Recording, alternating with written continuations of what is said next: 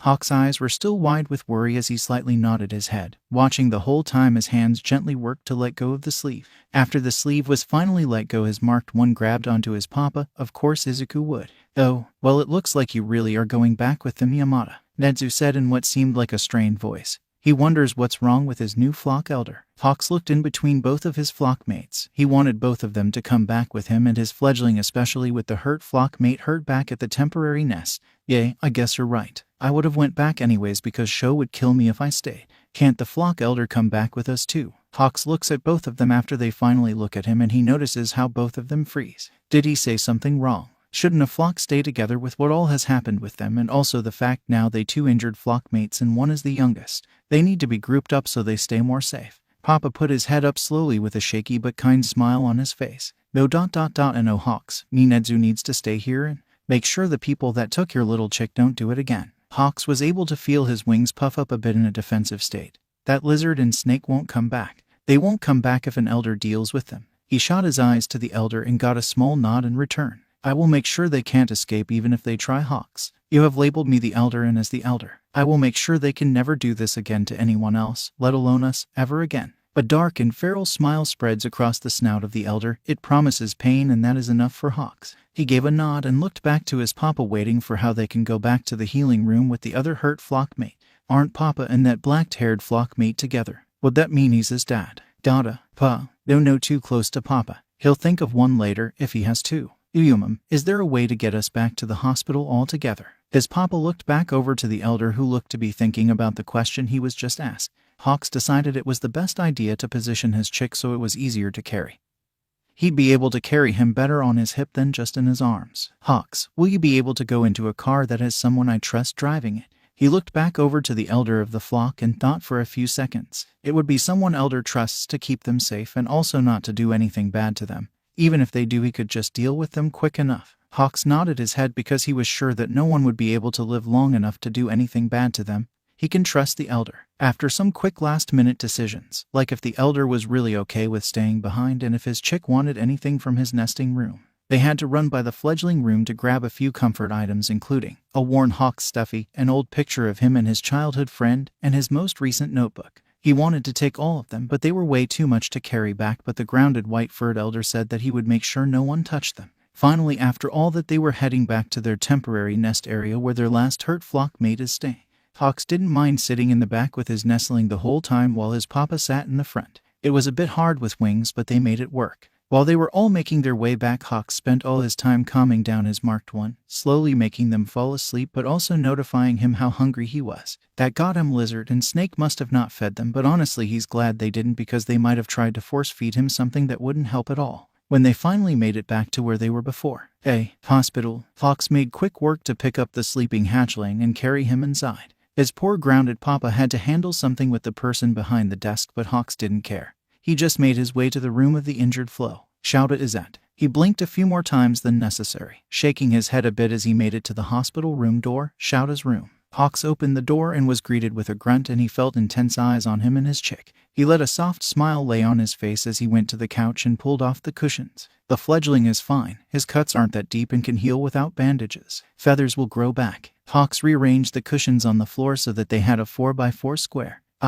Izuku will most likely wake up soon anyways because those fucks didn't feed him, but that's okay. It's okay and fine, Eld. Nenzu is going to fix it. I'm also pretty sure Pap Hizashi is going to bring a mountain of blankets and also have a nurse bring my nestling food. He finished fixing the meager nest with blankets they left from when he migrated to this room where their hurt flock mate was. He gently placed his nestling down in the half-finished nest so he can have two hands to work with. Feathers helped, but they weren't as precise as hands. Hawks traveled to the other side of the room so he could grab a black bag of something that smelled like both his papa, Hizashi, and Shouta. What are you doing? He paid no mind to Shouta stuck in the bed as he went back to fixing the nest to make it more homely. He thinks he heard an annoyed huff but kept at it. Not much time passed and Hizashi entered the room with his arms full of blankets. I got more nest materials for ya. I knew you asked for them last time and they gave the ones you used before and some more. The blonde walked in and put his pile on the outside of the nest. Nice of him, and then, they shouldn't be here. A hiss left Hawk's mouth at the sight of a nurse he didn't allow near his chick entered with more blankets and what looked like pillows. Hizashi quickly got the message and grabbed all the things they had and shooed them out of the room. Good. Hawks goes back to making the nest that Pa Hisashi and his fledgling will use with him. It's right beside the bed on the right-hand side, so Hisashi can be by his partner more and so Hawks can be the closest one to the door. Why you seem a lot calmer. He hummed in agreement as he continued to make the nest the right size and shape, making sure it was fluffy and just right. A gruff voice soon joined in. It wavered some bit from overuse. Yay, you seem really relaxed. Unlike before, and from what I heard you weren't like this before they took him either. Hawks finally finished the nest and smiled at it proudly before looking at Shouta. I think it's because Flock. He quickly pointed at the two of them, feeling safe and happy with the fact it's not just his nestling and him now. He didn't notice the smug look Hisashi gave Shouta as he repositioned his nestling so his wings won't be cramped up when he woke up. Hawks then swiftly stood up and walked over to Hisashi and grabbed his arm, yanking him to the nest. Wait, I didn't think you my owl loud. Hawks didn't pay him no mind as he pushed him into his place in the nest, right besides the beds. It would have him in arm's reach of Shouta and also made sure another strong one was in front and behind those that needed to be protected the most. Your spot, Hawks simply said, then getting comfortable in his spot. They will help him protect the flock. His wings splayed out so it was over the hatchling and also able to go over Pa Hisashi if he wanted it. Poor Papa didn't have wings himself, he was grounded forever. I think he adopted us first, Shouta. Aizawa watched as his loud blonde husband was carried out of this room by a shorter flying blonde. What has his life come to? He sighed out loud as he let his head sink into the pillow behind it. He wanted to get up and follow them, but Zashi thought more since the last time he tried to get up out of bed. His legs were in full casts, but that wasn't it. His leg was also cuffed to the bed. Aizawa couldn't get up if he tried, and he tried earlier that day, with no luck. He sat quietly as he started to hear yelling about a hero that was still mentally unstable got loose. Aizawa wonders if they will check in with him first before sending out a warning watch. He can't exactly hit the call nurse button with his arms plus hands covered in casts as well. He was really tired. Maybe he should take a nap and wait till they come back. No, this anxiety about how the problem chick would keep him up anyways. Aizawa looked over at his door as nurses ran by, probably looking to see if anyone was hurt by the rampaging Hawks. Hey. His voice felt like shit, since the fucking brick wall called a fucking Namu and now he needs to go to speech therapy. It's a bunch of bullshit. After doing this a few more times, a nurse stops and actually looks into his room with a questioning and concerned look. Aizawa just rolled his eyes. They forgot he was in here, didn't they? Hawks just went to get his eyes. The male nurse just blinked back at him as if he was stupid. He's not stupid no matter how much he is wrapped up right now. Nedzu called Present Mike to get him down to the Midoriya household. He told him that his chick needed him to leave, but I bet Hawks will be back soon. The nurse seemed to finally understand his words, like he translated the Japanese to English or something. They do look a bit like an American. Oh, thank you, Sir Yomam. He looked at the nameplate that is beside his door. It can easily get changed out with other names, and it should only have his legal name in it because he's underground. Aizawa, sir. Thank you, Aizawa, sir. I'll tell the others, and I'm guessing to also get ready for when they return. Will Midoriya Izuku be injured coming back as well? He let out another sigh as he looked at the ceiling. This guy is a fucking idiot. I don't know because I wasn't the one that was called. Aizawa gave the nurse a deadpan expression as they looked a bit embarrassed as they looked at his arms. Mum, he really has to tell him everything, doesn't he? Is a new guy or something? Get ready just in case he needs immediate care, but also be ready to put it all back just in case Izuku doesn't need it. The nurse perked up and nodded his head a few times, then ran off with a walkie-talkie pulled up to his mouth. Aizawa heard the distant voice tell the staff the new information as it slowly got quieter. He really needs a nap or something. He'll need to wait till they're back though. Aizawa laid his head on the pillow again and let his eyes close softly. Resting his eyes are different from falling asleep. He still needs to make sure no one comes in because if they do, Hawks could throw a fucking fit. God, Aizawa really adopted a giant territorial bird and a smaller territorial bird. Zashi was right, they now have a legal baby and a goddamned illegal baby. What the fuck has his life come to? Nedzu watched as he guided his student, Hawks, and a pack member out of that awful room. They made the rest of the way down to the second floor to get some things for Izuku, and Nedzu personally went to the first floor. As soon as he touched down, people were walking past him to get to the other rooms up the stairs. He looked around and still saw Nimiri, Tensei, and Rock Lock in the corner of the main room. He no longer needed to act professional and use his kit's last name. Everyone knows how close he is with his staff. Well, in Naomasa's district, that is. Nedzu can clearly see how Rock Lock wants to go and look around for evidence, but Tensei seems to be more worried for his friend that was still trying to calm down after that forced PTSD flashback. He decided to make his way over to them and quickly shoo rock lock so that he doesn't feel the need to help. That man would rather find every bit of dirt of these monsters that hurt his student instead of sitting around where he's probably not needed. Nimuri. He is not good with emotions. Nimuri, young pack member, was still crying, but she looked like she was dead to the world. Tensei looked at him worriedly, which makes sense. Nimuri hasn't been like this since her aunt was finally given a life sentence back after the first few years of their hero careers. Nimuri. Nedzu needs to keep his voice light and extremely soft. He slightly puts out his paw, facing upwards, close to her so that she could see it while she focuses on the floor, or will, eyes distant, but will focus on it after he can help her out of this. He has everything memorized about all of his staff pack. Nothing is left for him not to know, and they all know this. Nimuri, do you know where Sushi is? Tensei looked at him as he moved his paw side to side very slowly as he tried to get her to think of something else. Anything else, because that's how you help Nimuri. Is Sushi somewhere in the room over, or is he in the living room? More talk about her cat always helped. Safe and comfortable with him trying to get her to think of her safe den place. Tensei started to sit down close by, waiting for Nimuri to come back to them. Nedzu spent some time just talking and keeping his paw in view until finally Nimuri moved to grab his paw. After some more time and talking, it looked like Nimuri was finally coming back. How? How what? Nimuri. Howdy did she do thaw it, Dad? How? Nedzu slowly moved his free paw until he was finally able to whip away some stray tears that were falling down her face. She started to cry again after asking how Enko Midoriya was able to bring her fear to the forefront and then made it go until it gave her a flashback. How could Enko Midoriya, a woman that has a quirk that doesn't work exactly like that, do that? He'll need to go over Enko's quirk registry again and also have the detective question her about it. She will probably refuse to talk to him, besides making sure everything here runs smoothly. He will have to do a family background check because if he's correct, no one from either side of the Midoriya family is alive. Nimuri. Pup. Nedzu slightly pulls her face up so that she can look into his eyes. Red and puffy. A little bit of snot is running down her nose, but she's still the beautiful young lady he taught back in the day. It's not your fault and you don't need to worry about her quirk anymore. I will make sure that we know everything there is to know about it before she gets locked up for good. Nimuri sniffed a bit as she went to grab his paw. That is on her cheek, to hold. How do you can now that she'll be locked up for good? Nedzu let his smile slide across his face. Nimuri won't jump back from all the murderous rage he has for this woman. She wouldn't flinch at the absolutely crazed look of her boss, father figure. She knows that look was always made right before he made it more safe for everyone. I know because I will make sure of it, lil pup. You just need to get home. You are not in the right state of mind to work right now. Nimuri tried to argue that she would be fine in a little bit, but Nedzu wasn't having any of that. He sent her home and Tensei went with her because he actually wasn't that good at finding evidence. He stood by the door and waved him goodbye and stood there until their car was out of view. Nedzu, sir, are you going to help look for things? Nedzu turned around to see the face of Naomasa looking rather concerned. It wouldn't shock him because for where he's seen most of the house, it was obvious that they hide everything from sight.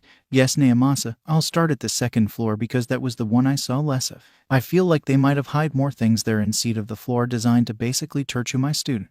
Naomasa nodded, then moved to the side so he could walk in. After he is done with the second floor, he's looking at the fireplace. Hasashi seemed a little defensive about it. Nedzu passed officers, looking around for any evidence they could find, making his way to the stairs once again and looking up as he started to walk to the second floor. He noticed the rare photo here and there, but nothing major. That was until he looked at the entryway to the second floor. People say that he is very observant, so when he looks at the first wall to the left of the second floor, he sees the slight color change of the wall. It looked lighter than the rest of the walls, so he walked down the hallway and looked for any other spot that was like that as a just in case it was a poor paint job. Nedzu looked for any spot that was lighter, but the only spots that would look different would be cover, and those spots would look vibrant. An officer walked by him to get to Izuku's den room, looking for anything criminating, but from the quick look he got, it just seemed like they forced their quickest ways on their son. He informs one of the officers taking photos to take a picture of the whole room in general and then have someone look for things that would go against a quirkist mindset against mutations, specifically. Nedzu walked back to the beginning of the hallway, where the only lighter part of the wall was. He looked at all of the space near it and can clearly see it's in the shape of a perfect square. Very weird if it was regular fading. He let his paw lightly run across the more faded part of the wall and felt a very small lift up. A slight shape lifted up from the wall. It felt somewhat like a button. Nedzu let his claws out as he slowly traced the button shape with them, chipping off some paint as he went. Nedzu, sir, what are you doing? He let his eyes flick to an officer that approached him from behind.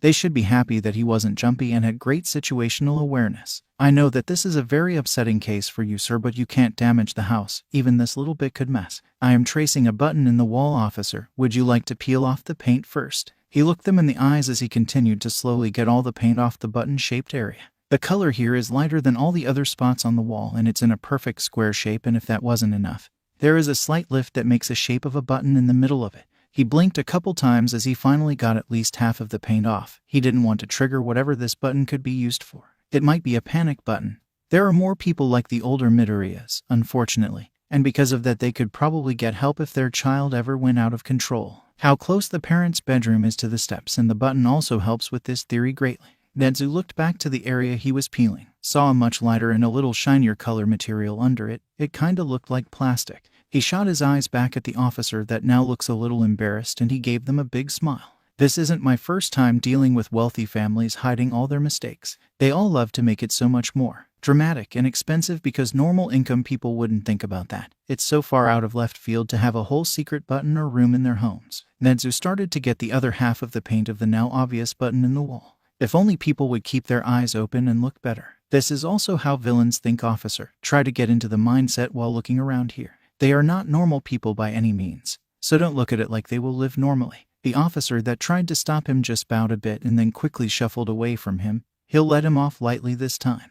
One should really not question their superiors if they know how extremely smart they are. They know him. Everyone knows him. They shouldn't automatically think he would destroy evidence or make more marks on walls to impede or make their sentence worse. Nezu actually doesn't need to do anything to worsen their sentence because it's already abysmal. After getting all the paint off the button, he was left with a light cream color area that was surrounded by the light green wall paint. Cream is very different from the normal light green wall paint. He then started to see if his claws could lift up and remove the panel of the button. After that, he'll start to see if he can trace what the button is able to do. If it sends a signal somewhere, then he can try to look at those locations for any quirkiest individuals. Initially, Nezu didn't see the two screws at the corners of the button panel, but when he finally notices, he clicks his tongue. He doesn't want to deal with unscrewing this. It can also mess up his claws and chip them. Making his claws less effective wouldn't be a good thing to do right now, so he messaged the detective, not wasting time looking for him, to get someone to open the button panel at the start of the second floor. He also mentions that it might be a panic button to contact other like-minded individuals to help control their child. Nezu stood there till someone finally made it to his spot and started to work on it. Another officer was with them that had tools used for eclectic work and a laptop if they needed to trace a signal. He walked down the stairs to the first floor when he was sure that they had the maybe panic button under control. Once finally making it to ground level, he saw some people looking at a floor plan of the house. Around the chimney there is a lot of free room for no reason, and with the fact it's in the middle of the house is extremely weird. Nezu listened into what they think it might be. A secret room or an escape route for individuals in their home, but they just don't know where they would enter it. He's been trying to keep his mind off the fact that they still couldn't find Hisashi Midoriya. They sent Ingenium to look around the area. With some cops, of course, to see where Hisashi went. He couldn't have gotten that far, and with all the police waiting in the area, he couldn't just sneak away, but they couldn't find him, in or outside the house. They asked Nimori if she saw anything weird, but she was too much into her PTSD to notice anything. He himself was dealing with Enko Midoriya, and was making sure that misfiled Quirk didn't mess with his mind like it did his pup. Nezu walked over to the living room area and saw some people have more floor plans, looking for anything out of the ordinary. Why no one was even looking at the fireplace was weird, or they already looked over it and saw nothing odd about it. He walked past different officers and crime scene investigators that are still trying to find where Hisashi exited from. The officers are there as a just in case they find him and need to arrest him. The SITs are here because that was their main job. Nezu walked over to the fireplace and looked inside. Midnight earlier was looking at it intensely, but he was too focused on reading Hisashi to look too in depth of it. His eyes scanned the inside of the fireplace and quickly landed on a little shiny part of the back right wall, near where the two walls connect. Everything on the inside was covered in soot from the use, but one spot that looked like shiny metal was rubbed clean off of some of its soot. When he looked at it at different angles, it wasn't really shiny, so he was lucky that he was looking at it at the right angle for it to catch light. It would make sense because right now the ones in this room are somewhat rushing into finding where Hisashi went, trying to see if they can still catch him, but by now he's long gone. The soot-covered metal handle, because that's a handle, stuck out like a sore thumb when one actually took the time to look. Nezu is about to check if it's actually officers being frantic or them being quirkist as well. If it's the latter, then only Naomasa will know what he will do to them. He stepped inside the fireplace and cleaned off the handle more, making it more clear to see. Naomasa, he yelled out over his shoulder as he stepped back out of the fireplace again. Excuse me, but I'm pretty sure Naomasa is in the kitchen looking for any types of illegal poisons, drugs and such. Can you go get him for me? Some of the officers nearby looked at him confused as he just pointed to the fireplace. You boys seem to not notice the clear-as-day handle that I'm guessing leads to a secret exit, or maybe the secret room you all think there is. Nedzu smiled as someone nodded their head and swiftly ran out of the room. He shook his head. Honestly, they all act like excited kids sometimes. Soon enough, Naomasa entered the room with some officers trailing behind him and Rocklock also hot on his tail. Hello, gentlemen. It seems I found the door you all were looking for. He pointed to the fireplace and the now easy-to-see handle. Making it clear to see helps the other half-blind people apparently. Naomasa bent down and looked into the fireplace, and his eyes grew wide as he started to order his men to get into formation with him and Rocklock.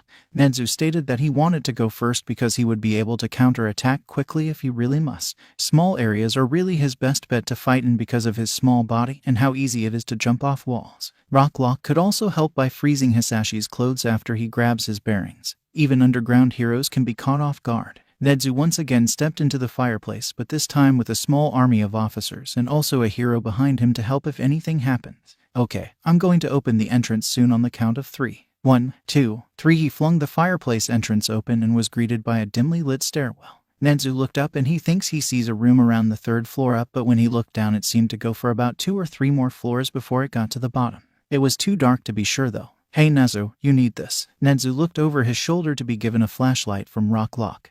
He gave a quick thanks then turned it on. As he looks back up he can clearly see that this hidden stairwell is well used and also looks as if it was actually used every day, unlike everywhere else in this house. Rock, should we go down first? It seems like a secret exit, not like the steps that go upstairs. Rocklock nodded his head as he looked down the stairs. Yay Nezu, they most likely just did fucked up shit at the top floor like with the other rooms up there. Why did they hide that specific room though? That's right. If the other rooms obviously have people hurt in them, then why did they hide the one at the top of these stairs? Nedzu looked up and felt a little uneasy. What was so important that they needed to hide besides an escape route? He then looked back to Naomasa to get his attention because he was just right behind Rock. Naomasa, can a small team go upstairs and look around? I'm 100% certain Hisashi is not up there because the bottom floor under the house must be an escape route of some kind.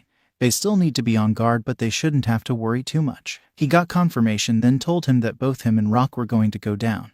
A few officers following them would be nice. Nedzu did get 2 officers, who were excellent shots, and Naomasa, also a very good shot, at the end of the line to follow them down to the floor under the house. It could be a floor or an escape route, but Nedzu couldn't exactly feel air rushing through the door once it was open. If it was just a simple tunnel then he would have been able to feel the very small breeze on his fur, but nothing was there. The small group began to descend the steps and kept their ears and eyes open for any sign of attack. The walls were made out of smooth gray bricks, looking slightly dirty but tried to keep clean because again this stairwell looked well used. The staircase itself was a big spiral going down, but in the middle of that spiral one could see all the way down to the bottom, and the bottom actually wasn't that far down. It was farther down than one would expect, about 2 floors down until it finally stopped. When Nedzu and his group finally reached the bottom they were faced with a long hallway made out of the same smooth gray bricks. Nedzu, he looked back to see why Rock whispered to him but saw him holding another flashlight and the rest of the cops also holding some.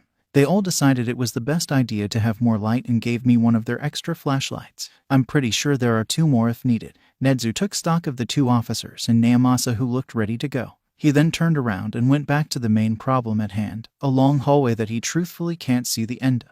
Their group got into the best formation they could down the corridor that could only fit 1 person going down at a time. He was glad that he wasn't claustrophobic. Everyone continued forward on guard and with as much caution as they could have. After about a minute of walking, they finally made it to a wall-to-wall, ceiling-to-ceiling, metal door that just screamed should not be opened. Nedzu was able to see it was already slightly ajared as they got closer. He put an arm out to make the one behind him to go a bit slower and keep your guard more. He gulped as he walked up to the door, looking around for any types of traps and not seeing any, but that didn't help with his nerves. The scent of blood also doesn't help with that. Backing up until he was close enough to whisper with Rock. Nedzu turned his head a bit but kept the door in view. I smell blood but I see no traps. Either Hisashi had traps and somehow got hurt or killed by them, or there were no traps and that blood is because of something else. Just so you all are warned. Rock nodded and told the others behind him while Nedzu inched to the door once again. Once he was there and everyone was ready to open the door leading to a room that smelled heavy of blood, Nedzu swung the door wide open. He ran in with his metal baton and custom-made gun, for his size, in his hand. Though, he stopped dead in his tracks as he looked at all parts of the fairly large room. He heard the others run in behind him, but they too stopped and made no sounds at what they were seeing. It felt like hours until someone finally made any type of noise. It was the sound of heaving, and then sound of someone puking entered his ears. Nezu didn't waste the time to look behind him, and he feels as if he's stuck staring at this. Oh, this is a very unpleasant surprise we found. He thinks he hears another person starting to vomit and maybe someone else trying to comfort them, but he can't look away. He feels someone walk in besides him, and he can hear them also trying not to gag at this disturbing thing in front of them. I didn't think they were this sick. It was the voice of Rocklock that sounded so strained and somewhat dead of all emotions. Nezu could only nod his head while he tried to gather words. You are quite right about that. It was warm, really warm. It felt nice after being hurt by his mother and getting shoved into the room. Did he do something good for them to keep him warm like this? Usually after he gets taken out of the room, Izuku isn't allowed any blankets, so he knows that he was still bad and didn't forget it.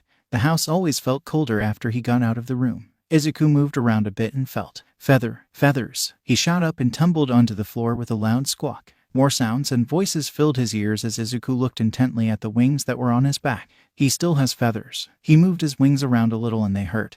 Ache even, but they are still covered in feathers. Some bald spots, but mostly intact. He looked at where his flight feathers would be, but they were gone. Izuku sits there staring, trying to remember it. Those feathers grow back. They do after a molt, and he still has most of his downy or well mix, so they should be back. A trill calls to his attention and his head snaps up to see who it was. His eyes are assaulted by bright red until they finally adjust, and it's Mama. Izuku bolted forward and snuggled himself into his sire's chest. His mama was here. His mama came for him and took him away from the room. He could feel his eyes getting more irritated by the tears that were forming, but he didn't want his vision to be blurry. Izuku wants to be able to see his mama. Oh, my little eyes. His mama whipped away the tears that were falling down his face, but he didn't care. Why are you crying so much? Did you forget we picked you up? Izuku couldn't answer with his voice. He didn't trust it, besides making little sad cheeps here and there, so he just nodded his head as he pushed himself closer, taking in large amounts of air so he could smell his mama better. The scent was so strong and it helped calm him down faster. The whole time he felt someone combing through his hair and then wings. He tilted his head up so he could look into his mama's face. Are you a little more calm now, fledgling? A light, somewhat purring sound started to be made from somewhere, but that didn't matter. Oh, he's purring just like you hawks. A bright and happy-sounding voice that was not his mama was heard to his left. Izuku whipped his head into the direction and was met by yellow hair and greenish-yellowish eyes, or President Mike. A trill sounded from his throat as more fat tears rolled down his face. He reached out to the older blonde. A sad but happy smile formed on his face and he held his hand. It's okay, Izuku, but we're sorry we didn't get to you sooner. Izuku shook his head as he tried to lean over to one of his sensei. The man's eyes were tearing up as his smile grew more sad. We should have noticed sooner, Izuku. We are so sore and no. Izuku shook his head more as he used what little strength he had so he could pull Yamada-sensei closer. Why you didn't know. A wet spot was starting to form on both his shoulders as they all cried together. One was from the man that was so scared of losing his newly formed chick that it would have hurted more than watching them grow from afar. The older blonde was crying because he was a UA teacher, for fuck's sakes. They are taught to see these types of things, but they didn't see it. Izuku should have gotten out faster, and others in his life should have gotten him out sooner than just now. The youngest of the three was crying for many reasons. Thoughts of thinking it's his fault that both of his flock members were weeping right now. The yelling in his mind trying to be noticed about how a monster didn't deserve this kindness, especially with another monster of its own kind. The begging to not be left behind again, to not have another supposed parent hurt him like his old one did. So much was screaming at him, saying that this was wrong but oh so right at the same time. It made him feel like a migraine was forming. They all cried there for so long, or well, it felt like a long time. It could have just been a couple of minutes. Pulling apart to see two pro heroes that Izuku looks up to with a fiery passion, with tear streaks on his cheeks and dopey smiles plain as day on their face. It made him start to giggle at the ridiculousness his life has come to so fast. It just didn't make sense. Soon Yamada-sensei was laughing, and then Mama was laughing too. The room is filled by the snorting laugh of Yamada and two twin bird-like laughs of the winged individuals in the room. Once they all calmed down, Izuku was able to see that his mama actually made a nest this time around. He looked at all the stuff that made it up and noticed some clothes in its making, but it was mostly blankets. Blankets that looked like hospital blankets. He also noticed they were on the floor and not on a bed, which would usually be better to house two people, unless Yamada-sensei was also in their nest. It would make sense to keep the flock nearby while sleeping. The smell of citrus and leather plus a little bit of cats could be smelled, another of fresh air and something that smelled slightly flowery. And there was a third smell in it too. It was one that was deep with coffee and cats, kinda like the first smell he noticed that wasn't his mama's, but who was it? Izuku could obviously tell that the first citrus-type smell belonged to Yamada-sensei, and that was a good choice, a good flock member to have a scent for. He felt a light tug from his mama, but he was too busy staring intently at all the pitch-black shirts and the few neon-colored pants. As carefully as he could, Izuku pulled out one of the shirts that smelled like coffee and sniffed at some more. It was familiar, but he couldn't tell from where. The hospital's sterile and clean smell didn't help with him trying his best to understand who this belonged to. Izuku glared at the shirt as he heard some snicker from both the blondes by him. "We should probably get food for you soon, nestling," his mama told him as he kept looking at the offending shirt. A hand ran through his hair while some weight that was weighing down the nest moved away from him. Izuku's head snapped up to look at Yamada-sensei, who was moving closer to a bed. When did they get there? Finally, it seemed he noticed that someone was actually in the bed and also realized whose scent this was. More tears started to blur his vision as he shot up to run over to the man that risked his life for them. The one that he remembered last seeing as a bloody mess on the cracked concrete ground. It was the first person that actually got his trust out of everyone in this room. Izuku looked into Onyx's eyes as he cried and threw himself, as much as he could, onto Aizawa's chest. Zawa sniffa why I thou got that tea that you. Why you ear. He tried his best to talk through his heavy crying, but it was probably a little hard to understand. The smell of coffee and cats filled his nose as the man that almost died for them kept his hand in his hair. While it was a casted hand, but it was there, and that was all Izuku cared about. He could feel the other two that are in his flock starting to fix his feathers, the small bald spots feeling cold with them being downy feathers. They are meant to keep the new wings warm while they can't fly or fend for themselves yet. PR problem is, I'm fine. He lifted his head up to look at the thick bandages covering Aizawa's neck.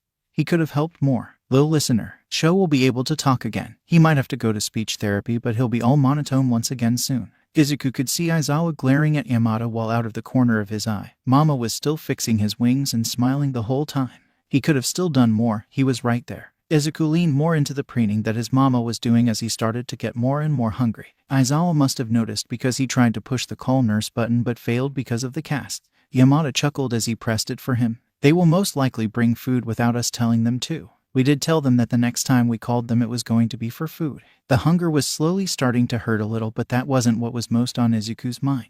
His eyes didn't get off of Aizawa as he watched the up and down movement of his chest. He needed to see that Aizawa was still alive and not dead, breathing and moving and thinking. Not bloody and still and dying. Not dying. Aizawa wasn't dying, and Izuku made sure of that. A light hiss brought him out of his thoughts. It was the hiss of his mama. Red suddenly obstructed his vision, and it got a lot more comfortable as well, nice and fluffy and safe in Mama's wings. Hux, calm down, Yamada said soothingly. They didn't knock, his mama answered in a hissing voice. I know, but they need to give us food for the fledgling, right? Yamada's voice sounded closer now. It was quiet for a bit, no hissing, just still. Fine, Papa. Papa, it's okay, my little feather. Mama's wings puffed up more, but Izuku couldn't tell why. How, you're getting red. Do you like the nickname I thought up for you? Yamada's voice sounded teasing, light and warm. Safe. Jay just get hatchling his food, Papa. Oh, was Yamada his mama's papa? Shuffling was heard from around the feathers, but Izuku paid no mind to that. If Yamada was Mama's papa, and it seemed that Yamada and Aizawa were mates. Mama has a papa, and that's Yamada-sensei. Hawks, little feather, can you move your wings out of the way now? They left and he needs to eat now. Mama's wings filtered in place for a bit until they finally, slowly, moved out of the way. With Izuku's vision no longer obstructed, he could see Yamada clearly now. He was sitting in front of him with mouth-watering looking food. It was raw whole fish again. He launched into Yamada's arms. What should he call him, because he has to be? J.I. He quickly snatched the raw fish from his hands, and Izuku sat down in between both Mama and Jiji. It was quiet for a little, but then really loud but stranded laughter filled the room. Izuku didn't really care because he had his fish, Mama, Jiji, and Pappy in the same room as him. Izuku was finally safe. As Ashi didn't know what to say when the little listener just called him Jiji. He called him Grandpa. Sho started to laugh like a dying hyena, and Hawks just sat there looking rather happy with Izuku's name for him. He was also eating some bird of prey food too, so that could also factor into the happy content look of his face. With his face burning, he glared over to his husband. Oh, shut it. I'm Papa to Hawks, okay? It would make sense that the little listener would then equate that to me being his grandpa. He shouted at the bedridden man that he unfortunately married. Sho continued to laugh as he was sulking at being a grandparent at such a young age. I'm too young to be a Jiji yet. Hawks seemed to finish with one piece of his food and looked over to Shouta that was slowing down his laughter by now. Hasashi saw him narrow his eyes as he picked up another piece of food. I wouldn't be laughing too hard, Dad. Nestling probably already has a name for you too. Then Hawks proceeded to go back to stuffing his face with raw chicken, bone and all. This got Hasashi laughing back at him while Sho sputtered in his bed. That's what he gets. Forgetting that Hawks labeled both of them flock means that he's also got a title. Dad is the perfect title for him too. I'm going to call him Pappy. His head whipped around to see the little listener pick up some more food but was looking at Shouta. That got him to laugh louder and point at Sho while saying Pappy. Both of the birds of prey seemed very happy, and the two humans seemed embarrassed but happy all the same. Wait till I tell them about Pappy. I cough cough I quote LLT tell her boo out J cough JIJIASHI. Yay, everyone is happy and content, Hasashi thought as he tried to get up to grab his phone but was pulled back down into the nest by both of the birds of prey. More laughing sounded off after that. Aizawa laid in his bed while Chiyo looked over him to make sure he was ready to get another healing dose. This will let his legs have use again. Zashi was sitting on the nest type thing that Hawks made for them. The man behind the impromptu nest sleepover is sitting on edge, glaring death daggers at Chiyo as a just in case because, this is in Hawk's own words, if they know how the body works, it's easier to hurt more. That is a true statement, but Chiyo would never do that unless she had to. Besides watching every moment Chiyo makes.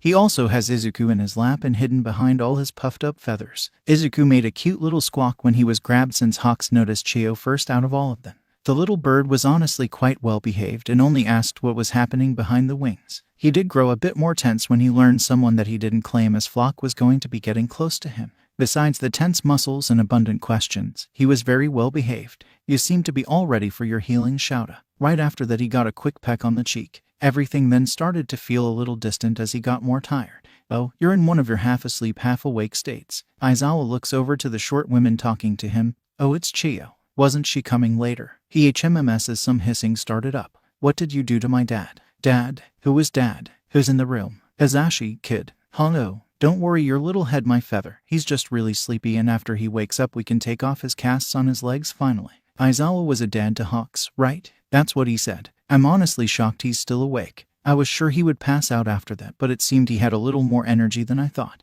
Aizawa blinked a few times as he lolled his head to where the hissing noise came from, and there he saw the big, very crimson wings of the person that says he's Dad.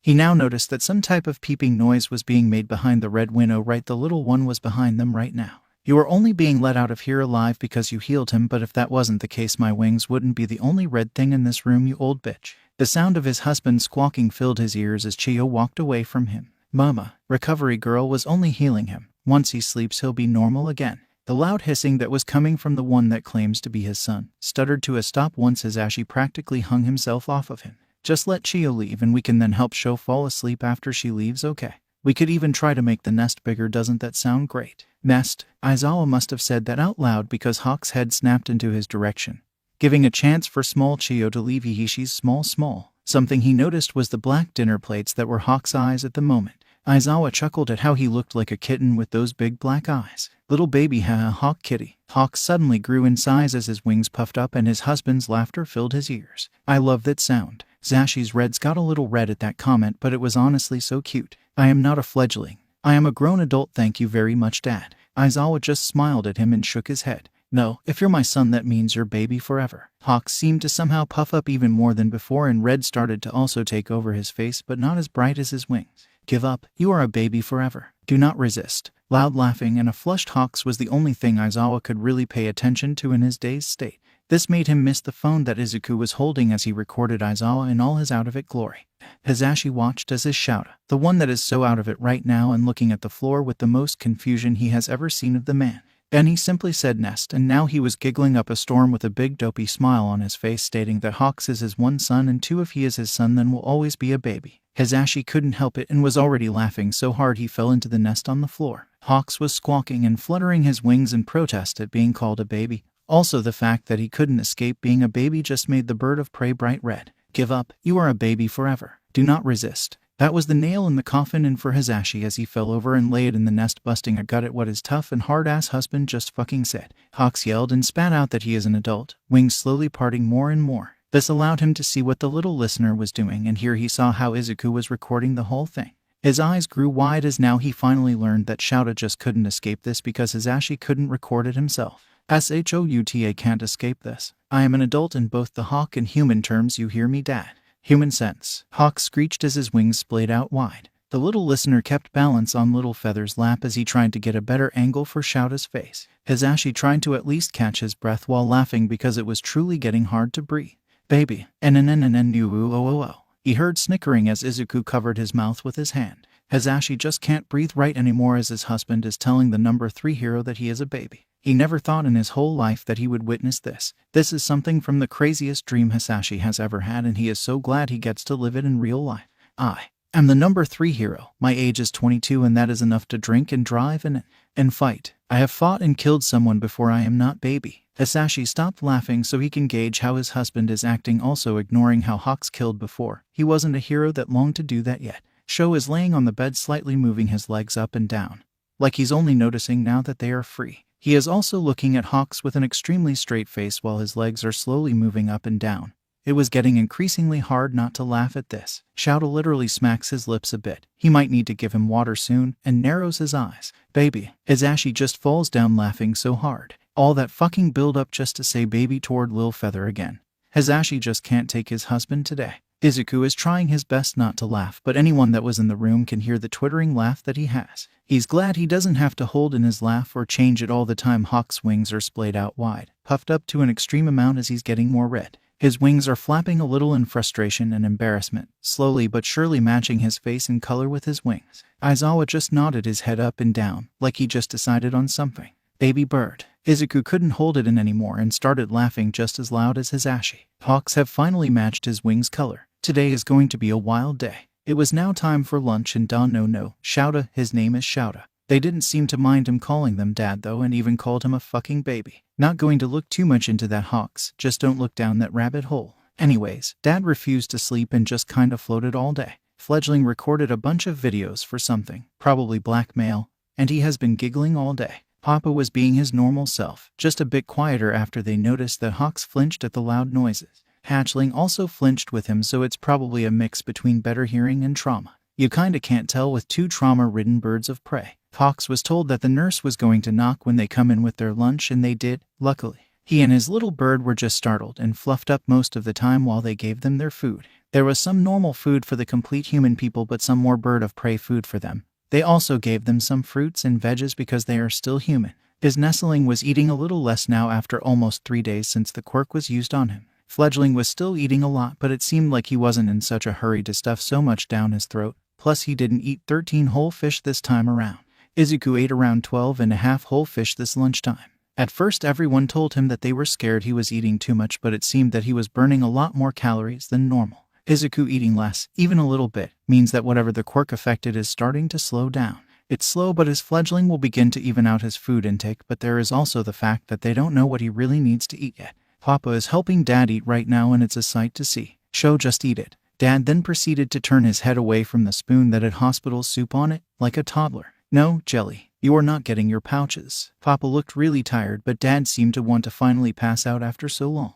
No, Hawks heard a snort from his fledgling as part of a fish hung from his mouth. He's really glad that both their stomachs are built for digesting bone and all, unlike their real-life counterparts. Imagining throwing up little bones and such is already giving him a headache. Izuku pulled the fish out of his mouth and looked up at him with a smirk. Can I get my phone again? Hawks shook his head as he took a bite out of his chicken. It's been 3 days since he never would have even thought of eating raw chicken. Only if you're okay with raw fish gunk getting on it. This caused the little nestling to puff out his cheeks as his wings fluttered a bit. Hawk's ears toned into the light buzzing he heard when Izuku fluttered his feathers, but it quickly went away after the little bird stopped. He'll think about that later. Maybe he needs his wings preen again. Suddenly the rest of the fish was thrown into Izuku's mouth and hands started to rub on his shirt. That little. Hawks pushed Fledgling's hands away as fish gunk was now clearly rubbed into his shirt. You little dick, this wasn't even my shirt. It was one of theirs. Hawks pointed toward where the bickering couple were still fighting over Dad eating soup or jelly. Hatchling just shrugged his shoulders because his mouth was full of food and pulled out his phone with his now clean hand. He's a little troublemaker. That fledgling is nothing but trouble. Hawks shook his head again as he went back to eating his food, watching the show. Just one bite, Shota, please. No, I want jelly. His hatchling leaned onto him as he recorded more blackmail on his pappy. Will Pappy actually refuse to eat if he doesn't get his jelly? Hawks looked down to the little one. Their eyes big but not all black, as they looked at him with an intensity that he couldn't quite understand that well. I honestly have no clue. Please. No, you can probably use that as an answer, fledgling. Hawks run his hand through their hair, feeling the feathers that are slowly growing in and the ones that are already full grown. It was probably like that because the quirk sped up his hatchling's growth. Izuku's hair looked fluffy but it felt scratchy. Not like his own because it feels very smooth. It kinda reminded Hawks of those metal scrub balls people use sometimes for dishes. It's a bit weird because even his feathers have that weird metal scrub ball feel to them.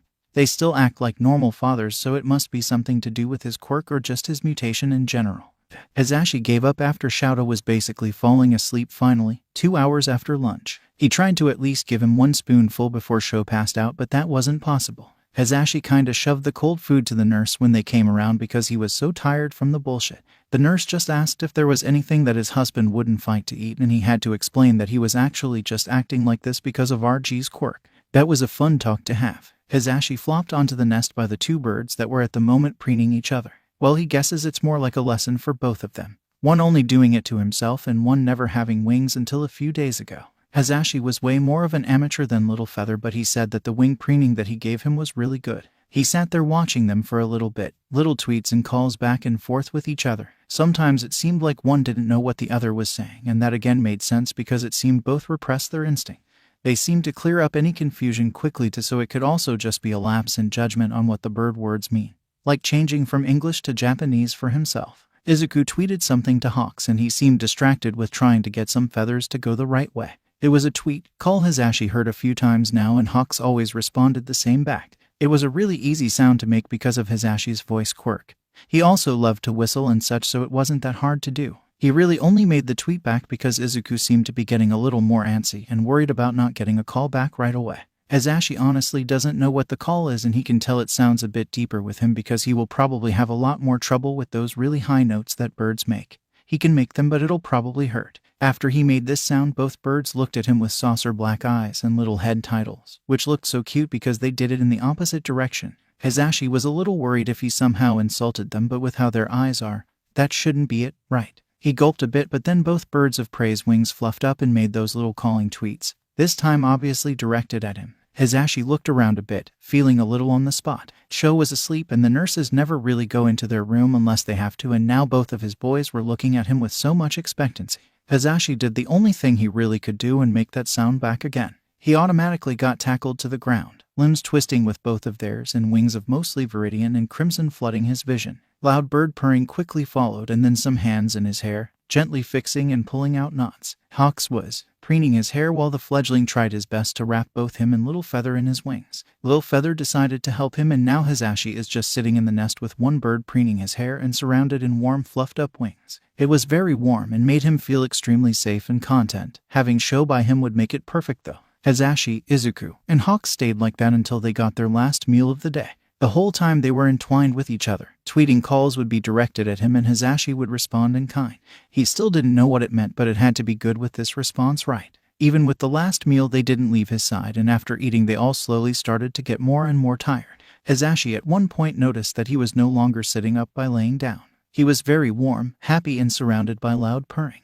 It felt like he was back home waiting for Sho to come back from one of his patrols. Hard days where he couldn't stay up and fell asleep on the couch. Soon he was following how those days usually go too, falling asleep warm and content to wait it out. The teachers at UA were kept in the loop on what was happening. They weren't told everything, mind you, because it was an ongoing investigation, but other things like the health of their student and family members' health were told to them. They were all kept up with Shouta's health and how he was doing. They were told how Hazashi had to cuff him to the bed even though both his arms and legs were broken. Shio also told them about how Hazashi wasn't getting much sleep and how she was about to shove a sleeping pill down his throat so he could finally rest. The information about their student Izuku Midoriya was very complex. At first everyone was told that a quirk affected him and that he would need to be looked at for a little while until the effects wore off. Ryo said that it seemed that the kid grew a bird of prey mutation. He was never really near the kid, so at first he didn't know if anything was actually wrong or not with his scent. He still couldn't really tell after he noticed too, because again he was never really around Midoriya to know his scent was off, besides if it was someone that wasn't supposed to be on school grounds. There were a lot of smells that weren't supposed to be there, so that could have also affected his nose at the time. After the little one finally got to the hospital and looked at, the staff was informed that the transformation might be permanent. That wasn't an issue for them at all though. There are multiple students in UA that had mutation and they all tried to accommodate to the best of their abilities.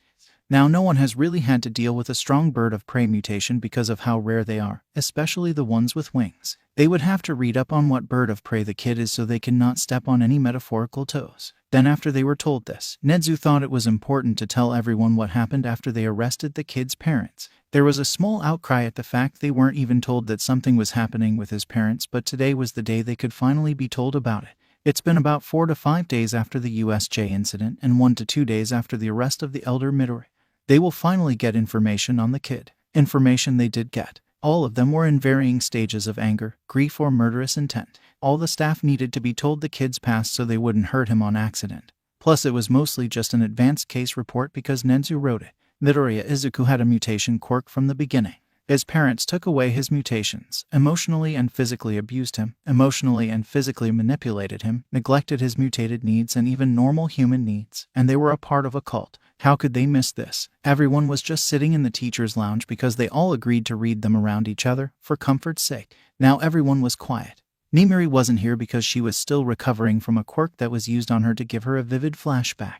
Nimiri, Hizashi, and Shouta knew a little bit of this information. They all just read. No one is speaking up. No one can speak up. This is horrible. This is inhuman and wrong, and they said mutations are non-human while they are the fucking monsters. Sekijiro screamed out as he slammed his fist into his desk. Everyone looked at him. They could all imagine smoke blowing out of his ears with how red his face was. I know GGRRR that there is discrimination against mutations, but a fucking cult GGGRRR. Ryo was close to slipping into nothing but growls and howls with his words. Everyone can see the strain in keeping calm he is doing. Anan was patting Ryo's shoulder because everyone knew that was the only touch he could accept without trying to bite them in these moments. It's okay, Ryo-chan. Deep breaths. We know the motions now. We just need to think a bit harder in doing them, right? Everyone tried to follow breathing exercises or other things to calm themselves down so they all could think clearly. Ecto had to take off his face mask so he wouldn't freak out with something touching his face. The feeling of a bag being shoved onto his head or something being forced onto his face to hide his hideous mouth. Here is a picture of his civil clothes so ye know what his face looks like. Snipe had to take out his gun and continuously spin the barrel as the familiar sound helped keep himself grounded. The sound of his childhood, teenage rebellion, and now hero life, keeping all his emotions in check. This sound just made his head feel clear. Higari had to rip off his gloves at the phantom feeling of quirk restraining gloves touch his skin. The normally comfortable gloves suddenly feel like a vice grip on his hands, restricting him so he can't protect himself or hide in the ground if need be. Ken sat still breathing as tears freely ran down his face at the thought of yet another child being hurt and maimed just for how they look, were born. He was a small-time hero, only in the 200, but he still did so many charities. He used so much of his free time and money to help those with mutation and help those without them learn more about mutations so they don't seem as scary or different. LR pulled his cook hat down more, trying to hide the already hidden skin under his normal hero outfit. It was like he was suddenly feeling extremely exposed, and everyone from his past could see him. Everyone was looking at his skin. Only his skin. What was so wrong with having different types of skin? Anan was still helping Ryo, and if she wasn't helping him, she would help someone else. Their best way to calm down was to help. That was all they were good for anyways. No one wanted to get near them unless they offered help, and even then they would still be pushed away because of their quirk. No one wanted to be near someone that could make them disappear in a flash. Shio was the one that gave all of them the paper reports that will be burned later. She was in charge of making sure no information got out, but this still angered her. Shio has seen it time and time again. She has had to help those time and time again. When will the world learn? When would people learn? Sekijiro was still trying not to punch his desk again. His bottom canines were piercing into his top lip, and a thin trail of blood trailed down his chin. They all looked into the kid's home life. Every file of every child was looked at extensively. Sekijiro was one of the main people that looked at them, trying to read between any lines that could be there for the kids. He reads hundreds if not thousands of them every year, and they go over them again for every student year. They make sure they keep everything straight and in check to make sure all their students are safe and okay. Sekijiro knew he read Class 1A and 1B normally like every year. He tries to memorize them to the best of his ability. How could he have I didn't read it? Ken looked over to his friend, his brother, and slightly tilted his head in confusion. What was that, Seki? Didn't read what? Sekijiro couldn't even muster up a fake glare as he looked over to the cement man. I didn't read Midoriya Izuku's file GGGRRR war. Do you mirror you didn't RRRRRRE? At it. Ryo cut off the last word that tumbled out of Sekijiro's mouth. He was trying his best to calm down, but it seemed to be failing at the admission that one of his own pack members neglected a duty that he did every year. They are meant to read them, and Ryo had to read so many of them as well. He usually had to cut back a bit because he needed to focus on those that needed his help mentally. It wasn't in the list, and when I looked for it, it said access denied. Nedzu said something about it being like a witness protection thing. After Sekijiro said that, Ryo growled more and some low-volume howls started up. Ryo stomped his feet a bit so he didn't try and grab Sekijiro for forgetting something so important. I don't know, okay, I was trusting Don Nedzu to know if he was okay or not. Of course I'd fucking trust him. You know yelling at him is not going to make his anger go away. Anan glared at the white-hair man as she slowly led Ryo outside the lounge into his office. It would have more methods of calming down there. We all know that his anger issues will flare at stuff like this. I know. I didn't mean it. I'm just mad at myself. Anan didn't say anything else as she got Ryo out of the room, still growling and howling all the while. Sekijiro watched as they both left, feeling bad about snapping at them, but it can happen. Stressful situations in comfort and not on the field will lead to more emotional outbursts because they have the time to spare for them. A somewhat quiet curse was heard and everyone left in the room turned to see Chiyo glaring at the ground. Snipe stopped spinning his barrel finally and looked over to her. His face was still covered, but his body language clearly read as on guard still. Graham, what's got you cussing? He usually let the younger folk do that. The older woman's eyes snapped to attention as she clearly said a wide range of cuss words before she spoke. I told that big oaf not to hide anything from the boy's past. Ken looked confused. Big oaf. Ecto teached as he messed up his hair a bit before glaring at nobody in particular. She means all fucking might. Almost everyone groaned at the mention of his name. That man shouldn't even be in the school to begin with. Ken still looked confused, if a bit more annoyed that this connected back to that idiot again. Chiyo, why is he involved with this? The old woman huffed in anger and kept an unhappy expression on her face while she talked. All I can really say is that he's some type of mentor to Izuku. This quickly made everyone talk loudly about why they weren't told about this. Why did All Might not do anything to begin with? Did All Might know what was happening with Izuku? Why did the blonde idiot hide the kid's past in the first place? I can't really say anything else on the matter. All you needed to know is that it's a mentor and student relationship thing. This causes everyone to slightly quit down more. This might be a case of Izuku just wanting to hide his past. The kid could have hid it for many reasons or something completely unrelated. A loud sigh could be heard for the smallest adult in the room as she gathered up the papers so she could burn them. If you all would let me, I need to get rid of case files that can't get into the wrong hands. You all will have access to them again after the whole thing is over or when Izuku gets back to school. With that, Chiyo took her leave and wished everyone to have a better rest of their day.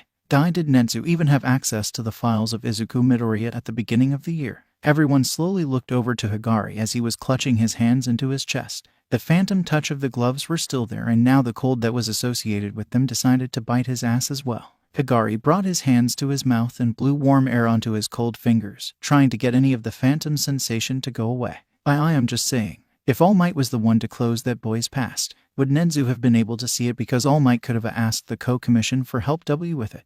They were all quiet as they thought about the possibility until LR swiftly stood up. I ha ave to go to my SSSSS spot. The silent man that never usually spoke said that as he went for a spot under his desk that was hidden from view. It was the perfect spot for him to feel like no one was staring at him, dark and small. He would still be able to hear them, if not a little muffled. Everyone sat in their respective spots around the room, quietly thinking and silently giving comfort to anyone that needs it. There was no school since the USJ incident, and with Nedzu being on the main team for Izuku Midoriya, it would be even longer till they open the school again. Once Nedzu gets back, he'll have to help Higari make improvements in the defense system. Suddenly all of their phones got a notification and they all opened it quickly, thinking it might be something extremely important. It was from the teacher group chat. Hazashi posted a video of Shouta in his asleep but not state that he always said was real. No one really believed that it was true till now. Some snorting and giggling were happening as the camera was obviously from a very low angle and Shouta could be seen arguing with someone behind the camera. There was then a text saying how it was the fledgling that was able to record it because Shouta was arguing with Little Feather and he himself was laughing too hard. All of them heard the upset voice of Hawks, Hazash's laughter and Shouta sounding so drunk while calling Hawks a baby and his kid. This finally broke the mood in the room as Sekijiro, Ken, Snipe, Ecto, Higari and even LR laughed at the video taken of the person everyone saw as their goth, emo brother. Seeing the brother that never shows emotions, clearly show positive emotions was the funniest thing ever and they all began to download the video. Shouta ain't getting away from this one. Nedzu was working on the questions that were going to be used in Enko Midoriya Interrogation. He has some pointed questions about her family before going into the system. Her mother died around when she was 4 or 5 and had no father record besides what his quirk was. He also has some questions that should help her slip some answers about her husband and his business, his employer in the lot. Those will probably be asked at tomorrow's interrogation, but Nedzu also had the blaring obvious question about the bottom hidden floor. Thinking about it still puts his fur on end. On the wall to the left was an operation table that had a very clean air about it. Everything near it was spotless. Shelves were close by covered in jars with varying mutant body parts in them. Nedzu can see eyes, horns, small wings, mutant animal toe and the likes floating in some of the jars to keep them preserved. He can see a sign was put beside the shelves, but he can't see what it says from where he stands at this nightmarish room. Enko was going to be questioned later today, plus tomorrow and maybe some more after that, and Nedzu himself was going to be on the other side of the glass. He was to gauge how Enko acted and see if anything is being told through mannerisms and instincts. Either way, Nedzu has to make sure everything is in order for the interrogation. It was finally time to have Enko Midoriya to be interrogated. This was the same room he sat in last time with Shinrai Tori on the other side. Today, though, he has a monster in human skin on the other side of the glass. The world twisted this person so far that they thought the torture of a poor child, their own pup, was right thing to do. Enko sat in the seat silent, looking at the quirk-canceling cuffs on her wrists chaining her to the table. There was no movement, just a silently plotting thing that was ready to get out and run at a moment's notice. Naomasa just opened the door. Only Enko's eyes moved to look at him, then back down at the cuffs. Is she wondering how she let herself get caught? Will she try to act as someone else for them today? Maybe also a victim to how her husband was, or will she accept it full-heartedly? Sansa was not to be in this interrogation because every time someone with any type of visible mutation, Enko Midoriya became extremely agitated and sometimes violent. The cat officer was on the other side of the door with another officer just in case Enko tried to attack once again. Hello, Ms. Midoriya, how are you faring today? Like always, Naomasa was being friendly and open, trying his best to get the other one to let their guard down more. Enko kept her eyes to the cuff as she spoke finally. I'm doing fine, after you made sure none of those animals got near me. Nedzu felt his tail twitch when she stated other officers were just mere animals in her eyes. Those animals that you are talking about are my colleagues, and I'm asking you not to speak of them like that. Enko didn't give a response, so Naomasa just sat down in his chair while he got everything ready. No movement or sound came from Enko while the recording was getting ready. It was now time for the opening questions. Okay, what is your legal name? Midoriya Enko. What was the family name you had before you got married? Taka something. I can't remember it, but you'll have it in your files. Okay, your age please. I'm 40 years young. Okay, it's time for some harder questions. Naomasa looked her dead in the eyes, while he would be if Enko was actually looking up instead of at her cuffs. Did you know that one Izuku Midoriya had a quirk? Some emotions seemed to fire across her face but were quickly put behind a mask as she answered.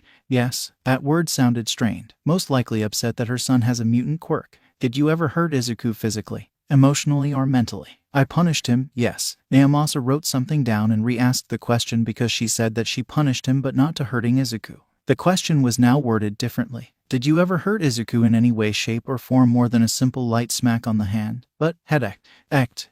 Yes. Nedzu quietly watched as he waited for his time to inform Naomasa to ask certain questions because it will happen sooner or later. Enko has decided to move her stare over to the detective's pen now as he wrote in his notebook. Did you know of the fireplace's hidden door? It was dark and everything was actually used. It seemed like they used the fireplace recently. Nedzu wondered what they could have burned because there wasn't many ashes, or did they simply use the ash to hide the door handle better? He had a small team with him and they walked the long hallway to the wall-to-floor door. It was blood. It was bloody and nothing but death, but he had to go in there. Yes. Did you know of the panic button on the second floor, right by the start of the hallway? Yes, we were able to tell that. Yes, it is a type of panic button, but not where the signal would lead. We would need to press it to find the end signal, and by then the person or people that get it would have left by then. Nedzu wanted to throw his phone across the room as he was relaying the information. He knows that it would have gone the same way as him besides getting the general area of where the signal would have ended. He still felt as if it was his fault they couldn't find the end signal. They would be able to get these cultists out faster and get more information on them if they were able to. Did you ever use said panic button to call for help? It's normal for a mother to call for help from a friend when their child is being so unruly. You didn't answer my question, Ms. Midoriya. Have you ever used that button to call for help? Yes. Did you know of the secret room on the 3rd floor? Nedzu was thinking of what was in front of him. The door that could lead his small group to death if he's not careful. The whole time the 3rd floor kept entering his mind.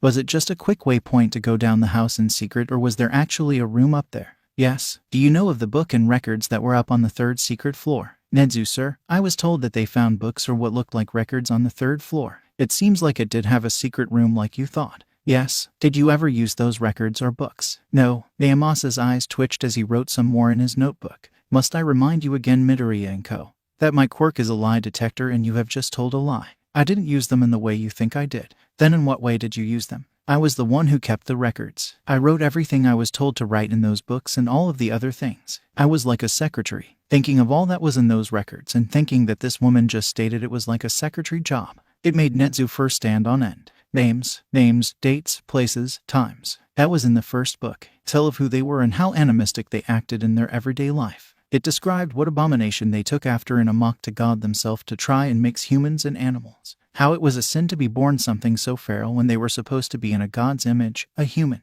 Do you remember what you usually write in them? Notes on saved members or individuals and the ways we saved them. There were so many names, so many names, through a wide range of ages. Some of them were deemed able to be saved. Some have detailed notes on how the procedure to save the individuals failed but helped them learn. How it was a noble loss for their cause of learning how to save more, and in the end their life actually was more than a mangy animalistic human that didn't contribute to a human society. How would you save those people in your own eyes? We got rid of what made them animals. Naomasa wrote some more as it seemed. Since he had a better look at her face, he could read her emotions better. Nezu was just keeping track of her more blaring emotions, or well, what emotional state she might be in. He will be one of the lines of defense so that nothing gets too far out of control and says when they need to stop asking questions. That leads into this next question here. The part of the room ready for surgery at any moment. The other half being splattered in old dried blood. And the secret basement, right as soon as you open the door. Do you know it existed and what happened in it? It was a grotesque mockery of pre-Quirk era religion. Yes, a mummified person with clear animal mutations was crucified for all to see. Blood from their hands dried and flaked. Parts of their body that weren't mummified properly part rioting as the smell or death grew heavier around all of them. Did you ever participate in what happened in the secret basement? No, I never wanted to be near those freaks. Jars upon jars full of body parts. All of them vary in size and clarity from how long they were sitting there. Some seemed to need their liquids changed out as the water was too cloudy to see through. Did you know of the body parts that were kept down there? Yes, there was one jar. Did you take away Izuku Midoriya's mutations? No, it was slightly bigger than most of them. Did you allow for Izuku Midoriya's mutations to be taken away? Yes, in the jar were small wings of a baby bird. They would have been about the size of Nezu's paw. There were also bird-like toes and random clumps of flesh floating about. Did you agree with what was happening in the secret basement? It was the only jar on a pedestal. Yes, there was even a little spotlight on it to let others see them better. Like it was some wonder to behold, for all to admire and see in its crystal-clear liquid. Those were all the questions that I needed to ask from you today, Midoriya Enko. Naomasa quickly rose from his chair as Nezu kept his eyes trained on Enko's figure. It has been a very long night for you and I think it would be time for you to get some rest. It is almost morning time now. Enko looked up with indifference as she scanned his body with her eyes. Will you let me sleep in an actual bed and if not at least a pillow and blanket? His paws flexed with the need to use them on the person that he refused to look away from. Every breath Nezu took lined up with Enko's as he tried his hardest to think of why. Why would someone with a husband that used to have a visible mutation? She dated him when he had those mutations still. I'm sorry, Ms. Midoriya, you are to use what the station provides for you to use to sleep. It's basically a metal bench with a rock-hard pillow and web-thin blankets. Why, a person that was raised by their clearly bird mutation quirked mother until 6 would. As I stated before, Ms. Midoriya, you must use what has been provided for you. Why, Takami Enko, daughter of Takami Kumiko. This is bullshit. Why, niece to the famous Night Stalker, Aka Takami Yoko and his wife Takami Tomi. She is a cousin to Takami Keigo. That Nezu wasn't able to find because the commission bought him at a young age by his own mother after his father was put in jail. Ms. Midoriya, you are not getting anything else for your holding cell. You will be brought in for questioning tomorrow at some point. I was just making sure my son didn't end up a mindless feral animal on the street. Why, the hypocrite of a woman with her own bird instincts that she indulges in quite well, might he add. Ms. Midoriya, I ask that you calm down. You are going to be taken back to your holding cell shortly. I should be praised for being the best mother that abomination could have ever gotten. Enko yanked on the cuffs, trying to hold out a hand to Naomasa. Clear signs of her trying to use her quirk and not being able to because of the cuffs. Why does this person that would by all means understand mutants and the hardships they go through? I should be let go so I can rip off those things from my poor baby's back. He doesn't need them to be human. Why is she one of the main members of the Creature Rejection Clan or the CRC? Sansa, get some officers in here so they can escort Enko Midoriya back to her holding cell. Though ... I know you better keep that dirty flea-ridden street cat away from me. Nezu might never understand unless Enko Midoriya told that story herself. He started to put all of his things together as the sounds of Enko's cursing got louder. He needs to do more investigating into both sides of the Midoriya family and the CRC in general. Nezu looked at his notes and started to make sure the Midoriya family tree was right and the details he got were right. Enko Midoriya, previously known as Enko Takami, married into to Hisashi Midoriya. She took his last name and also married him after he had surgery done on his neck, shoulders, plus some parts of his chest and back. Her mother, Takami Kumiko, had to give her up after not having any more money to provide for both of them. The orphanage that took Enko Takami allowed for her mother to come in at any time to help and play with the children. Kumiko was known from the children as a mother they might never have and the orphanage workers as a godsend when they couldn't hire any more employees. She was a great woman that helped anyone she could. Kumiko's brother, Takami Yoko, was known as the Night Stalker, going around stalking both men and women for not what one would think. Takami Yoko, the Night Stalker, killed rapists, pedophiles, and actual stalkers at any turn he could get. When he was arrested, he stated he was just listening to his instincts to keep the pests out of his Turator. He also said he likes the thrill of the hunt that one couldn't get in the heart of the city. Hunting for one's prey in the wild is the best, but bastards in concrete mazes are just as good too, was a direct quote from the man himself. He made sure victims got home safely for weeks after their attacks. Why is that on record? Police would get messages from the victims about feeling watched and seeing someone out of the corner of their eye. Police would send cars their way, but they never found anything. The pair of siblings that were close in age split off at a young age because of their parents divorcing, the mother taking the daughter and father taking the son. Yoko married at a young age, being involved with gangs and such until he was strong enough to go on his own. His wife and him never really tried for kids because his wife never wanted any. At one point though they did get pregnant and had a son named Takami Keigo, a little boy with red wings. Nezu tried to track where he went, but after it showed the commission's handiwork all over his file. Nezu can tell who might be Takami Keigo. Yoko worked odd jobs throughout the day and made sure to cross-team many different gangs a week, selling them things and getting things from the other, it being info or weapons or maybe drugs. He wasn't really home at times for his son and wife. He admitted to regretting it after he found out how his son was treated at home. His wife made it clear she never wanted kids, but one would think she would take care of whichever one she did have. She didn't. Tomi neglected and ignored her son on a daily basis. Yoko would lash out at her as months turned to years and the housework slowly went down the drain.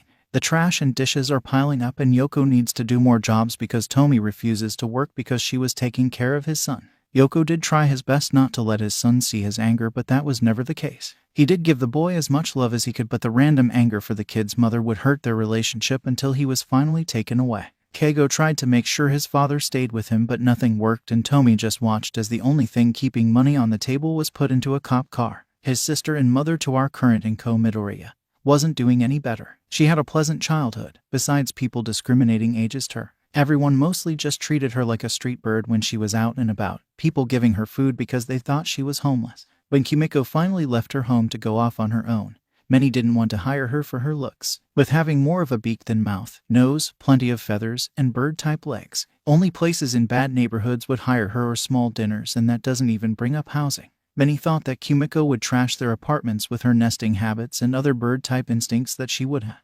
This leaving bad apartments or just living in the red light district, Kumiko was really set up to fail. She tried her best and kept an upbeat attitude for many years, going from working one job to two and then to also doing side jobs in her free time. Kumiko worked day and night to just try and get into a better living place. She helped anywhere she could and was well liked by many living near her. This little piece couldn't last long though. Through one night where Kumiko finally got completely off and decided to go out, she found herself falling hard for someone. It ended the next day, but that one night was all she needed to end up pregnant.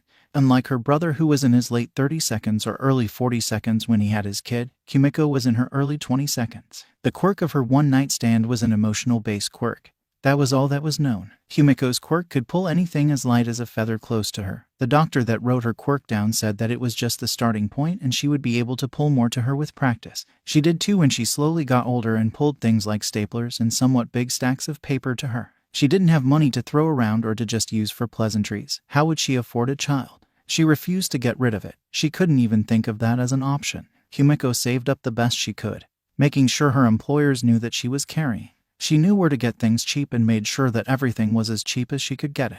After Enko was finally born, Kumiko learned just how hard it was to actually raise a baby when one doesn't have basically any money or free time. One of her bosses allowed for her to have her baby with her while she worked, but the second one didn't allow it. Kumiko was able to get some people that lived near her to watch her baby when she was at her second job.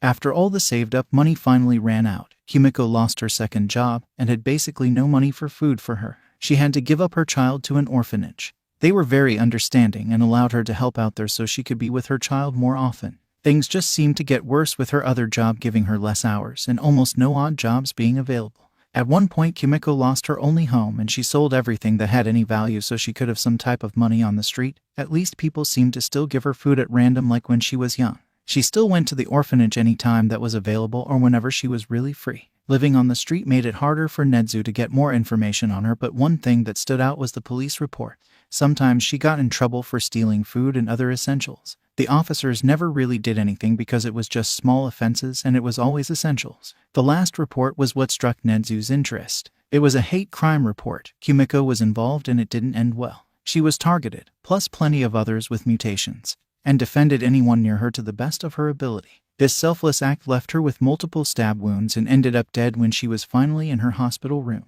After spending many years on the street without a bed, she was able to pass away with the normal comfort that the lucky have. She left this world when Enko was around 5 or 6 and still in the system. And in the system Enko stayed until she finally aged out. She had no idea who her family was and probably had hazy memories of a mother that was there, but they were also there for the other kids. Was that her mother or just a caretaker that wasn't around as much? Enko went through her life and at one point it started to get increasingly hard to follow her movements. She lived a normal life and fell for Hisashi. He still had his mutations. Then there was a record of their marriage and then son's birth. It was dark and stunk of someone in high power hiding someone in their past or well only part of their life. That was Enko's side of the family. Now Nezu needed to get down all of Hisashi's side of the family. Hisashi's family seemed to be very chaotic and he seemed to have a lot of family members. He has 3 siblings, a mother and a father, and he also had his grandparents from both sides until he was about 8. His parents didn't have any mutations but his grandparents on both sides did. One set had some mental quirks with small lizard, scaly type mutations and the other side had draconic mutations with fire quirks. His siblings all had some type of mutations while his parents were mostly mutations free. Not wanting to make this too long as Nezu really just wants to get sleep, he'll sum up this family as quickly as he could. He can put in a more detailed version after he finally gets some sleep and then he can help with the second part of Enko's interrogation. The twins of Hisashi's family had lizard mutations with heat resistance. One of the twins could resist heat so well that they couldn't find the limit of it. The other could easily resist heats as high as 2,800 Fahrenheit. That twin went into baking and cooking if he was correct. The one with no found limit to their resistance became a firefighter. The last sibling had a heavy dragon mutation.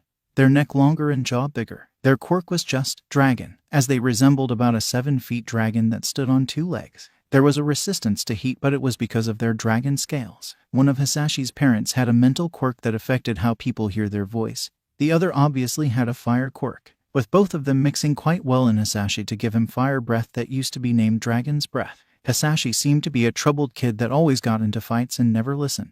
Growing up looked to be hard as everyone looked to his older siblings and thought he needed to be like them. When he was a teen he did get in some light legal trouble as a cop had to take him to the precinct because of a fight. It seemed he fought with some kind of villain but never used his quirk so they couldn't get him with a vigilant charge. He was never close to his older siblings and after being able to move out, Hisashi took it and moved far, far away. He never kept in contact with them and he was only ever contacted when they passed away. Hisashi got into a very good job after he got his act together. Slowly through his years he got into the highest position he would probably get, an assistant CEO to a big company. He was very close to the one that owned the company. And the CEO, there was something about a surgery being done on his sink, getting skin grafts or something else for where his scales were. After how long they had been dating, Enko and Hisashi, they got married. It seemed like the owner of the company paid for the whole thing. That is also the person Nezu thinks is hiding both of Enko's and Hisashi's lives. Only part of it but still hiding it, just like in Enko's history. Hisashi is shown to be getting plenty of job promotions and pay raises, being at office parties, but all of his life seems to be just blank now besides the birth of Izuku. After Izuku is born, many coworkers have pictures of Izuku because Hisashi showed his son to everyone. In every picture though, there are no mutations in sight. They did it before anyone saw him. Nezu looks down at all the information he has. Tomi is still alive but never even met her niece-in-law. That's a lost cause. Keigo was in the commission and probably turned into a hero we all know and love. That means he doesn't know them at all either. Everything is just neatly wrapped up by someone with money and power. They could have paid the commission or maybe have traces in the commission itself. Nezu looks at all the family information he has as every one of Hisashi's siblings are dead and gone. This could have been accidents or planned, but Hisashi can't be directly connected to any of it because of work and never being in contact with any of them. He also can't just accuse big CEOs and companies of being in the CRC because it was such a small cult to begin with. Not many even know it exists. It was around for a long time because it was made during the Quirk Wars. People look at others who have mutations as lesser and say they are now not human. It reminds him of the very old cult that existed prominently in the USA, the KKK. They seem to start out most likely like the KKK, but now it seems they are looking at all of mutants as something to be cured, or if they can't, they just get rid of them completely. The flashing light of his phone pulls him away from his thoughts. Nezu needs to be up in about 4 hours, so it's time to sleep. He started closing up his notes and making sure everything was in order. It's almost 6 p.m. and he didn't get a wink of sleep since he started getting the raid of the Midoriyas ready, so 2 days of no sleep. Nezu goes over to his bed, gets in and starts to relax. That's when he noticed that he had some texts from Izuku Grandpup and Zashi, his pup. Taking a quick look at what was sent to him made Nezu dissolve into cackles. Shouta, his first pup, had finally gotten his last bit of healing, but not enough to knock him out. This means that someone was finally able to record when his pup was being woozy and completely out of it. It showed his pup calling the new pack member a baby and saying he will always be a baby. It's all in good fun, and it's kinda true to how their pack acts. If you are the youngest, you are always the youngest no matter what. Since Shouta was so out of it though, he forgot about Izuku, so he was spared the embarrassment. This time around, Nezu laid back down so he could finally go to sleep. It was nice to watch that after dealing with so many dark topics for days, his pack was safe and happy. Nezu was actually able to get some good sleep for the night. This was all bullshit. This wasn't supposed to happen, and the heroes weren't meant to see any of it. She was supposed to help her son by plucking off his feathers so that it would be easier to operate on later. She might have been a little mean about the whole thing because Izuku was meant not to get them back, but he did. Enko was alternating from grabbing handfuls of them and then just one to a few so she could keep her son on his toes, but then those heroes came in and ruined everything. She had to use her quirk to beat that wench of a woman, Midnight, making her see the one monster she never wanted to see again by using her power. The plague on the CRC's back so that they could never grow stronger. Nezu, the fucking born animal that got a quirk that is only meant for humans, by the way, a quirk to make him smarter than humans, and he integrated into society. Enko knew that if Izuku went to UA that Nezu could get his little monstrous paws on him, but she didn't think that thing would ever step into her fucking safe haven. Enko knew that Izuku was a good boy and would stay in line, especially since he finally manifested the other part of his quirk. The light that emanates from her son's body when he uses his quirk is nothing but raw power, and that made Enko giddy knowing that he didn't need those abominations on his body just to wield it. It just took longer for him to know how to use it. Enko shifts around on the hard cell concrete with the shit blanket they provided. She can already feel the back pain that she's going to have by sleeping on this thing. Every second that ticks by makes her somewhat regret not killing that thing that she gave birth to all those years ago. It was Izuku's fault for being born like that. Why did he have to choose wings of all fucking things? Why did her body let that thing reside in her for 9 months? Why didn't it try and kill it like all the other miscarriages they had? Why did that thing have to live besides the other normal babies she was meant to have? It made no sense to her. They got rid of them too. Asashi thought it would be a good idea to keep them. It was a momentous occasion, the first one of its kind to see their little baby boy lose the things that made him a filthy, disgusting animal. They did have to go back and fix his hairline, tail feathers, and some other places that just seemed to keep growing them. Her baby boy was supposed to be normal. That was why they locked it up for only their eyes, and the CRC's eyes, to see. Her little Izuku didn't even know he had them to begin with. They were in the main room, for all to see. They even had a little progress book, showing when their son would show signs of animalism and when they would finally free him of those animalistic ways. The CRC was already trying to turn some of the animals to normal humans, like they did with Hisashi, and the proof of their son changing to be more human helped that as well. Their baby didn't have to be burned, didn't have to be crushed, didn't have to be smothered in his sleep, and Ko didn't have to kill that disgusting and vile thing that crawled out of her body. Her little baby boy. The main room slowly got filled up with more and more animal parts. Those things are on full display with pictures and descriptions of the owners so they could see how far they came. It wasn't the only place that did this, but we were one of the firsts. The main room was a turning point in the CRC's history, where everyone could see that their god wanted them to save as many as they could, as many as they came from the wild and feral traits of these beasts that roam around the planet. And Ko saw many go down into the main room and always wished those things luck because they would soon be human. The main room also had an exit if someone were to ever find them. Asashi made sure there was always at least 2 clear exits for them. One was more hidden in that room, but that other was on full display. He made them so that me, his emerald, could escape with their beautiful little boy, Hisashi's little howlite. And Ko didn't care about how Hisashi's named them after jewels and crystals. That was just a little trait he had. And Ko honestly thought it was so cute. She was something precious and perfect to her husband. But he left her behind. She was on the top floor and let those heroes inside their home, their safe haven. She can't even tell if he actually tried to get them out because of that bitch on the steps that had such a fun backstory to read.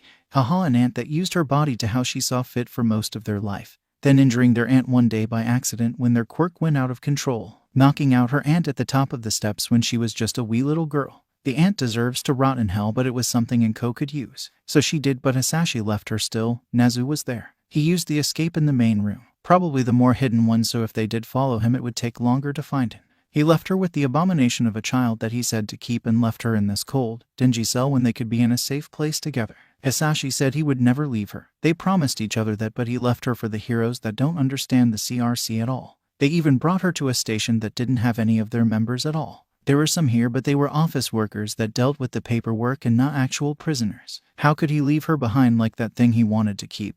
Enko would have killed that thing, but he stopped her. She was forced to leave behind everything. They are probably touching all of her things. She always loved to collect shiny things and other stuff that looked weird. Since a lot of it looks weird normally, they might think it's actually something when it's just one of her trinkets. Enko had to leave behind everything. All of the things she collected over the years. That one bottle cap that had Indian letters on it. That necklace she found and wanted to give to her husband. Everything that was hers would be touched and moved and fiddled with. Thinking about that was making the hairs on the back of Enko's neck stand on end. She didn't want anyone touching what was in her little room. The little room that was hers, and she would only allow Hisashi in. It was comfortable and had everything that she collected and so many pillows and blankets that someone could just sit on the ground. No point in chairs. She never let her son into that room because it was her room with everything she liked in it. She didn't want him messing it up or taking something from it. Midoriya and Co. She looked over to the cell bars to see two officers. Again, both of them aren't from the CRC, and that pissed her off a bit. You had a night to sleep and it's now time to do the other interrogation. Please stand up. Enko stood as she glared at both the officers. These men with inflated egos that could have messed with her things. She slowly made it to the door and let the two brutes cuff her again. As long as she didn't struggle, she wouldn't need to worry about being hurt. We are taking you to talk to Chairman again, also known as Detective Tsukachi. Enko just scoffed at the title and walked out of the cell, slowly being led into the interrogation room. Once they got there, they opened the door, set her down on the same chair as last time, and cuffed her to the table. The detective will be with you shortly and with someone else unlike last time. Then they left her in the room with her thoughts. Enko just let her thoughts wander to her little boy. Her husband that left them left her, her things that were left behind, and was obviously moved and touched. Things like that randomly popped up in her head while she waited for the detective. The door opened and Enko shot her head up to look at who entered, hoping that it was one of their own, but it wasn't. Good morning, Ms. Midoriya. I'm glad you seem more lively today. She sneered at him while another person walked in with a headset on their head. This is one of our officers that has a talent to repeat everything said to her word for word. We wanted to have the person come in themselves, but they were held up by traffic. Enko just looked at the extra person in the room and quickly noticed it wasn't one of their own again. Someone should have come for her already. So we don't get background noise from the call. They will say what the other person is saying. They can hear what's happening in this room and also see it, but they just can't talk for themselves at the moment. Enko nodded her head and looked at the two-way glass that probably has someone on the other side of it, looking and analyzing everything she is doing. It made her sick that someone would just lock up a person that just wanted to help those animals. Maybe it was a rabid animal behind that glass as well. This place seemed to have plenty of them. Good. Now we already went through the setup for yesterday's interrogation. We just need to do that again. Then I'm asking about your home and what went on in the underground room. They did the same thing yesterday, stating what's happening, why this is being recorded, and all the bullshit. If Hisashi didn't leave her, she wouldn't need to do this. If he just let her kill that fucking thing that her body fucked up making. Once they were all ready for the questions, they re-asked some. They were still yes or no, but he needed it for this recording too. Okay, now, my friend here is going to be mostly questioning you. Enko just rolled her eyes as she slowly got more agitated. This was all bullshit, and if she could, she would have made that feral rat see how his past was. The extra person then sat up a little straighter and finally started saying the other person questions. Okay, why did you join the cult that you are currently a part of? This made Enko's little bit of calm break as she jerked her chains and stood up. It is not some fucking cult. We are a revolution waiting to fucking happen. That does not answer my question, Enko Midoriya. I found them when I was younger as they helped me through life. They first found Hisashi and showed him how disgusting his mutations were, and then they helped teach us how society is supposed to be. Enko slightly yelled as she refused to sit back down. No one was going to bad talk the CRC and get away with it. Those people were like family. No, they were revolutionaries lying in wait so they could finally help everyone see how rabid animals shouldn't walk along humans. Good, thank you for answering my question now. What is your group called? It's the CRC, you stupid dick. What does that acronym mean? You said you did all this research into use and don't even know our name, our cause. We are the Interrogation clan. Those rabid animals have no place living with humans, let alone near cities.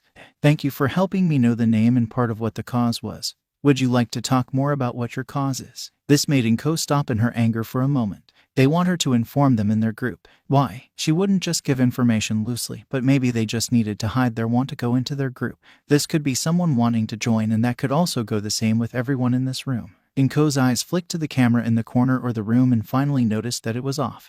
I was just curious about your group, that's all. Would you enlighten me on what your group is all about? Enko stood there for a bit trying to see if anyone in the room was lying. She couldn't see the other person's face, but their words seemed genuine and they could just be using the call as a front. This person might be the person that actually wants to join and they could just be lying about the call. Enko then calmly sat down and looked at them with slight suspicion. Our group likes to have their secrets, just like everyone else. I won't just tell you everything. She needs to know. Are they actually wanting to join, or are they just going to sell all of them out? They all do need some more people in this place, so this could be good. Yes, of course. Amasa and I have been getting annoyed and a bit agitated at all our animal co-workers. They just seem to follow their instincts only, even while on the streets and on the job. This got Enko to sit up a bit straighter. She was never one to find new members. She was someone that helped out new members. Yes, making sure they know the basics, but never actually finding new members. Enko looked at both of the people in front of her. She studied their faces the best she could. She had a degree in psychology, but that didn't mean she could just read anyone. These two are good at hiding their emotions. What Enko can see is interest, curiosity, some anger, but not toward her. That must be to those feral animals these two poor men have. If she's able to get out of here, then she could go back to Asashi and maybe get her things back. Enko needs to get out of here. I can see that both of you turned off the cameras in here and even the recorder here. You turned it off at one point and I didn't notice. The detective nodded his head as he moved to show the recorder. Yes, I did. As I stated at the beginning, I needed to at least re-ask some questions from before. I did that, so there was no point in having it on anymore. This was really it. Enko could get out of here and on her own at that. She could go back to her things, and Hisashi probably will also be able to slap that man for leaving her behind. Okay, the CRC's main goal is to have Japan and the world at one point, to go back to where we didn't let those animals run things. Take that rabid principle of UA for example. It's a literal animal that helps children learn to be heroes. How could that wild thing know how humans save others? The detective nodded his head at that. Same with the other one in the room. It seemed like that creature loved bringing this poor soul to work for it all the time. We can turn some, like my husband Hisashi and son Izuku. We got rid of those disgusting things on them and then they started to be more human. That's why I was so upset when Izuku got his defects back. We just got him to be 100% human and then we got set back all the way to square one. We were even going to use his bad boy room as something different, but we needed to use it again. Enko went on as she started to try her best to get both of these men on their side. Those that can't be saved then must be terminated. It is better to let them die under the Lord's eyes than to let them live those animalistic lives they were forced to live. Is that why there are so many religious texts and sculptures in the underground room? Yes, God, our Lord and Savior didn't make humans to just suddenly turn them back into animals. Humans that have come out wrong need to be fixed, and at one point there will be no more of them. The world will be full of humans once again and not these feral animals that claim to think like we do. How many have you saved? We saved many, many people. They were able to see how much life was better without those animalistic constants holding them down. Asashi was one of the first few that was able to be fixed, no saved from his animal side. Izuku, my precious baby boy, was the youngest one to ever be saved. We have all of his achievements in our archives in our pure room. The pure room also holds the past parasitic animal parts that others were freed from. We made sure that those were saved, stayed saved and pure. We have everything in the room under our house. Well, everything that was done at our pure site. Other sites have their own logs, but ours was the best out of everyone else's. What did you do to those that would refuse to stay pure even with having those awful parts being removed? We helped guide them to the best of our abilities, depending on their age and personality. There could be a different guide meant to help them specifically. If they refuse more, we slightly move them back on track, like how we helped my perfect baby boy. So all those things we found help your guides push those saved in the right direction. Yes, we do all we can to help those we have saved. How many of you are there? We have members all over Japan. We are always ready to help and guide those that need it. I mean, just last month a member found this poor child that needed too much help and we helped them. They could be left to fester in their instincts until it was too hard to help them anymore, but we were able to find them just at the right time. Was there ever anything important that happened in your group? I can see with you all being laid out so thinly across Japan that it's a bit hard to stay in contact and coordinate well. Well, yes, being so far apart is more like having extended family, I suppose. We all do basically the same thing, but we are one of the few branches that actually try our hardest to help and guide those that need us. Other branches in the more crowded areas just like to dispose of them even if they could have been easily saved. The one that was said to be on call stayed mostly quiet the whole time, but they did nod their head here and there. They must be shy or something. Enko knows many people like that. It did seem like they wanted to ask a question though, so Enko motioned him to ask it. The jingling of her cuffs made her realize how restricted she felt and wanted them off. Enko will probably ask for them to be removed after this question and then just put them back on closer to the end of the questioning. So because the CRC helped your husband, I'm guessing they also helped guide you as well. Enko blinked as she looked at them. Help guide her? She didn't need guiding. Enko was human through and through. She had no animal blood running through her, even if she didn't know her parents. Enko knows this for a fact. And no, why would they help guide me when I am clearly human? Well, that's because you're not completely human. Though, I am 100% human. Midoriya, Enko, do you know your husband's family tree? Enko looked at both of the men in the room in front of her. Hasashi did tell her about his family, full of wild beasts that spewed fire at every other word. They were cold-blooded animals that heated themselves with lava and the disgusting horde they gathered in their life. Yes, I know of his disturbing family of those awful lizards. Then you do know what their main animal mutation is? Yes, as I just said, disturbing family of those awful lizards. Then you should be able to understand that the bird mutation your son has didn't come from your husband's side of the family. You are not implying what I think you are you? Enko knew for a fact she was human. She never had any urges. Her collection. She did like shiny and glittery things because they're pretty, and the room she keeps them in her nest is just meant to keep them safe from her son's hands. Izuku would have taken her things if she left them out in the open. He needed to control his wild instinct, and having her things in the open wouldn't help her son. She was human, not some monster. Does she have mutations? No. So why would they even suggest that? Well, Midoriya, do you know your mother or father? If not, since I'm the main detective at the station, I could pull them up for you. You moron, do you think I didn't try that? They didn't put down who my parents were. I just had my name to go off of. Did you personally look into it? Enko's eyes jerked over to the man on the left and glared at him. A scowl covered her face while leaning closer to him. No, Hisashi's boss did it for me and said I had no family. I was the only Tamaki alive and I didn't have any family. He said my family was normal and that I was human, not some freak sideshow that was abandoned. Enko glared at both of them while neither of them showed any emotion. It was ticking her off. They thought they were better than her just because she didn't know her family line. Inko knows that she is human. She isn't an animal no matter what they say. Well, if you would like to test that, I do have your family tree on me. Ha, oh yeah, then pull it out, you bastard. I know for a fact I am human. This caused the one with an earpiece in their ear to bend down to grab something. That stupid truth detective started to move most of his things off the table as well. Enko just seized in anger as she waited for whatever this stupid fuck brought up. A small pile of papers were then placed on the table, and on top was everything on herself. She could see the old picture from the orphanage there too. These are all of the papers on you and your family. The top paper was picked up and it showed what she could see from the angle. It was her. All of her information and what she did in life. Her eyes then zipped to the top of the paper as it described how she ended up at the orphanage. Enko Takami was brought in by her mother on. We had agreed to let her mother help around the place because it was free and she could still be in her Dao. So you got dropped off by your mother, but they didn't really put her name on this paper. The finger then pointed to a spot that stated Enko's parents. It was official that your mother's name was Kumiko Tamaki. So all we had to do was look her up next. Her paper was moved to the side as another was held up for her. On the paper was a heavily mutated woman with bird traits clear as day. Enko's eyes zipped to the name, and the chair she was sitting on clattered to the ground as a piercing scream filled the room. Enko was human. She was not related to that thing that was not her mother. She shook her head back and forth, glaring past the paper, and snarled at the two men. That is not my mother. My mother was a human, not some flying rat.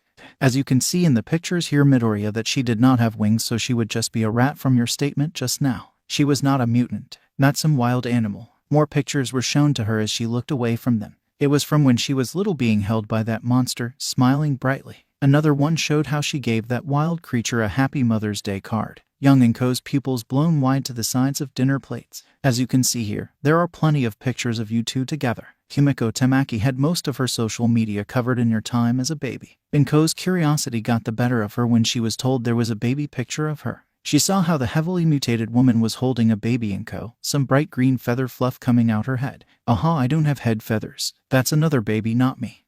Well, right here. The man pulled up some more pictures, and it showed her growing up and slowly losing that fluff as it slowly turned to normal hair. It shows the progress of losing your baby fluff and it becomes normal hair. This is you, Enko Midoriya. Enko was out of it as she was taken away from the room. At one point she did regain her mind as he looked around her cell, but that was okay. She was human.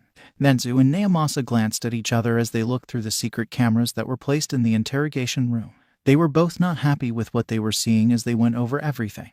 Now, of course, they both thought that Enko Midoriya was somewhat not in the right headspace, but they didn't think it was this much. Seeing how much she broke after learning her mother was the reason her son became a monster and is probably going to slowly learn that some habits she has are actually instincts. Nenzu looked back over to Naomasa as the footage finally ended. I think we will have to have a very specific therapist to work with Enko. She might actually be in a type of psychosis that needs to be helped with. Naomasa nodded along as he started to write down different therapists that are good with these cases. That cult twisted so many people's minds, and just the motion of being born from someone with a mutation seemed to just make her break more. Nenzu got up as he started for the door. She will never see the light of day outside of prison walls again, but I'm not that girl to make her live in there without some type of help with those instincts of hers. It'll just hurt her more in the end, and that would make me feel too much like them. Naomasa put down one more person, then looked up to the chimera. Of course, we don't want her attacking someone after stripping off her bare bit of instincts she does have. Nenzu waved goodbye from the door as he left. Have a better rest of your day, Naomasa. I need to spend time with my pack for a bit. After Nenzu left, Naomasa sighed. These cases never seemed to be easy. Izuku sat in the hospital room while being as quiet as he could. There were a bunch of doctors and nursing outside the room trying to help get all of them out, but nicely. Mama was very on edge, but Pappy needed help leaving. His arms were still in casts, and Gigi was taking all of the things that were brought here with them. Mama could have helped with his wings by holding things with his feathers, but he was more worried about all the people around the room. They were there to help, but it seemed to be more of a problem. They should just leave them alone. Yamada-san, we have the medicine for Aizawa-san, and we are also here so that you are able to leave quickly and quietly today, one of the nurses said after Mama didn't puff up at them.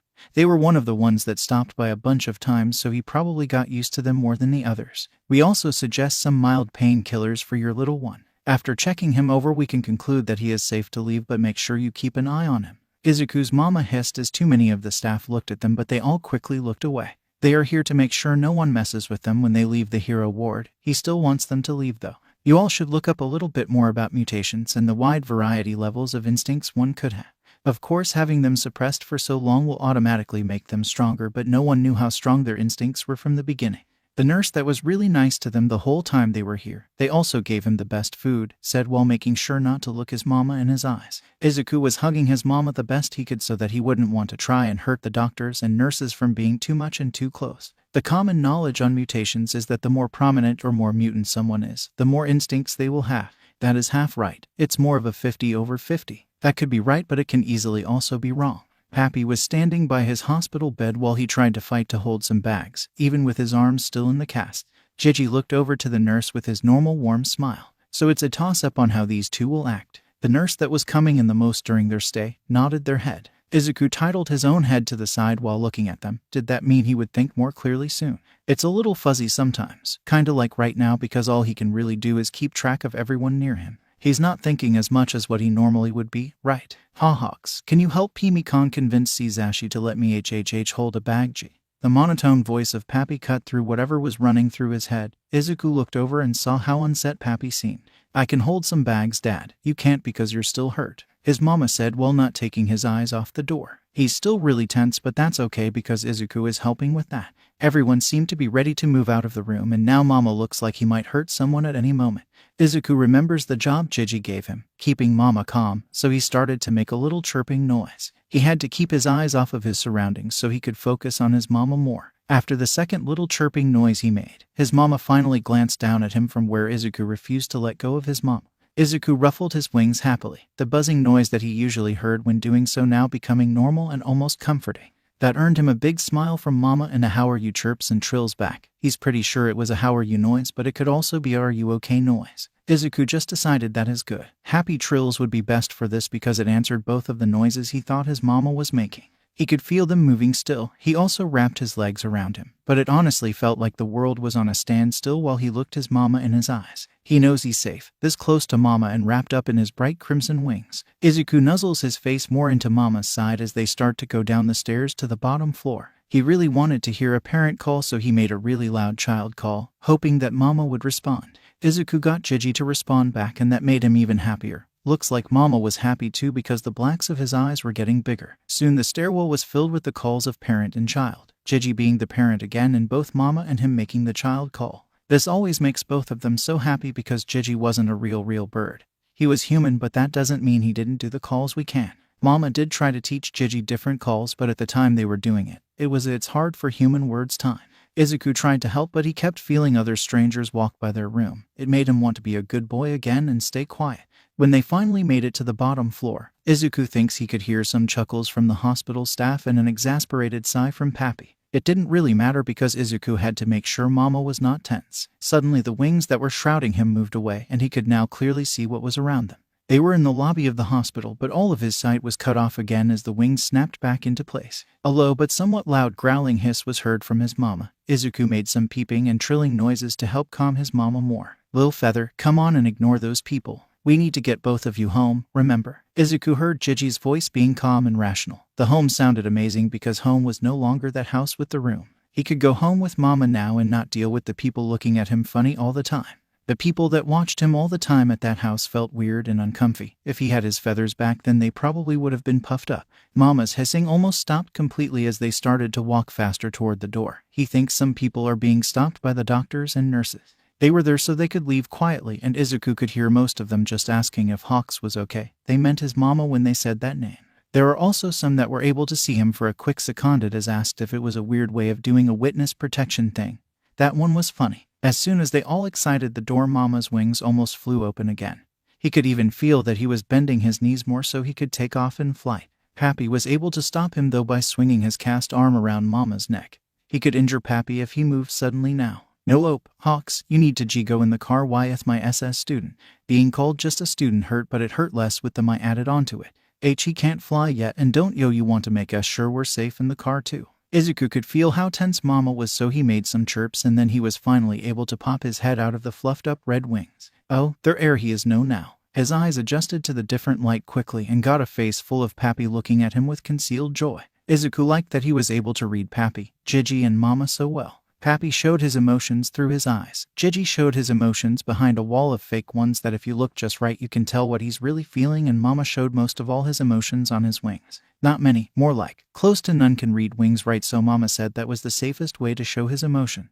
"Oh, how are you, Izuku? You? That is okay to call you Izuku?" "Yes." Izuku's wings ruffled in annoyance, buzzing accompanying it. Because they had already been through this, he nodded his head a bunch and did a good, happy trill. He could hear the puff of air that escaped Pappy's mouth. That means he laughed or thought something funny. Izuku puffed his cheeks and all of the feathers on his head to show his annoyance, but just got another puff and a point in a different direction. Mama let out a low crititite sound that went up and down a bit at the end. It usually meant that mama didn't like whatever was happening or trying to quietly bring attention to himself. Pappy gave mama a deadpan look as he pointed again to the car. "He needs to go in the car and you can know I'm right. I'm just being logical here." Izuku is really happy that Pappy's voice is getting better. With him and mama making him talk more than he normally does helps a lot. Gigi then walked over and started to open up the back of the really big car's door. "Come on, Lil Feather. And Lil Wing, we need to leave and I can be back there the whole time." Wing scritches. Izuku could feel both his and mama's wings wiggle around at the thought of scratches from Gigi. He was really good at giving wing scratches. Mama gave a little warble.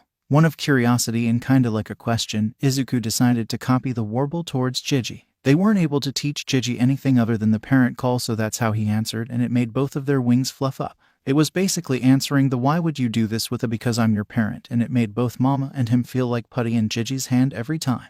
Mama just slumped forwards towards Gigi and he easily wrapped his arms around mama and started to pull them closer to the car. "Come on, both of you in the car. Lil Wings, you might have to start walking on your own for a bit just so we can situate ourselves in the van."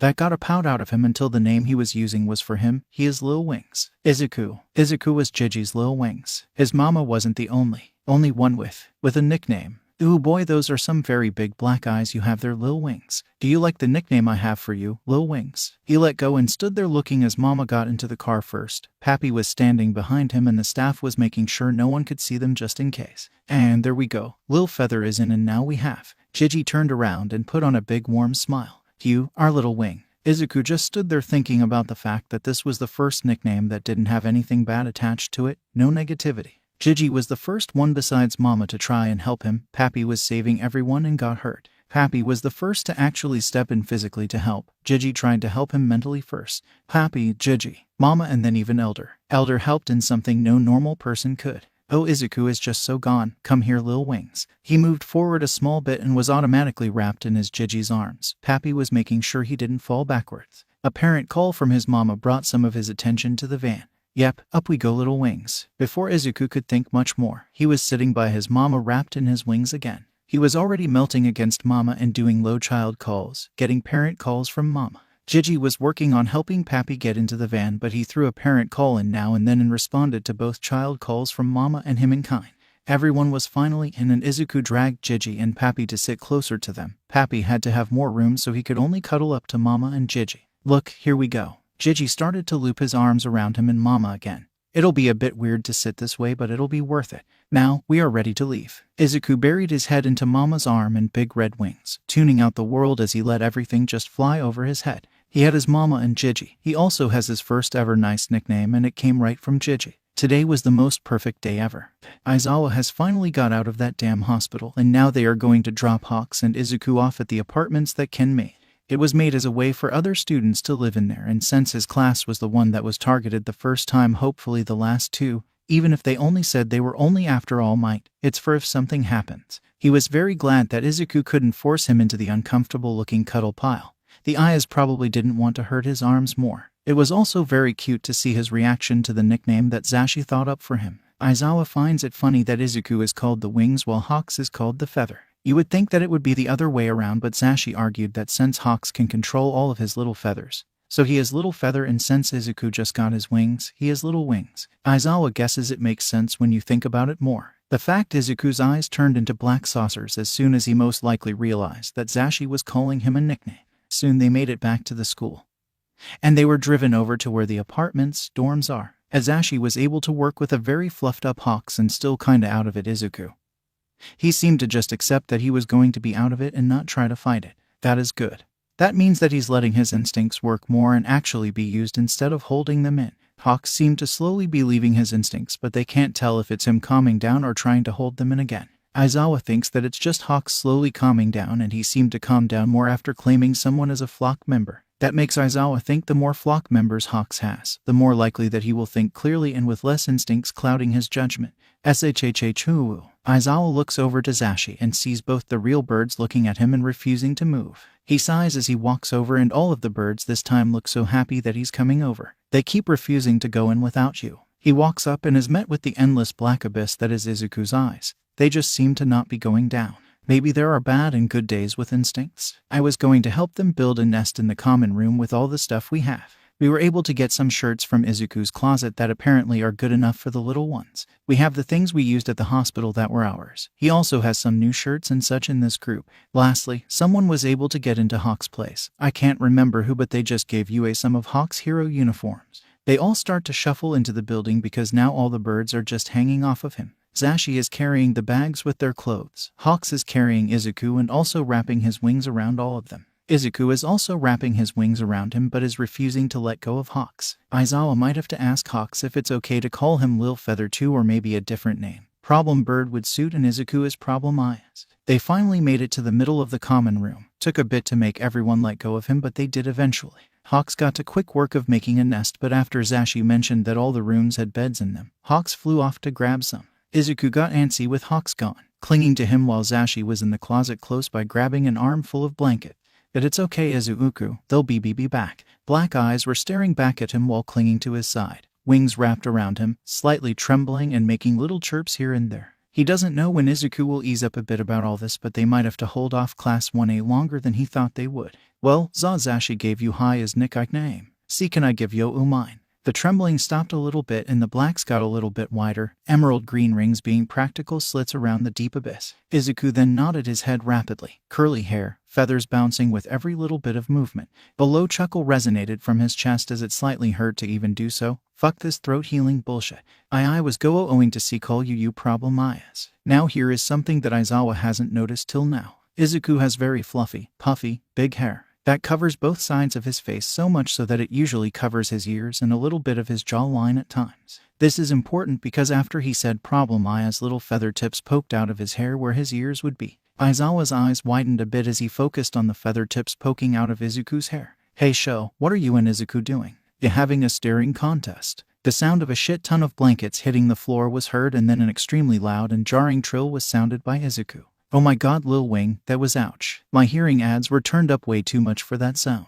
Zashi started to mess with his hearing aids because his ears might be ringing a bit. Aizawa's was ringing, so it was probably worse for him. He grunted in pain as the feeling of nails piercing into his side and wings getting tighter in their hold. A red blur was then seen that turned into a very puffed up Hawks whipping his head around, looking for danger most likely. Aizawa lets his eyes drift to the stairs and can see a mattress being pulled through the door with red feathers holding it.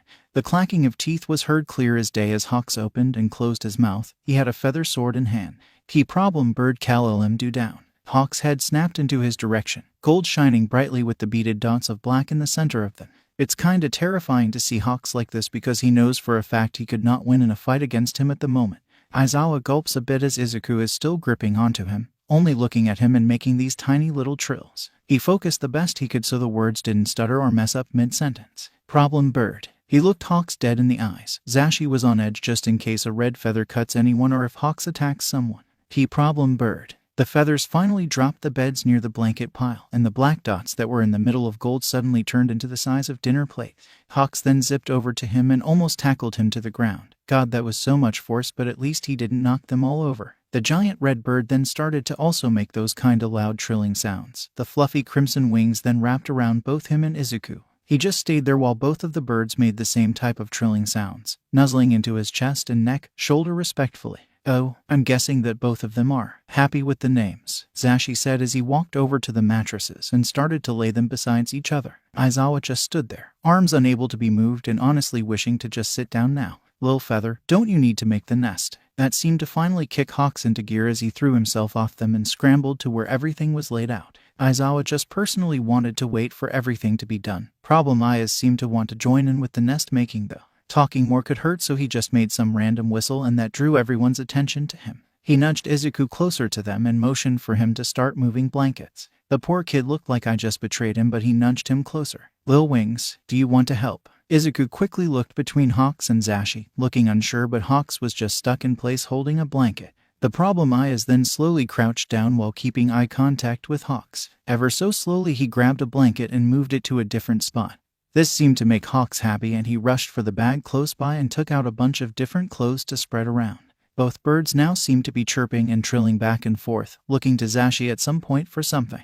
They would stop moving in those moments and just wait until Hizashi said something about how good a job they were doing. Both of them were working very hard, but Zashi and him needed to get home. Most of their things should be packed because Sekijiro and Ecto should have organized a lot of it.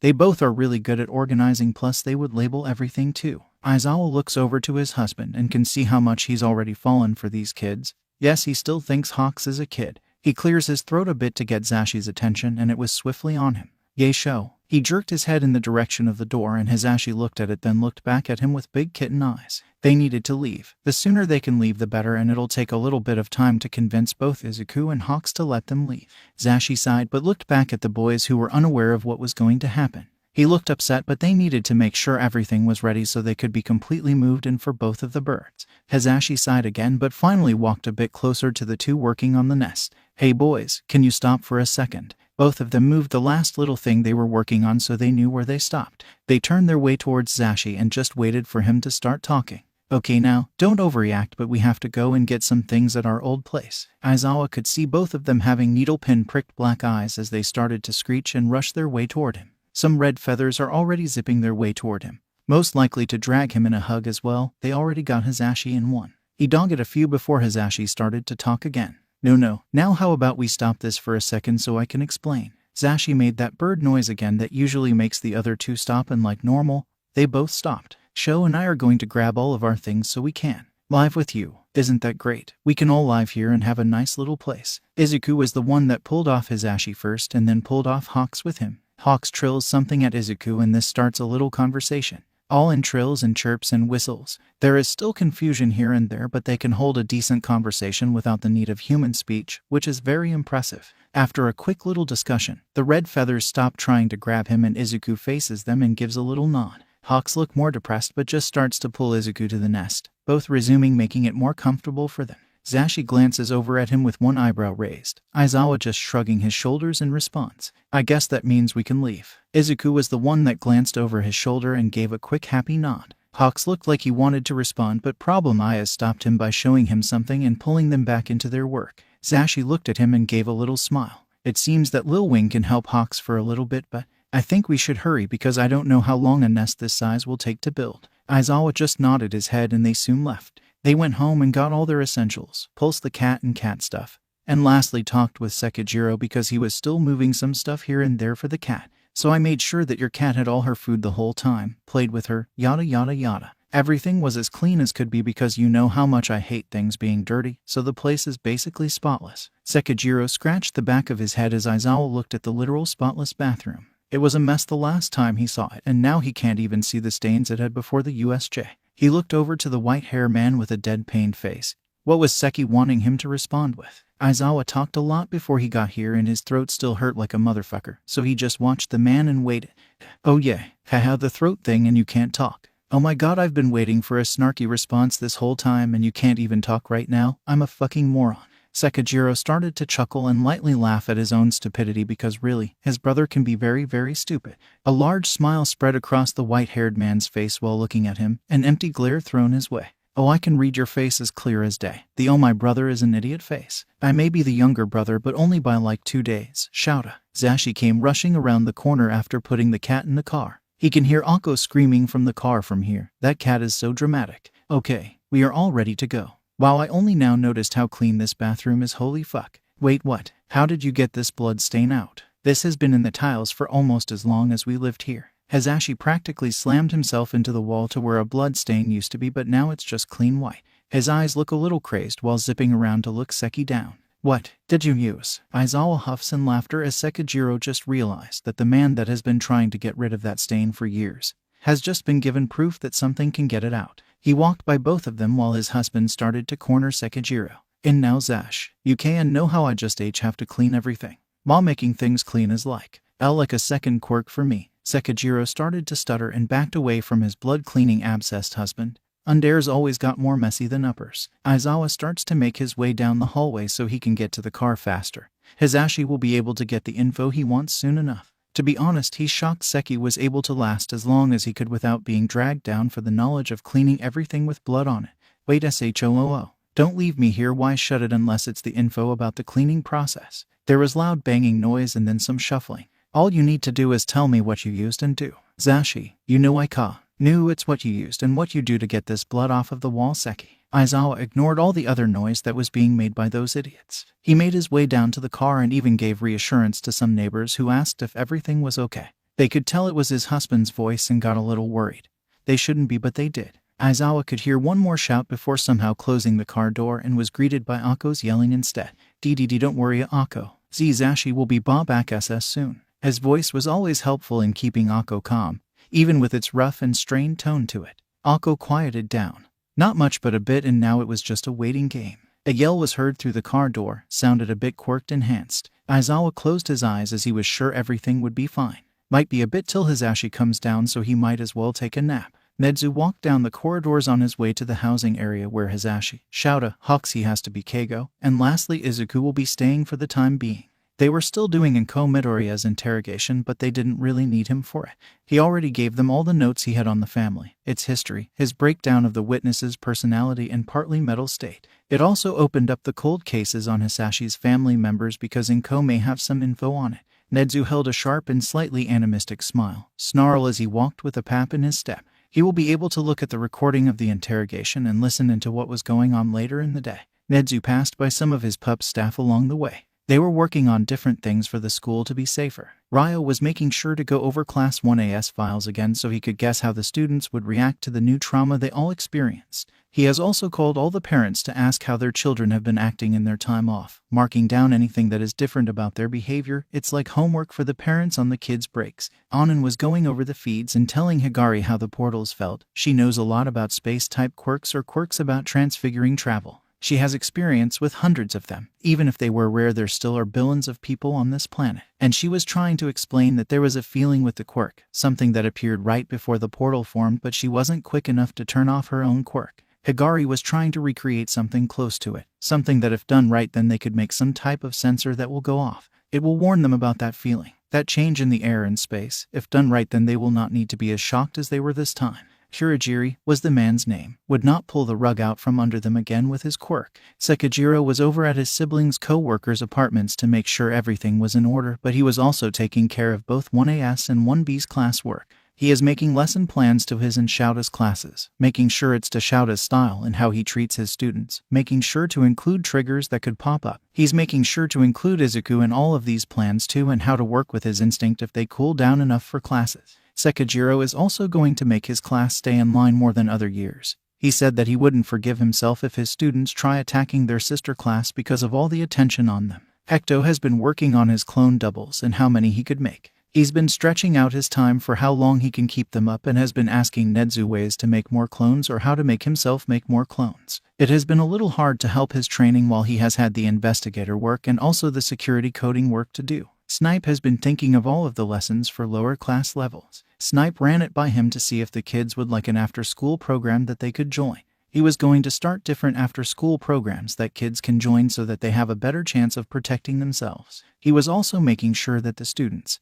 non-hero students, will have some type of self-defense in their PE classes. Ken was making sure to have extra housing, like the ones the others are about to use. He was making them as a just in case they needed to implement the boarding school plan or if they needed financial help or if there was a type of abuse case. Right now it's up to the parents to let their kids live on campus and it's offered to all levels plus department. Most of the teachers are also going to start to live on campus as well. There is so much new coding Nedzu has to do. LR was at a bit of a loss of what to do for the students or to help out besides helping out with the paperwork, but Nedzu did see him one day looking at all the students' files. He was looking at the ones with animal mutations or mutations in general, looking to see what type of food would best help them or to see what food their instincts will like best. He was pouring himself into looking at every diet the animal mutations needed. It was nice to see him trying his best for their new pack members. Shio was combing through new employee folders for nurses. He knew that she has worked with the bar minimum for a long time because she could handle the workload, but she needs more time if an emergency happens. Again, Nedzu put in requests for nurses, but Shio was putting all of them through the ringer. She refused to let anyone in that wasn't up to her standards, and hers were on par with his own. So far Nedzu has only seen one approved with her mark and on his desk. He still needed to do many background checks on them and even more to make sure they are safe for the students and his school, his territory, his land, his home,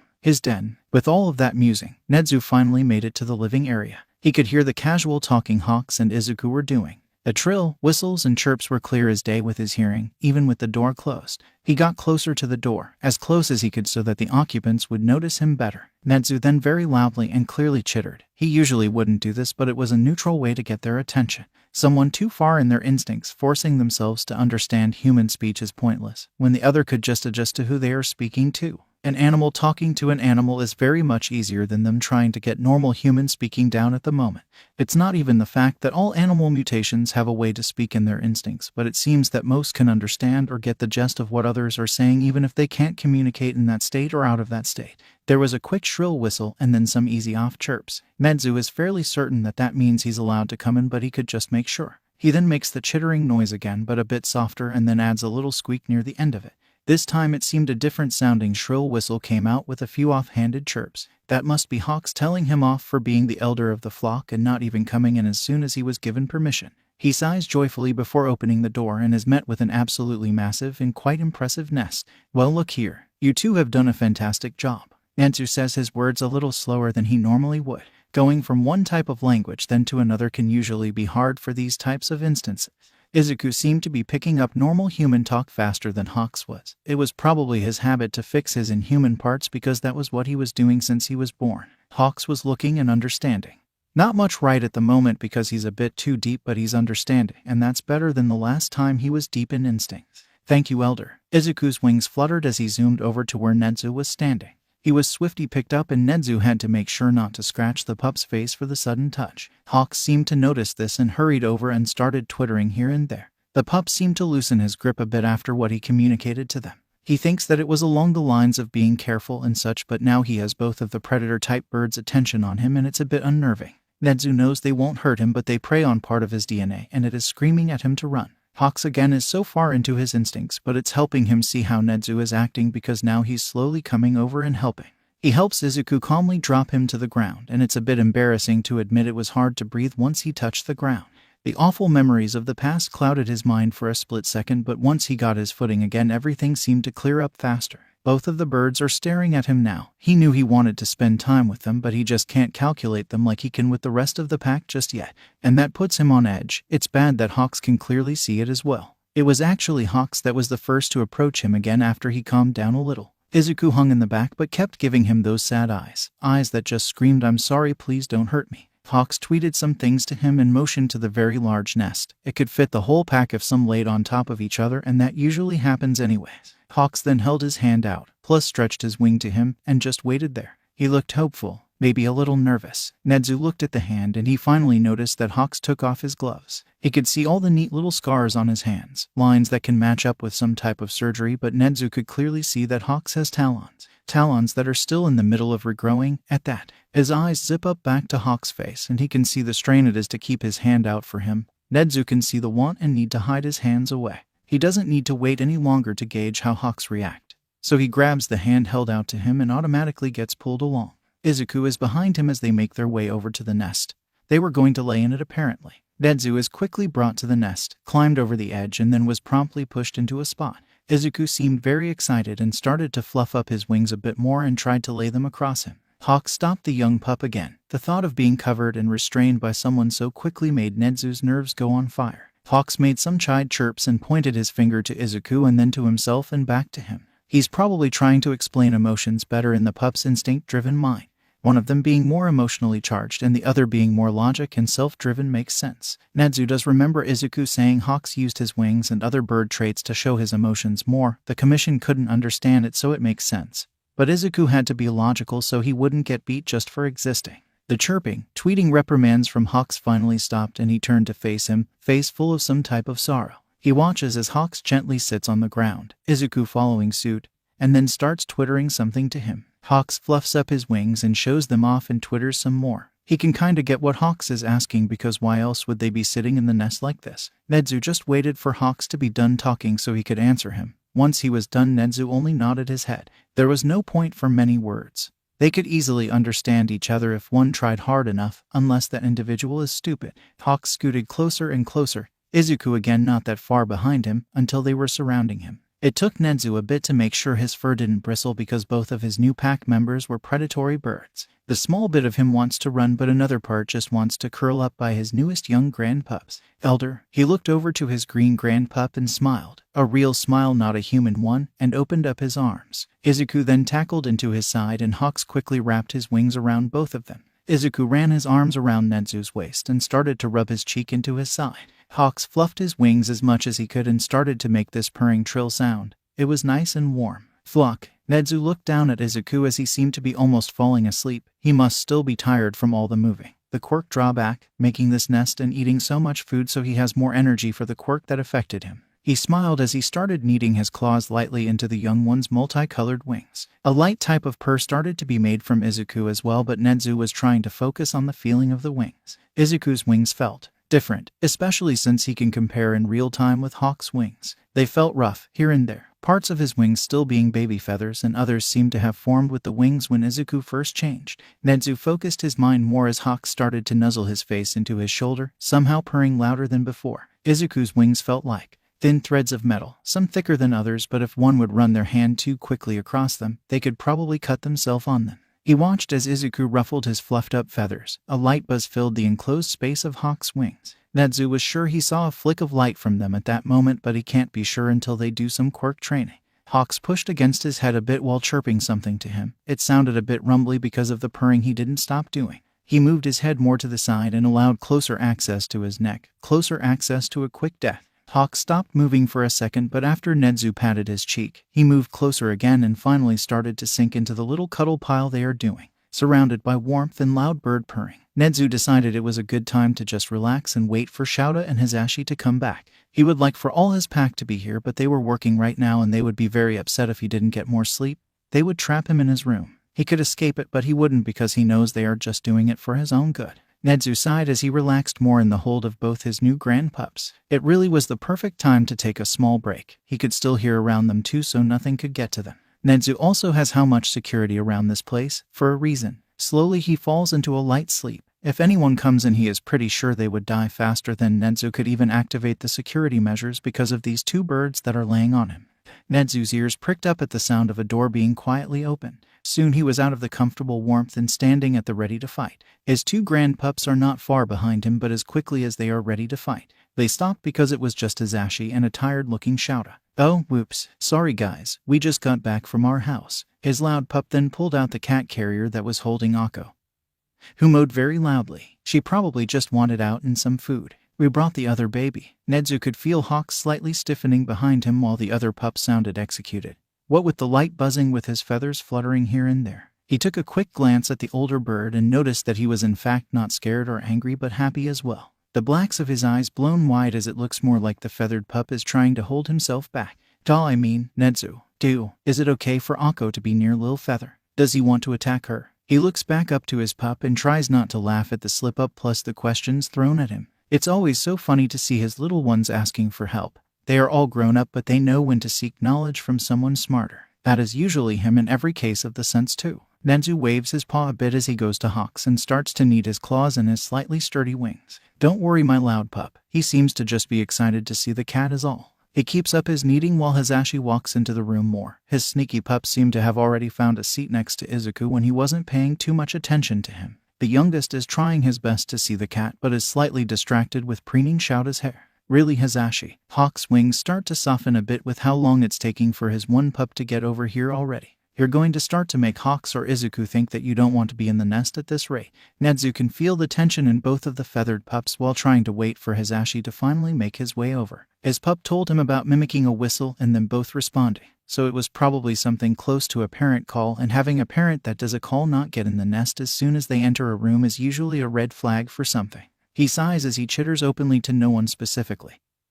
Hawks seems to understand him and quickly sends out a feather to retrieve his loud pup finally. Hisashi yelped as he was pulled onto the edge of the nest. Hawks starts to chirp sadly and holds a giant pouty face at his loud pup. It seemed he finally realized how upset he was making both of the feathered pups and quickly entered without worry anymore. "I'm so sorry, little feather, but I was just worried for Akko a bit. I'm still not good with these instincts and I just don't want anyone to get hurt." With Hisashi finally being close enough now for him to see them in the carrier, Akko was sound asleep without a care in the world. Hisashi directed his attention to Izuku, who was still preening Sneaky Pup's hair. It was slowly looking more well kept. "Hey Lil Wing." The youngest grandpup looked up from his work, Shouta blinking his eyes heavily so he could focus better. "Do you mind if I can let Akko out? She's this little friend in the carrier right here." Izuku seemed to be now holding himself back like Hawks did earlier. This elected a chuckle out of him as he slowly started to work out Hawk's wings more. Out of the corner of his eyes, the rapid nodding head of his green grandpup could be clearly seen.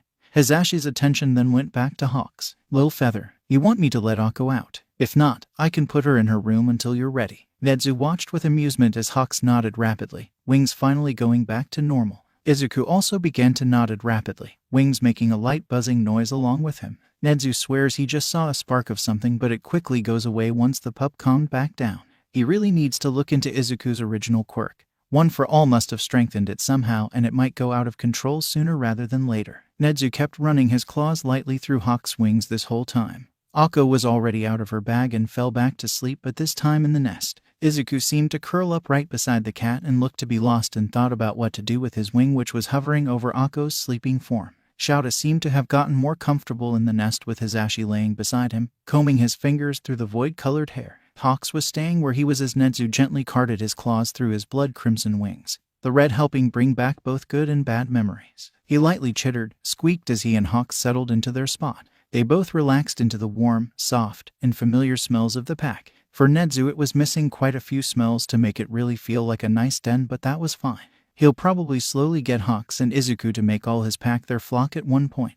Izuku spoke up after everything was calm and quiet, light purring from both birds and cats. He didn't even finish his sentence with a human word, instead making a trilled chirp purr. It was a weird sound even for Nedzu, but it felt right. Hawks copied the sound, and Hisashi also tried his best at copying it, but it was very off-pitched and didn't have that rumble that both the true birds had. Izuku's eyes widened and a giant smile spread across his face. Yeah, that. Nedzu watched as Izuku finally laid his wing down lightly on Akko, who just purred louder in response. It was nice, relaxing and quiet. Purring from 3 different individuals slowly lulled everyone into a sleepy state. His sneaky pup seemed to fall into slumber first, Loud Pup following quickly behind them. Izuku seemed to force himself to stay awake longer, eyes drooping as they probably longed for sleep. He too also succumbed to the quite pleasant and safe feeling the room just seemed to be oozing at the moment. After Izuku fell asleep, Nedzu swears he could see some little electric shock off his wings and hair, but maybe that was just him being so tired from this whole CRC investigation. That's not even putting into perspective of him trying to keep his territory under control and function, putting in new safety measures for his colony of students, keeping his pups in the loop while not breaking code he still broke at thought because he wanted to, making sure some pups didn't relapse into old bad habits, keeping the press out of their fur while trying to calm down almost every parent in the hero course and some in the other courses, trying to track where Hisashi Midoriya went. He hated how close it was to his Loud Pup's name, keeping his own instincts in check, but they just seemed to slowly be slipping right at this moment. So to say that he was tired and needed more sleep was a bit of an understatement. However, the single word seemed to help pull his thoughts back together as the older feathered pup looked at him with concern. Nedzu chuckled because he seemed to have forgotten in a second that Hawks was able to understand emotions around him better while in his instincts, probably quite well out of them too if he was being honest. A worried trill and concerned chirps entered his ears, while he flicked them this way and that way. He looked at the feathered grand pup as they tried to make him breathe deeper by taking exaggerated breaths for him. It was amusing to see someone that would contort their own emotions for someone else's gain, to suddenly so freely show off how they feel and help others also understand their own emotions along the way. A huff left Nedzu's muzzle as he started to take deeper breaths. This seemed to at least make Hawks happy. Nedzu was then being coaxed into laying down. Feathered pup, I have to stay awake. You can understand that. He needed to stay awake for his pack.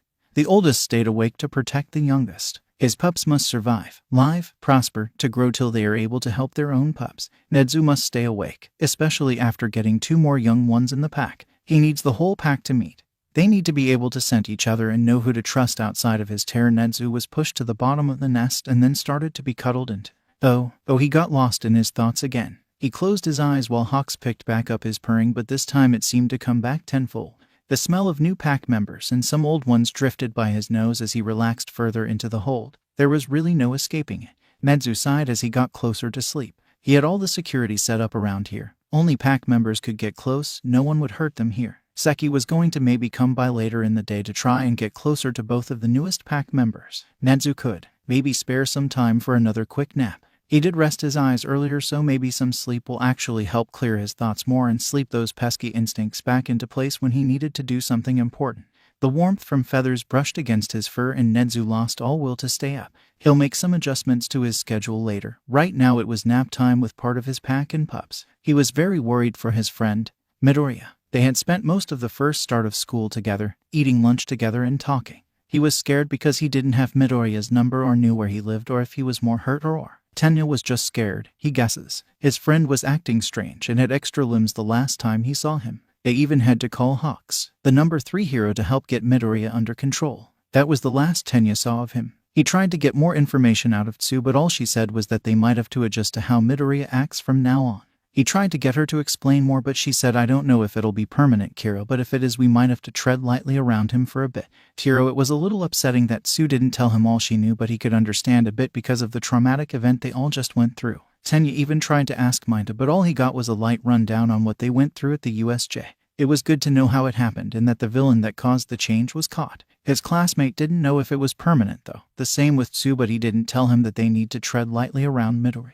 He wanted to know why Tsu said this, but that can wait. With the whole attack in general being very mentally taxing, he's been spending most of his time with his brother. Their parents said they needed to work, so they worked even though they could have taken a break like his brother, but that's okay. Besides Tenya spending time with his brother, he studied and used the gym to train some more. Tensei did have to go back into work for a little bit because of an emergency call he got, getting called onto a team that needed him when he was just spending some time that day at a friend's agency. He didn't come back in about a day or so, but that was to be expected when one gets called in. It usually means that whatever it is very complicated and needs more time. Once Tensei was back, he informed him that he had to help his Aunt Kaya for a bit. Tenya asked if she had a bad day or maybe a reminder of some bad memories. He got confirmation from Tensei that it was in fact a bad day. Tenya was at the moment working on something to help his aunt. She loved getting gifts from him and he knows it'll make her mood better. This is also helping keep the worry for his friend at the back of his mind.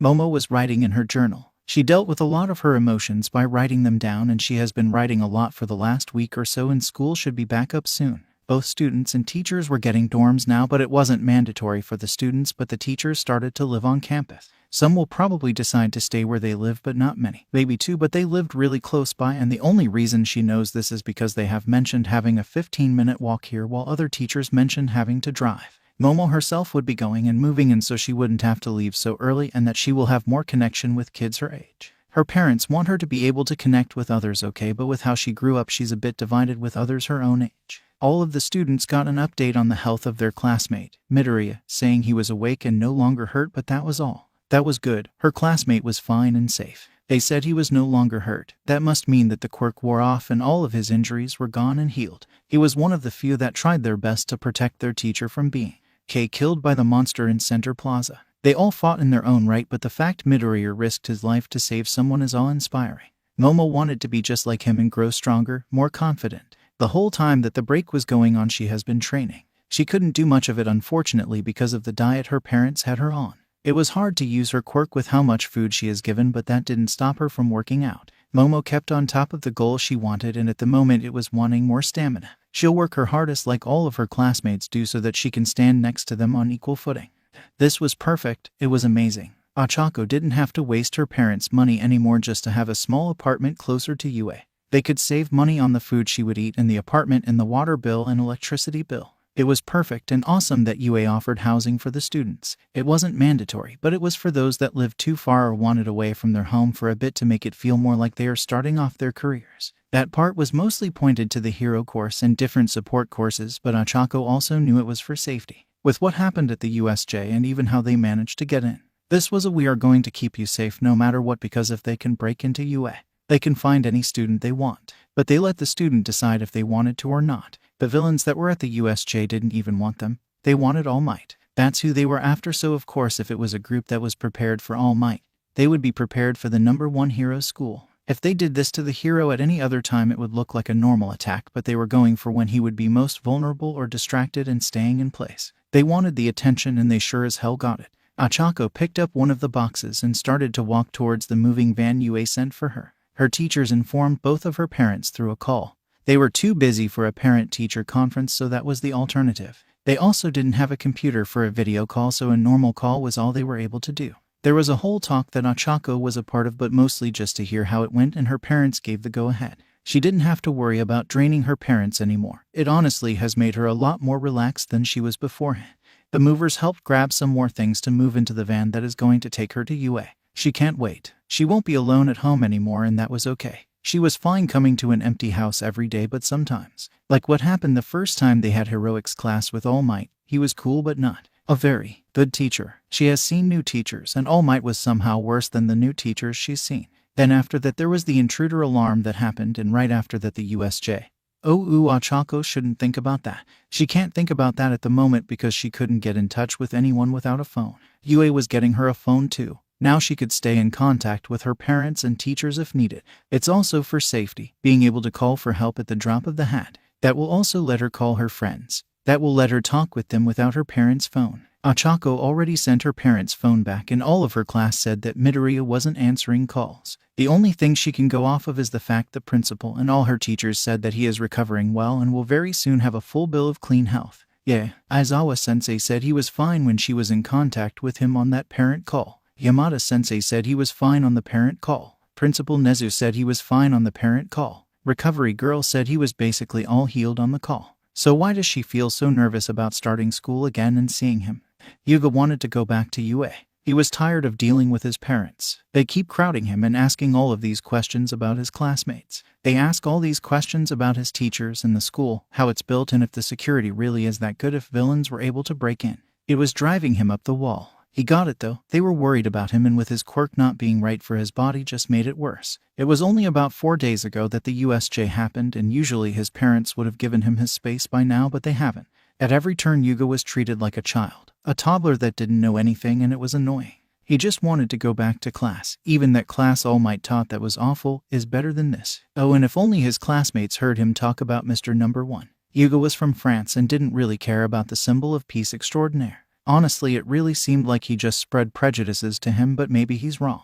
He's seen how all of his animal, mutated classmates look at All Might. It was a mix between respect and well-hidden hate. All Might was the one at the top, born with a perfect quirk, perfect life, perfect face, perfect normal top-of-the-line hero to be, and nothing else was accepted. Yuga really had no idea why he was teaching there because he knows for a fact he has no teaching license. Maybe he used the commission to get in. Yuga didn't really care. He just needed to stay in UA and pass, that was all. His classmates were fine. Midoriya seemed okay-ish, but that was just due to a quirk, so he must be fine by now. Yuga can't wait to go back to class where he could really shine. 1 2 3 turn, step step slide. 1 2 3 jump side step, spin. Mina. 4 5 6 step back twice and flip. Mina. Side step. 1 2 3 jump spin. M-I-I-I-N-N-N-A-A-A. Clap clap step step spin. M-I-I-I-N-N-N-A-A-A. W-H-O-A-A-A. She swung her arms everywhere but quickly took a bad fighting stance that looked more like a dance pose. Who tried to fake me. Oh mom, hee hee. Mina watched as her mom sighed out loud. She just scratched the back of her head in embarrassment. Sorry mama, I guess I was just so focused on my routine that I wasn't paying attention to what's around me. Again, she received another sigh and a head shake, but there was a small smile on her face. It's fine Mina, but food is ready and I know for a fact that you skipped breakfast and had a small lunch. She flinched at the clam because it was completely right and she can't even begin to hope to lie to her mom. Mina pouted a bit and started to walk to her door. Oh now, don't give me that face. You need more food if you want to be a hero, let alone dance longer routines in the future. Her mother then pinched her cheek and Mina was effectively caught as she was pulled out of her room. This was a normal day-to-day interaction in the Ashido household. Mina was always one to move around and get lost in her thoughts while doing whatever it was she was doing. She got that from her dad, and her mom seemed to be the only level head in the whole house. She also has a younger brother that was around 7, but he was more reserved and quiet and very active. Mina always made sure to have time for her family because it was like it was their thing. Her dad had some type of mutation that gave him horns. They looked to be from an animal, but he never really cared to look into it. Her mom had an acid-type quirk, but it hurt her, unlike Mina's. Now some might think, why is she thinking about this while spending super time with her family? That's an easy answer, she's distracting herself. Mina didn't want to think that much about what happened at the USJ. Her family has been helping her process what has happened, and her little smarty smart brother has been therapizing her. The past few nights have made supper more quiet, reserved almost. Mina doesn't like it, but she can't help but think about all her friends. That's been the only thing she's even talked about these past days, and it has not been helping her mood at all. She sighed a bit while putting some food in her mouth. Sissy. Her eyes looked up and over to her little brother that was sitting beside her. You are overthinking again. She tried her best to put on a smile, but everyone at the table could see that it was fake. I'm fine, Shin. I just want to see if all of my friends are okay. Shin just gives her a deadpan expression and then goes back to his food. Yeah. That is what she thought he was going to do. Mimi, it's your food. Mina quickly started to shove food into her mouth at her dad's comment. Ash suogu. Her dad laughed as she shoveled more food into her mouth. It looks like Shin isn't that far behind you, Mimi. KS. Mina's eyes zipped over to her brother, who was also shucking food into his mouth as fast as her. Sigh. How I even managed to live with you people most of my life is a mystery to me. Mina's mom spoke as she put a little bit of fish into her mouth. She watched as her dad leaned over with a cheeky smile on his face. But you love me. And them. And I know for a fact you wouldn't have it any other way, she snickered as her mom pushed her dad. He almost fell off the chair, but he regained his balance quick enough. You really shouldn't do that, Dad. It's the same outcome every time. But she loves us. Mina laughed as Shin rolled his eyes and continued eating. Mina, so you know some of your teachers are coming over tomorrow so that they can give us an update on what's happening at UA. Her mom moved her chopsticks around while she talked. They are doing this so that we can ask questions in real time, and I'm sure they have some new buildings being built. I forget exactly what they are for, but they said that it could affect every student in some way, so we'll be talking mostly about that besides safety. Honey, they are UA. Our baby girl is perfectly fine. Oh yeah. Then what was with those bastards that got in the last time who? Mina rolled her eyes as light banter started to spread through the room. It was nice to have it slightly lively again after so long. She hopes her friends are doing okay and having some nice times with their own families. Sue was sitting up in a tree at the moment. Both of her parents are at work and then her siblings are at school. She was all alone in this big house with nothing to distract herself with. She at least could talk to everyone in class. It might have been unbearable if she couldn't do that. Sue sighed as she stretched out some more on the low-hanging branch on the tree in her backyard. She has been staying in the most contact with Shoji, Takoyami, Koda, and a little bit of Ishido too. She thought Ishido would understand more of her animal mutation, but since it wasn't really a big impact on her life, she couldn't understand as well as Sue thought she could. Sue has been talking the most with Takoyami though, besides the others that she was talking with frequently. She wanted to be prepared for when Midoriya got back and Takoyami talked with her in long detailed conversations of different levels for bird of prey quirks. He was a little out of his depth because they were both able to tell that Midoriya seemed to be a bird of prey, unlike Takoyami who was more of a gathering or a scavenger. He did help the best he could though and kept the little group Sue made in the loop about what to avoid and what was okay. It was big for how the different levels of instincts there were. Well, she couldn't really talk, but she was a prey animal, so it wasn't this bad. Shoji was giving her insights to how it felt when his predator instincts act up. Those days he was usually more quiet to avoid fighting by accident. There was also a fact that everyone dealt with it differently and everyone had a different level of instincts they were at. After they all tried their best to learn the things they shouldn't do, they started to make sure what Midoriya would like or would see as neutral. Ishido was being mostly distracted with her family, so she didn't participate in it much, but she did usually ask if everyone was okay and what would help make Midoriya more okay. Ishido believed that the quirk would have worn off by now and that they didn't need to worry about Midoriya having any type of backlash.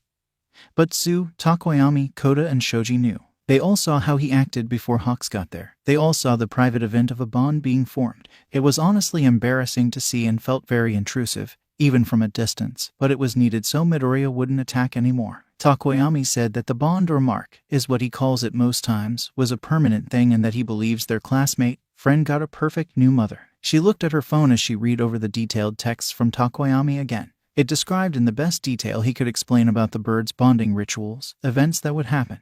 Sue didn't really understand because frogs don't really care about family. She means, look at her parents who usually leave her to take care of her siblings. They are slightly detached from them, but they could have tried harder. Just because a small part of their brains didn't care doesn't mean they couldn't have tried. They are still human deep down because, to use herself as an example, she loves her siblings and would do so much for them because she worked hard on that relationship. Sue's parents didn't even try and they were just using the excuse of instincts as a shit crutch. Back to the long detailed text from Takoyami that he worked very hard on. It described that for most bird mutation individuals, they have these bonding events, rituals. They usually happen at a much younger age than what happened with Midoriya, but they can be done at any point in a chick's life. It's more uncommon the older they get, but it's not unheard of, and it's not unheard of to see a mama be younger than their own chick. A bonded young will always refer to their parent as mama, even if they are male, sexless, gender fluid, it doesn't matter. Mama was the title those gained from the bond that seemed to just happen to every bird mutant no matter what. For whatever reason, that's just how it goes. It was a title to be proud of. Sue was reading the part that described how flocks are usually formed for when one is too far in their instances to protect themselves or think straight. It's kinda like a net to catch someone if they fall too deep. That was when a ding alerted her to a new text as it popped up on screen. It was the decline link for the dorms that Nezu sent her. It also had the accept link on there as well as a just in case she changed her mind. The text details about how if Sue were to go and live on campus that her siblings will still be taken care of with a paid nanny UA could hire for them. With her family being so big and her parents needing to work all the time, she became basically a live-in nanny, but if she agreed to this and got her parents to sign, which wouldn't be hard in all honesty, she could live without worrying her siblings will be forgotten. A smile spread across her face as she read more, stating that it was okay if she went back home at any time as long as she came back to UA before curfew. It was a very nice and extremely helpful thing for Nezu to do. This might just be his way of saying sorry for her almost dying at the USJ, or it was his instincts kicking and not wanting those who are in his territory to be hurt. Either way, it was something for Sue to use to get away from the awkward home life her parents created for her. She typed out her accepted conditions and that she will get her parents' signature soon. The next text message that she got from Nezu from the UA alerts shocked her a bit. If he knew this already, why did he even accept all the forms she has turned into UA to begin with? UA alerts. Oh, I don't think getting a signature from your parents will be quite hard. With your skill to forge their signature, you could just sign the paper that is arriving at your door now and then give them back to the private postal service UA has. The PS UA is what they are called. Typing, you. She really didn't know how to respond, but the knock from the front of the house startled her out of her daze. Sue blinked a couple times with her second eyelids, then closed them and let her top eyelids stay open so she didn't need to blink.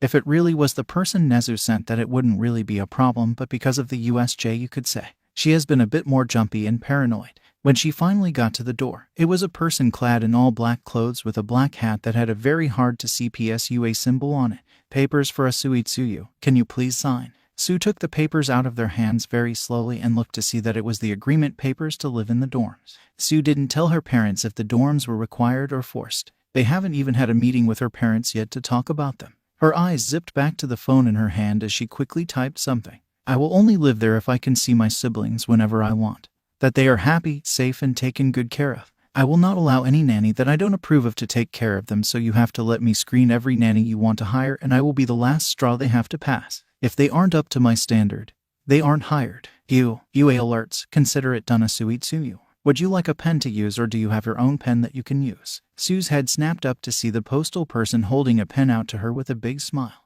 She took it and started to sign her parents' name where they needed to go on the wall besides the door. After she quickly got done signing the papers, she gave them back to the UA postal person. Thank you. These will be given straight to Nezu, and your parents will be getting an email stating that you have to live in the dorms. They will also be told that they will have nanny look over their home when they are not here so that they are safe from any possible villain attacks that might occur.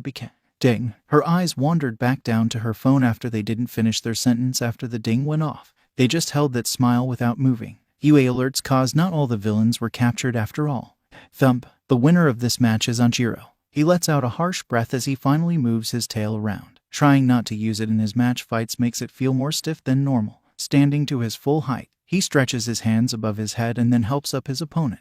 That was a good fight. Learn to better block your right, because that was how I was able to flip you so well. Okay. His opponent nodded back to him as they both walked off the mat. Anjiro grabs a nearby towel and wipes the sweat from his face, and then picks up his water so he can take a nice long drink. Out of the corner of his eye, he can see his father approaching. He finishes his swig of water and quickly bows to the master of the dojo. Hello, master. I had a lovely match just now that was able to test my abilities without using my tail. A thump was heard and Anjiro snapped straight. The thump was his dad hitting the ground with his longer and truthfully stronger tail than Anjiro possessed. That's good, but also remember that now, since you are learning to become a hero, you need to think of more creative ways to use your tail in combat. Anjiro nodded rapidly with a huge smile on his face. I know that, smile boy. If you wanted a match with your old man, then you just needed to ask. Hahaha, no need to beat up your dojo mates. Hahaha. His father then thumped his tail on the ground 3 times and a mat was swiftly cleared for their match. Whispering started up like a forest fire. How he could ask for a match at any time, how he's getting special treatment, how he shouldn't be allowed to practice with his tail because it's unfair because they focused of quirkless fighting in this dojo. Aizawa sensei has already explained that life was unfair, and the USJ solidified that fact. Not to mention, anyone can fight his dad anytime they want, they just need to ask. His dojo mates are just too scared to actually ask him outright. Get on the mat, boy. We need someone with a quick eye to keep track. Anjiro quickly made his way to his side of the mat and got into position. Aizawa sensei would be proud of his form of quirkless fighting, and even more so proud of his fighting with his tail. He hopes that Aizawa is okay and still able to walk correctly. The last anyone had heard from the school was that they were getting like 2 weeks off. OJIRO. His head snapped up to his father, who was standing on the opposite side of the mat. Get your head out of the clouds and remember. His father then tapped the side of his own head. Use those instincts, boy. You might not have as many as me, but you still got 'em, and they shine the brightest in battle. Make them stronger and controlled in the middle of your battles so you can fight better. Read your opponent's movement and read emotion. Anjiro watches and listens as his father easily slides into a fighting stance. Emotions are a key part in battle, son. Being able to read one's emotional state or body language can save your life one day. Anjiro sharply nodded his head, tensing at the ready for when the ref marks go. He wasn't able to help out as much at the USJ and got carried by Shoji because of his hearing. His classmate was able to hear where all the villains were in the fire zone, and when he got it wrong, he quickly was able to take down 2 villains. Anjiro was able to see how Shoji fought too, sacrificing a lib so that he was able to punch or attack better, but then he would just swiftly grow another one to aid him. He took a deep breath and steadied his heart. Instincts are what Shoji said he relied on the most in those fights. His instincts told him when to pull back, when to get rid of the dead weight on his extra limbs, and where the best part was to strike for a finishing blow. Shoji did say it was hard not to go for kill hits because his instincts were screaming at him to defend himself and get rid of the threat that could kill him instead. But the thing is, Shoji has excellent control on his instincts in battle. Ajiro only saw him slip up 6 times. 6 times. He himself has slipped up more than 34 times in a one-on-one fight with his father to try and control the beast that is his instincts. Ajiro didn't have many instincts, and they really aren't that strong, but when in the middle of a fight, his brain suddenly makes his instincts see it as a life-or-death situation. They took over and wanted nothing but to kill, survive, live. That would be all that it screams in his head while it throws him in which way he needs to end his opponent to see the next sun. This was one of the reasons Ajiro fought so much in a dojo all his life, to help make his mind see not every fight as life or death, to show his instincts that he didn't need them and to smoosh them down so if he got in a random street fight it wouldn't end with him being coated in blood. Now he needs to do the opposite of what he's done all his life. Go. Ajiro raced forward as the thin but strong thread holding his instincts back snaps. A snarl spreads across his face as he larches himself up so he could get a clear hard hit on his opponent's face. His adversary doges though and just shakes his head. You need to learn how you use your instincts, boy. Ajiro was quickly hit in the side with his opponent's tail, his own quickly snapping out making him twist his body out of the hit. Ajiro's tail collided with his enemy's tail and then he pushed himself back, using his slightly sharper nails to dig into the soft flooring under him to slow himself down more. On all fours, Ajiro is ready to make his tail fling him in any direction to move or attack in any way he wants. Not let your instincts control you, Ajiro. He knows how to end it. It's better to end a fight faster than let it drag out. It's for survival, it's to live. This is why we trained you so much when you were a little tyke. His enemy's eyes closed for a few seconds and that was when he sprung forth. One shot or he could end up dead. A heavy hit struck his back and he was sent sprawling in front of his enemy. You need to get better control, not just push them down, boy. His enemy stood above him as he tried to think of the next move to end their life, to live another day. Like I said, you don't have them as strong as me, but it seems like they always shine the brightest when you fight. For better or for worse, something pinched the side of his neck and soon it was lights out. He didn't get to live like he was supposed to. Denki walked down the road to his new favorite destination. His parents gave him the all okay to go and said to steer clear of streetlights, vending machines, and those eclectic pole thingies that have those wires connecting all of them. He thinks they're called telephone poles, right? Anyways, he's on his way toward his new favorite place ever. It's awesome and the best. No one can say otherwise, even his parents who are always so worried about his quirk control. Really, he hasn't needed to stand away from electronics in years. Denki can walk right up to a vending machine, buy something from it and take it out, without draining any of its energy levels. He always thought that he drained the electricity out of so many things because his quirk and body didn't produce enough of the stuff when he was younger. What helps Denki's theory is that he was always really tired as a kid and he would always find his way to something that held a ton of electricity without trying to leech off of it.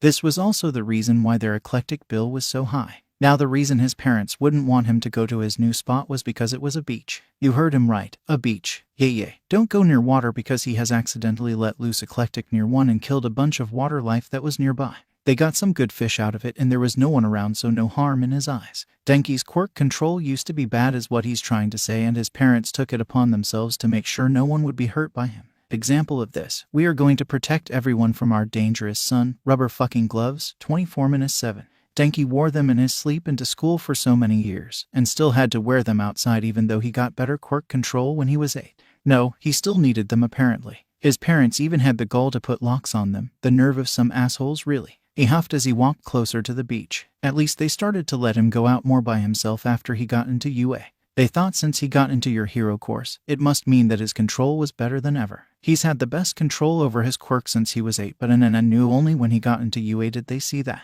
Denki kicked a pebble that was on the side of the road that he was walking on. How could they only see it after he got into UA?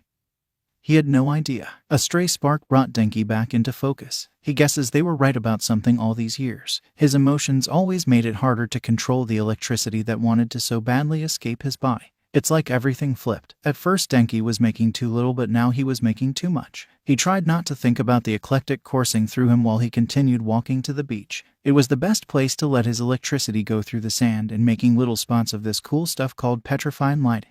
The heat that would come off the electricity was hot enough to make the sand melt, stick together, and form this weird cracky tube thing, but basically it's just really shitty glass. If he's correct, he could make a huge amount of those and they can go for a lot of money because how rare they form, how brittle they are, and how long it usually takes for a beach to slightly wash away to even let people see it. Denki would do this where no one was walking, but sometimes he would find stray pieces of trash from when it was a trash heap and also see how those react to his eclectic current. Whoever cleaned up the beach is the best bro in his mind. They made a place that was peaceful and the perfect spot to let out some energy without hurting others. Fighting in the USJ also helped that too. Of course going overboard makes him go into his yeah mode, but that's better than this uncomfortable buzzing all the time. Seriously, it helps a bunch. On days he can't get here, he accidentally lets off little charges in class. Actually, he lets them off anywhere when his emotions get too high, which is all the time by the way. Denki has shocked some of his friends this way.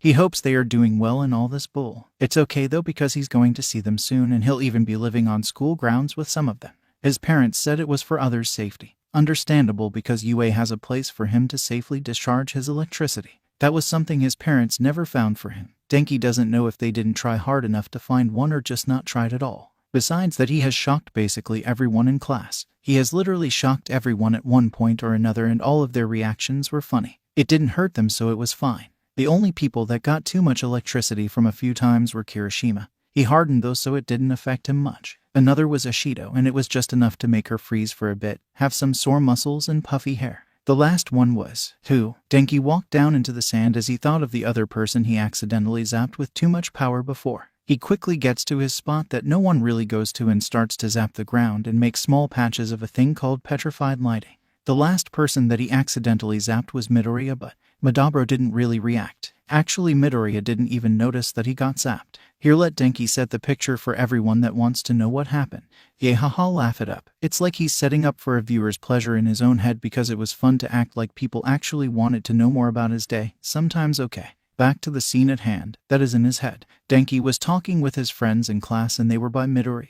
Madabro was writing like a madman in his books. That seemed to be normal for him though, as Denki was laughing away at a joke that Shiro made. He leaned too far back and made contact with Midoriya. That was when Denki started to worry because truly, that was one of the biggest spikes of electricity he had accidentally shocked someone with. He stopped laughing right away and turned around to check on Midoriya while the others continued to laugh, not noticing his behavior at all. Rude. Anyways, he turned to see if Midoriya was okay because that was enough to give someone electrical burns. It was enough to send someone into shock and pass out. Denki was actually ready to call for recovery girl or wake up sensei so he could help somehow. He knew how to treat electrical injuries, but Denki is also pretty certain that Aizawa sensei has some type of nursing degree besides his teacher's one. Gosh, he got off track again. Denki shocked the sand some more and watched as it branched out. Let's get back to Midoriya. He was supposed to scream in pain and fall to the ground clutching his body trying to stop the convulsions that would have been happening because of that powerful shock. That's what was supposed to happen, but it didn't. He huffed as he moved to another spot to make more petrified lighting. It was always so cool to look at. What Denki got that day was confusion and impossibilities. Midoriya withstood his shock and really, it seemed like he was riding even faster after what seemed to be a boost in energy because after it happened, Midoriya seemed more lively than he ever had before. For the rest of the day, Denki decided that maybe he imagined how much the boy seemed to come to life after that. He didn't feel fake after the shock and looked alive. He didn't look like a moving puppet on strings anymore, but the next day he was back to his weird Midoriya self. Denki hopes that he's doing okay.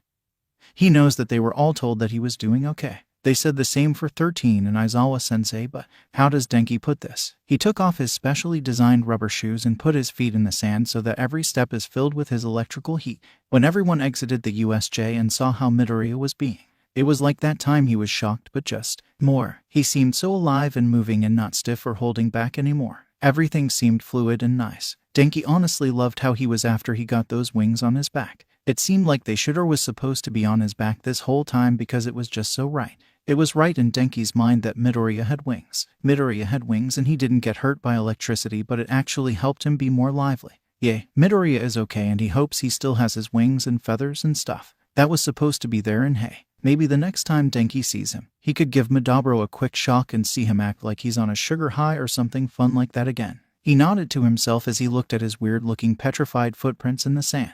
He smiled because that seems like the perfect way to get a new friend in Denki's mind.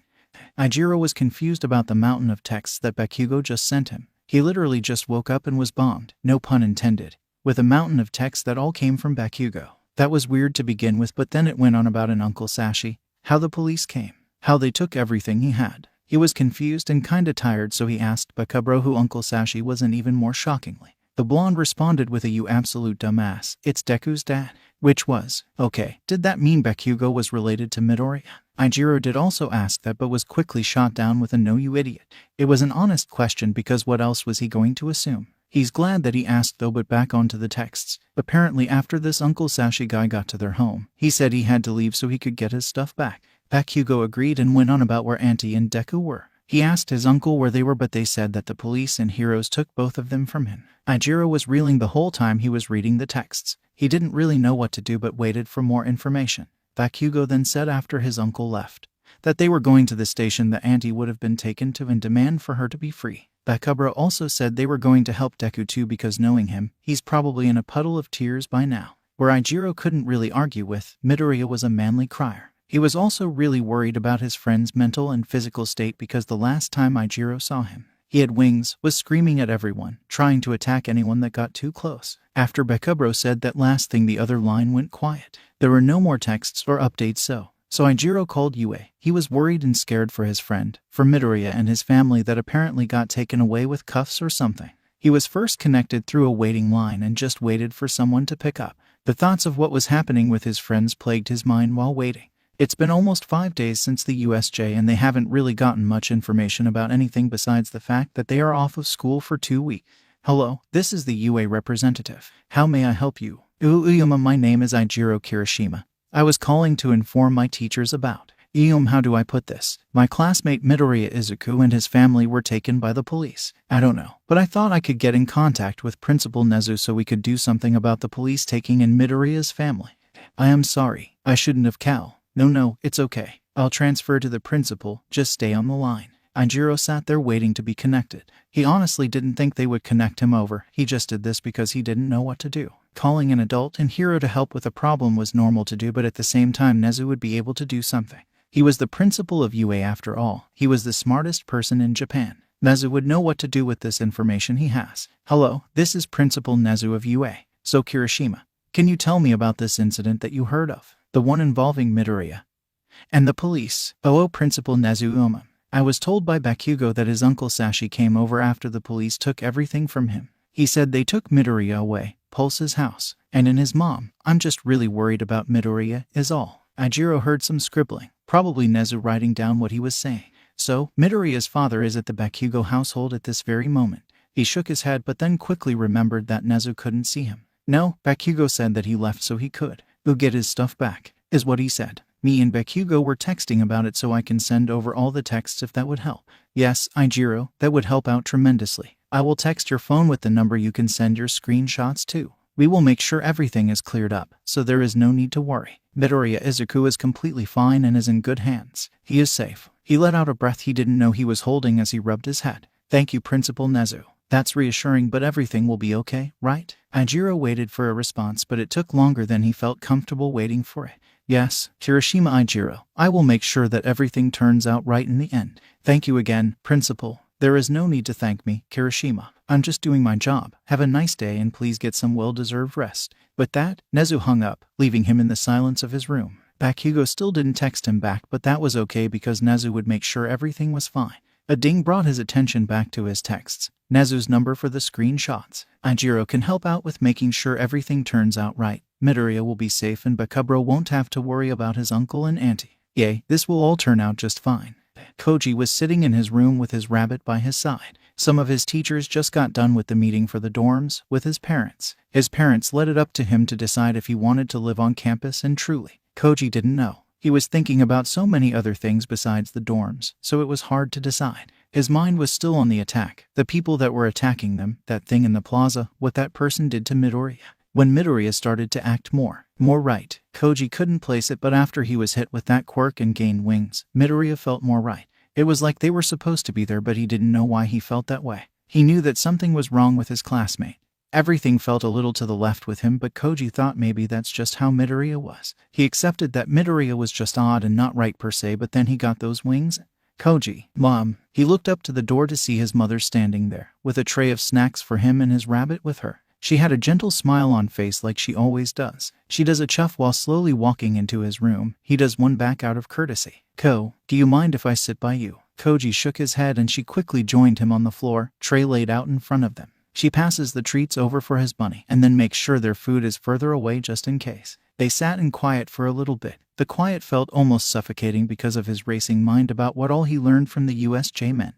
Koji. He slowly looked over to his mom, who had a concerned look on her face. Honey, I know that look all too well. Koji started to pet his rabbit for some type of comfort. Can you please tell me what is making you so tense? If you don't want to, that's fine, but you know I won't judge you. I won't tell Dad or anyone unless it's something that is going to hurt you or others around you. He pulled the blanket from his bed so he could wrap it around his shoulders. Maki, his bunny, silently munched on their treat as he tried to get more comfortable. He told them that he's sorry for any sudden movements that might scare them. Koji then looked back at his mother, who had an encouraging light in her eyes. His mom was just so nice. I'm worried. Do you mind if I ask about what?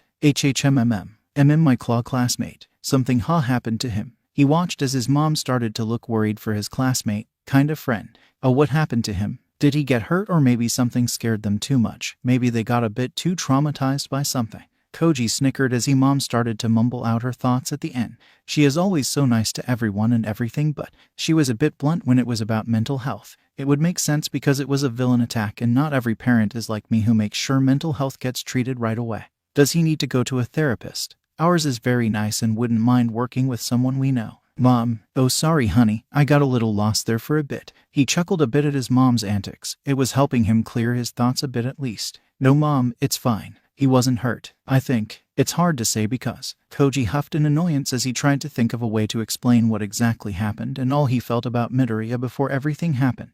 How was he supposed to get her to understand how Midoriya was? He might just have to start from the beginning. Okay, I'm going to start from the beginning so you can understand better. Oh okay, if you want to, that's fine Koji took a big breath, held it for a little and then let it go. This will be a lot of talking, but he can do it. The person that I'm worried about is Midoriya Izuku.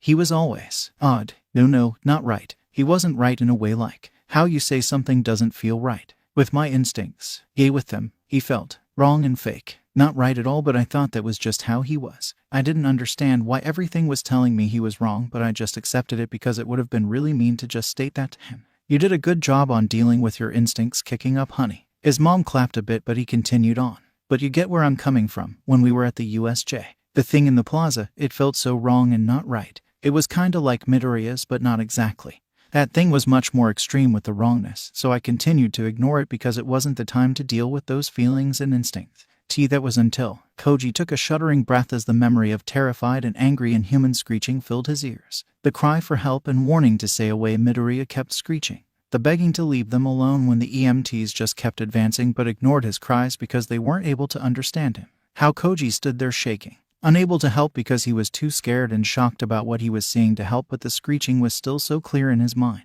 How Midoriya looked so right and felt better when he got those wings. It didn't mock Koji. He took a sharp inhale and felt the tears that started to roll down his face. He sniffled a little while rubbing at his face so his tears wouldn't make his eyes puffy. If you aren't ready to talk about it. No, I want to. I'm just so confused. It's okay not to understand. You don't need to understand, and maybe later when you see Midoriya again, you'll understand a bit better. Koji rubbed at his nose and then nodded his head. He needed to get this off his chest. He could even be friends with Midoriya after this if he really wanted to. That could help him understand a bit more if he knew Midoriya better. Midoriya was hit by a quirk. He took a few more breaths and his mom just patiently waited. We really didn't get to see up close how it affected him physically besides teeth. The wings. He had wings and was screeching and crying and begging for them to leave him and his flock alone, and then they kept walking closer and he screamed and begged, but they wouldn't listen because they couldn't understand him, but I could. Koji started to tremble as he tried to keep his breathing even. I could, but I did nothing but stand there and look and hear him. I could have helped and got him to calm down faster so they wouldn't have needed to call in Hawks, but I did nothing but let him scream in pain as he tried to defend Yamada-sensei, who he was thinking was Flock at the time, and I didn't know what to do because he felt right. Mom. He jerked his head over to look at his mom as he saw how worried she was. He felt right. He was meant to have those wings, but that doesn't make sense, Mom. Koji breathed heavily as he wrapped the blanket more tightly around himself. He never had those, but when they weren't there, he felt wrong. As soon as he has them, he's right again. I don't get it. What? How? It just doesn't work like that. He flung his arms into the air in exasperation and confusion because he finally said it out loud. It still sounded weird, but it was right but confusing. Koji looked back to his mom in desperation, hoping that she experienced something like this too. Right, Mom? That's not normal and doesn't make sense. He waited and waited, but his mom didn't agree. He looked on as she seemed so apprehensive to answer his need to know, the need to understand if this was wrong on his part. She looked into his eyes and motioned for him to hug her. He did it without thought as strong but soft arms embraced him. Koji let the tears flow from his eyes as his mom rubbed his back, but she still didn't say anything about it. She was a terrible liar, and if she didn't want to tell someone something, she just wouldn't say it. What was it that she didn't want to say? Please, Mom. Just tell me I'm in the wrong for thinking Midoriya needs the wings. Please. He felt her arms tighten around him as she started to tremble along with him. Was she crying now? I'm sorry, Ko, but there are some very mean and disgusting people out there. Koji froze as he heard those words leave his mom's mouth but wasn't able to see her expression. I have seen that before. Not when they get something back, but when they had to deal with that loss. I'm so sorry Midoriya had to live through that, but he has them back now. More tears flowed down his face like a river as his mom's words slowly started to make sense. He's okay now. He's safe now because the heroes would have noticed. Koji started to openly bawl his eyes out as everything made so much more sense. Everything was so clear now, and it hurt just to see a glimpse of it. Why? Why would someone do that? Why do that to anyone, let alone someone so nice and kind as Midoriya? Just thinking of that happening to him. Or Kami forbid his mom. It's okay, Koji. It's all okay now. How could someone be so cruel? He was stress baking. He has been stress baking for about 3 days now. Exactly 3 days after the USJ event. An awful attack that could have killed someone or permanently disfigured someone. It was so much fun to just bake away all his worries that just seemed to never end. It did help that his parents owned a bakery, or else all of this would be going to waste. No, it wouldn't, but it still helped. Rikido would just give it to local shelter and stuff, and boom, baked goods gone and people happy. Actually, he could still do that. He's been baking so much that his parents don't really have room for it in the cases anymore. Rikido will just ask his parents to get ready to go to the local shelter after hours today. It'll be like a little family outing together. They have done this some other times too. The shelters that they visit love when they do it. It'll have everyone running to the mess hall in seconds. He huffed as he put a hot tray on the metal table behind him. More cookies than he knows what to do with, but that's fine. The shelters will love them and everyone will be happy. After he was done with all of his baking, Rikido went to go find one of his parents to ask if they could go to a shelter tonight. He was able to catch his doll on the stairs and asked him. He got a yes and quickly went back to the kitchen to make sure everything was ready to go. It'll still be close to a few hours till they leave, but packing still takes a while. Not to mention he didn't just want to give them only cookies too. He's making cake and also cupcakes. Half of the cupcakes are made with pig's blood for those with certain quirks and diets. There are some bug ones, fish ones, and a bunch more. He knows how quirkiest people can be. Shelters are full of innocent people that just want to live, but society doesn't let them. At least his baked goods can help them feel a bit more happy and maybe even give them a bit more determination to find a good place that will let them grow. They were finally here. Rikido quickly got out of the bakery van so he could make sure the shelter was ready for them. They have come to this one a bunch. They know how they usually operate and vice versa. He ran up to the back doors of the shelter. Someone must have seen them pull in because the door opened up before he got to it. Well, if it isn't the Satos. This was one of the shelter volunteers that came in almost every other day. They were a big help and loved to cook, so they usually cooked free meals for the shelterees. You are here to humble us with your amazing baking skills once again. I wouldn't say humble. He chuckled while screeching the back of his neck in embarrassment. They ignored him as they turned back around while shouting. King Baker Sato is back to show us the magnificent baking that he does on the daily. O tiny mortals, for you do not know how his holy baking will purify your souls and set free your demons. Rikido's face went bright red and he heard laughing from inside the shelter. This always seemed to be their favorite way to let everyone know that they were there with sweets. Rick, can you come help me with the cupcakes? Oh, coming pa. After they were able to get everything into the building, everyone commented about how much there was this time. His parents decided to rat him out about how much stress baking he has done and put him on stage basically. Rikido knows that they are just proud of him for getting into UA, surviving the USJ attack, not backing down from the challenge and refusing to quit the hero course. He told everyone about how he got into UA high school, and right after that sentence left his mouth, everyone asked if he was okay. They were all so nice and caring. They wanted to make sure that his class was okay, or if anyone didn't get medical attention because of their quirks or mutation.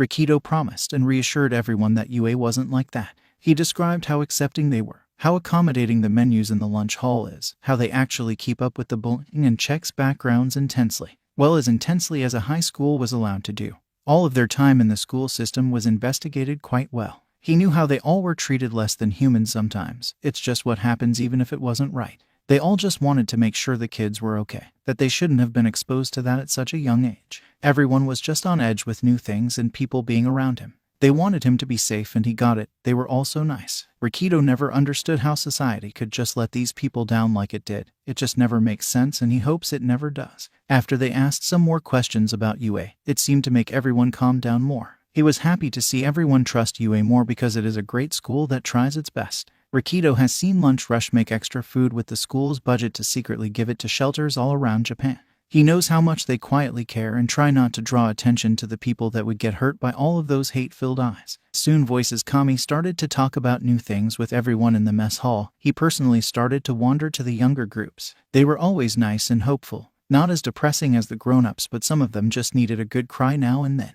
Rikido just needed to stay on his toes, is all. He walked over and saw someone that usually never sees. Himiko. He walked over to the blonde-haired girl that was stuffing one of the blood cupcakes down her throat. I haven't seen you in a few months with the times I was dropping off sweets and such. He sits down as she smiles up at him, fangs proudly on show. Rikido is glad that she's gotten more comfortable with herself. If Himiko would just tell him her last name. He wishes he could be able to do something.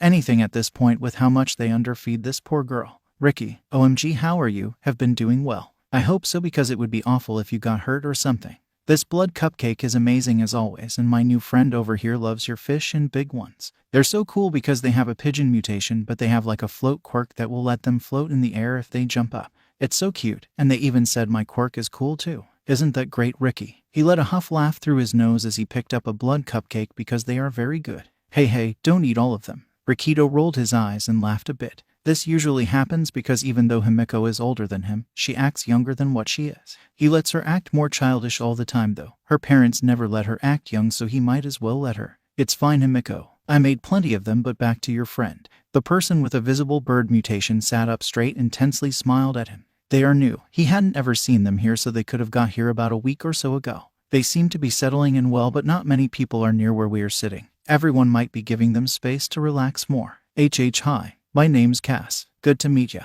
I'm Rikido, one of the people that gives sweets to the shelters in the area. I usually do it most when I stress bake though. He rubbed the back of his neck and took another bite out of his blood cupcake. Cass then started to fling her arms around, looking very embarrassed. And no, it's fine. Thank you for giving us this food. I haven't been able to eat anything sweet in ages. Well, you look about our age. Rikido pointed between himself and Himiko, who was happily munching on her blood cupcake. Did your parents kick you out for your birdness, or was it something else? He sat there blinking for a few seconds before remembering. You don't have to tell me if you don't want to. This is just how fast Himiko usually goes, and everyone here usually trauma dumbs when you first meet too. No, it's fine. I haven't told Himiko yet, and my family was all killed by the cult. He sat up a little straighter when she said that. What was the cult? Do they have a name? Did the police stop them? She shook her head and took a sad bite out of her cupcake. What about the group home you would have been sent to? No, we were taken by the CRC.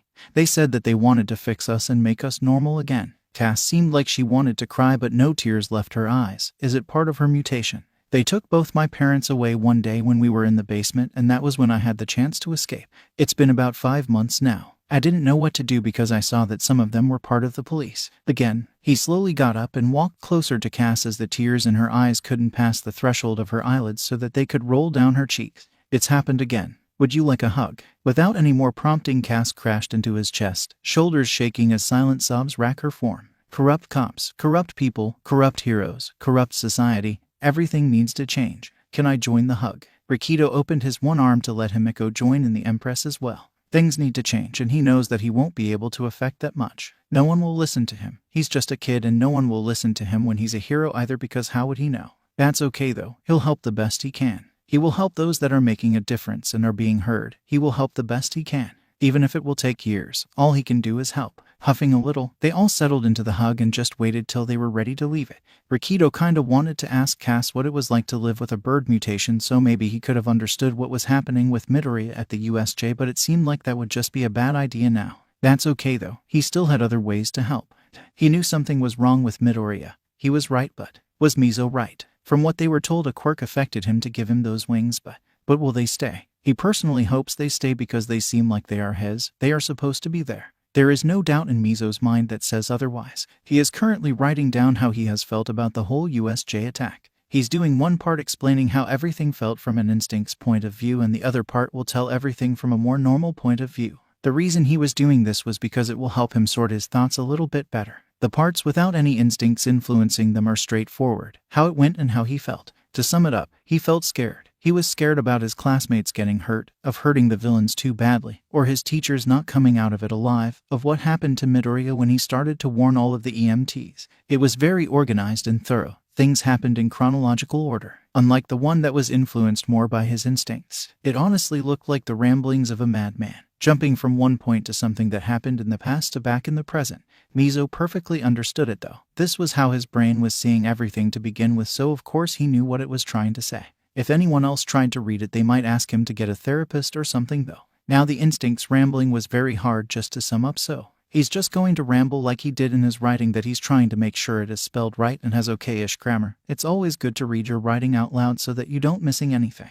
It starts with Midoriya. He was wrong. Not in a mean way though. He didn't present himself right. It's hard to understand. His classmate feels like a predator, like he could kill and hunt and maim because that's what other predator animal mutations feel like to Mizo. They feel like danger, and that is right because they technically are dangerous. Now you would think with someone that is dangerous and very much a predator, that they would show those types of body languages. But no, Midoriya shows signs of prey. He showed signs of being smaller and weaker than everyone, even in his subconscious actions. Actually no, sometimes his classmate would show signs of a caged animal, of something big and deadly being held back and starved for food, for movement, to not be ignored, begging to be used. Mizo has seen Midoriya glare at Bakugo like he was going to kill him. He saw the killing intent in Midoriya's eyes, sharp and cold. Then suddenly, as soon as it was there, it was gone, and he looked scared and his eyes jumped around his surroundings. It was as if he was waiting for someone to hurt him. That made Mizo scared for how his classmate's home life was. Was he safe, or did his parents hate him for something he couldn't control? There was also a time where something would happen and Mizo could see Midoriya ready. He could see the ready to fight, ready to live and win behind those deep green eyes, but again he would shrink into himself and act like prey once more. He was concerned for Midoriya every day that he went home.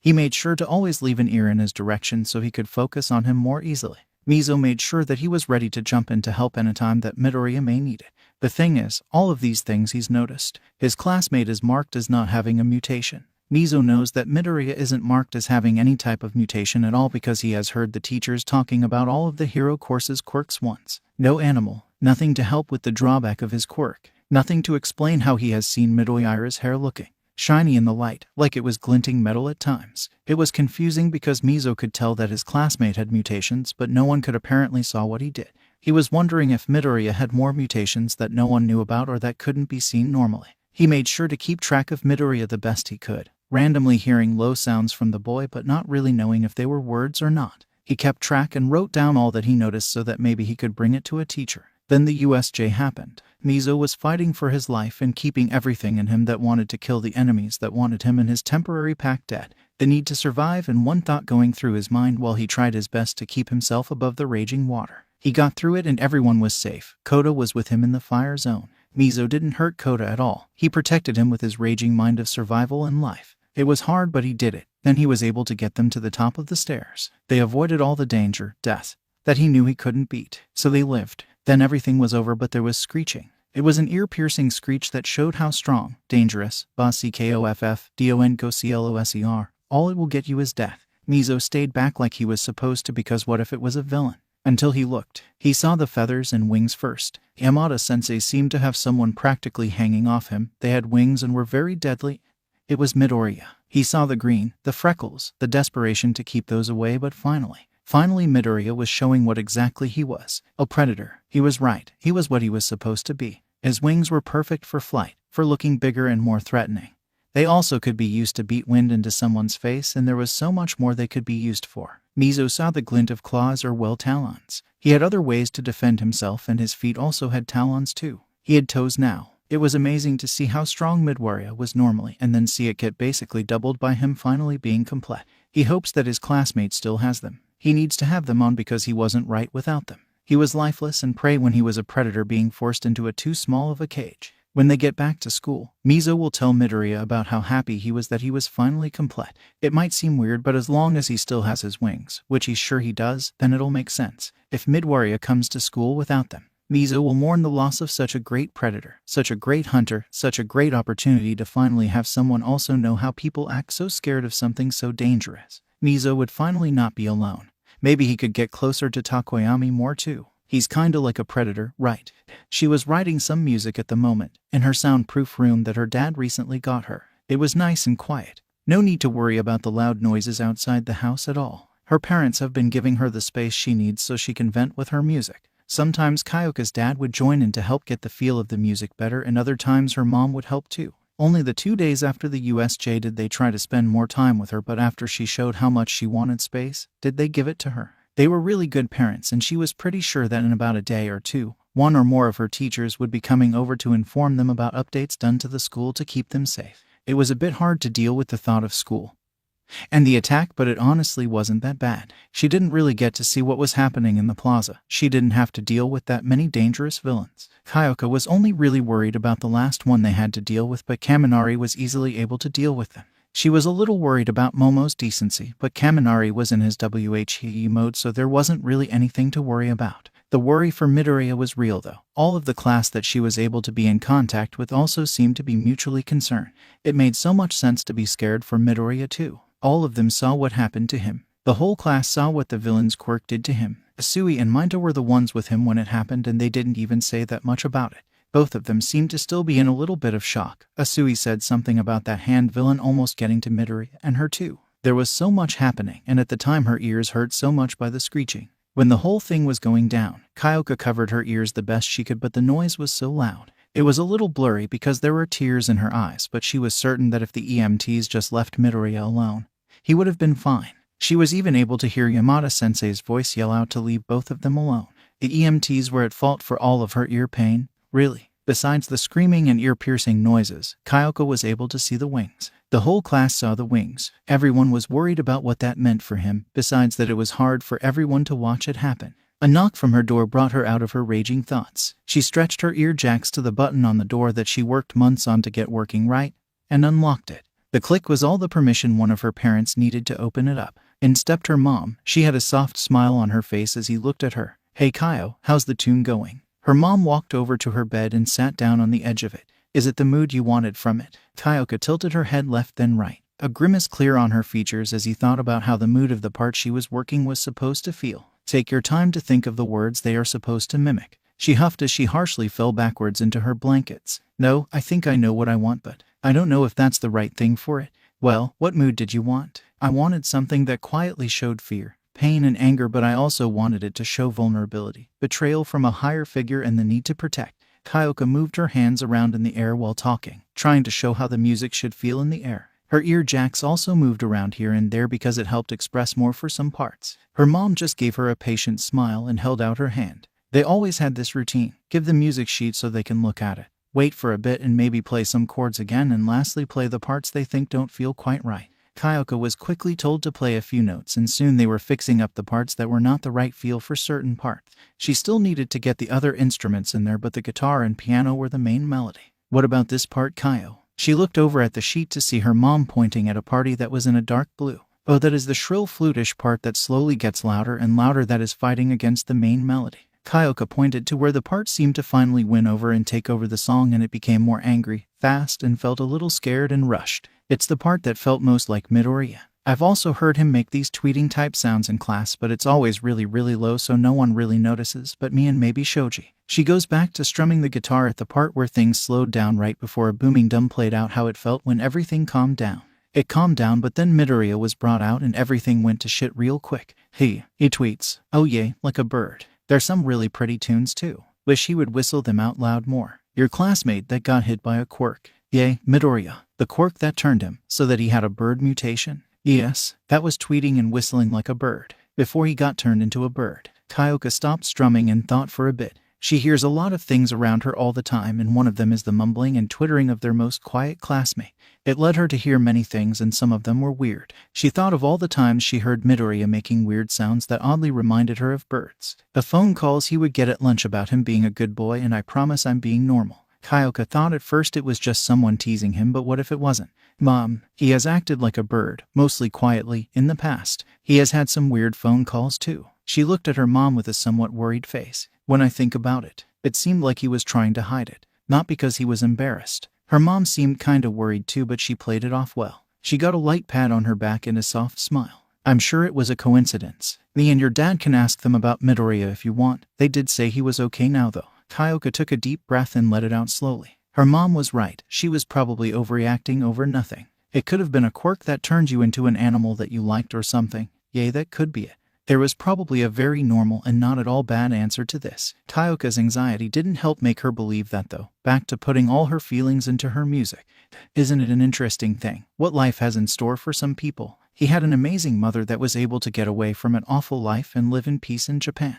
That gave Hanta half-siblings from the other side of the world in Puerto Rico. With his blood father they're having kids of his own. Now did this mean that his father was the one that was awful to his mother? No. His father was a great man that just didn't know how to stop his side of the family treating his girlfriend like shit. He just never had enough courage to stand up for his mom, but he found a way to keep her safe, happy, and he also visits from time to time. His father sent away his soon-to-be wife, Hanta's mother, to Japan so that she would be as far away from them as she could. He was a wealthy man that wanted her to be able to live in comfort for the rest of her days for being treated so badly by his family. This is why Hanta has those siblings, because his mother gave his father permission to have a legal wife. His parents loved each other, but again his father was too much of a coward to keep his family in line. Hanta talked to his father at least once a week, and saw his half-siblings as much as his father, but they did text more than they did video calls. He helped them from a distance and made sure that the shit family his father has stayed the fuck in line. His dad's legal wife was very kind and understood everything well. She even treated him like her own child. It was probably the weirdest poly relationship Hanta has honestly ever seen. His father and stepmom even came over sometime to spend time with them, half-siblings and all. The reason for the shit family on his father's side is because of his wealth and them saying that Hanta's mom wasn't good enough for him. They thought his father finally got rid of his mother, but nope. If only they knew that it was in fact a throuple relationship. It was complicated, and that was a reason why his mom and him lived in such a good neighborhood, with his mom never working, with them living in such an expensive condo, never having to worry ever again in life, all because his father was a great man. So when Hanta slowly started to learn about his friends' lives outside of school, and how their families worked after the whole USJ attack, Hanta had to hold back his father from suing the school somehow, by the way. But some of his friends, classmates' families made him concerned. A few off the bat was Kaminari with his weirdly controlling parents, Sue with her emotionally detached parents, Ada with his workaholic parents with bordered on neglect, Yaoyorozu with her parents controlling her diet and body shape for popularity, Yama with his helicopter, controlling parents out of love. Takoyami had been adopted, but Hanta will never trust the system when someone is labeled with a villainous quirk, and Takoyami also didn't tell him that much of his family life to begin with, so he's on edge with that one. Todoroki, because his dad was a very angry all the time and had an all-time high for hurting villains, so Hanta imagines what he would be like to his own family at his home, and he just can't help but get worried in the fact Todoroki acts the way he does. Does not fucking help, let alone the scare on his face. Minda seems to show signs of something, but he can't tell what is it, but making people to either hate you or make scum like you just for attention, any attention, positive or not. And lastly, Bakubro has some really bad anger issues, and that could be a natural thing or it can come from somewhere that is causing the anger, like his family. How he said something about his uncle coming over but then said he's going to get his aunt. That whole thing with Bakugo and it being half sentences was hard to understand, and then Kirishima said not to worry about it and that the heroes have it handled. Bakugo was apparently going in between texting the group chat and Kirishima. That's why everything seemed to break up and made no sense. Yay, that definitely put all of his worries and anxiety away. Uwu definitely felt better after that message Kirishima sent. He's been doing his best to keep up with his half-family and their lives during these days off. There was still about a week until they had to go back to school, and his father decided it was the best time to come to Japan with their family to spend time together. They could celebrate right this time about him getting into UA. Even with the attack, it is a momentous occasion after all, in the words of his father. His mother was getting things at the store at this time, and UA had already been to their house to ask her if he wanted to live on campus. Hanta declined. His mother declined. His father yelled through the video call saying how lucky they are he's not giving them a fine or suing them or something. It was a bit hectic, but now his dad, ma, and 5 other half-siblings are coming over. If he's right on what he heard, his mother and father are saying they want another kid too. That was a nice conversation to walk into, so he's going to make sure that all his siblings have a perfect place to be while that happens. Hanta, I'm home. I got a bunch of things to make with it. It can be a combo of Japanese food and Puerto Rican food. It's gonna be so good, Hanta. I can't wait for everyone to come back and see how well you're doing in school. He could hear his mother moving around and head to the kitchen to dispose of all things she bought. Mama, you take my first graded papers off the fridge right now. Fumikage was getting ready to move into the UA dorms. His adoptive parents are nice, don't get him wrong. They are great and love kids, but they have a lot of adopted kids. They are well known for adopting a bunch of kids because they can afford it. It gets a ton of kids out of the system. They are a lot older than some would think. They are in their late 60 seconds and are more like grandparents than anything. They have a few of their adopted kids that live in their big home to help take care of the younger ones and keep the house clean. He wanted a bit more space and wanted to see how it felt living in a dorm. Fumikage didn't have to, but it was better than having one of his siblings breathing down his throat about getting into UA. All of them had undesirable quirks, so it made sense that all of them were so excited that one of their own made it into the hero course. It got annoying at times, but the younger ones were always nice to see how hopeful they were. Fumi, make sure you packed all the things you need. Do you want more things in your room at the dorms to make it more homely? His grandma said as she started to fiddle with one of his bags. Do you want one of us there so you don't get overwhelmed by how much will be going on? We know how your instinct gets when there are too many people around. His grandpa turned his head this way and that to make sure all of his feathers were in the right place. Nothing seemed out of place at all, at least to his grandpa's point of view. Do you need me to send your favorite apples to you for your lunches? One of his elder siblings yelled from the kitchen as they were making food for their younger adopted sibling. You all should not forget that a caseworker is coming here today to check in with the newly adopted, all right, grandmother. Fumikage looked over his shoulder to try and see his grandma, who was still checking his bag that was on his back. Toko, Toko, Toko. A 5-year-old started to yank on his arm, using their whole body to try to pull him down into the ground. Tookkkkoo. Moko, please. I know you like me most because our last names sound similar. But I have to leave soon. He huffed a little as he got his arm out of their grip. Moko started to tear up and Fumikage tried his best to ignore it as someone else tried to explain the situation to the young one. He patted them on the head as they looked up at him with tears in their eyes. I'll be back on the weekends, Moko. You just need to be patient, okay? He pushed away the feeling of Dark Shadow wanting to come out, standing back up and keeping his face neutral while he started to tell Dark Shadow in their head that they can't get so emotional right now. Fume, you ready? Turning his head back over to his grandparents, he saw their proud faces and he could no longer hold the Dark Shadow back. Fumikage internally sighed as DS will embarrass them once again. OOOBBBAACCCHHHNNN. Dark Shadow bursted out of his chest and went right for Grandma. Grandpa was readying themselves for the impact. Darky, there's my beautiful moonlight. Grandma starts to pat their head while Grandpa comes over to pat him on his back. Fumikage can see the understanding on his grandpa's face while they both look on as Dark Shadow and Grandma gush over each other. This is going to take a longer time than he first predicted. Again, he quickly got up and dodged to the left and then threw himself back a few paces as a jet of fire was thrown at his face after he skillfully dodged the giant fist that was hurtling at his stomach. Out of the corner of his eye, fire burned off some of his white hair, and that was what made him finally want this to end. Shadow ran forward as fast as he could.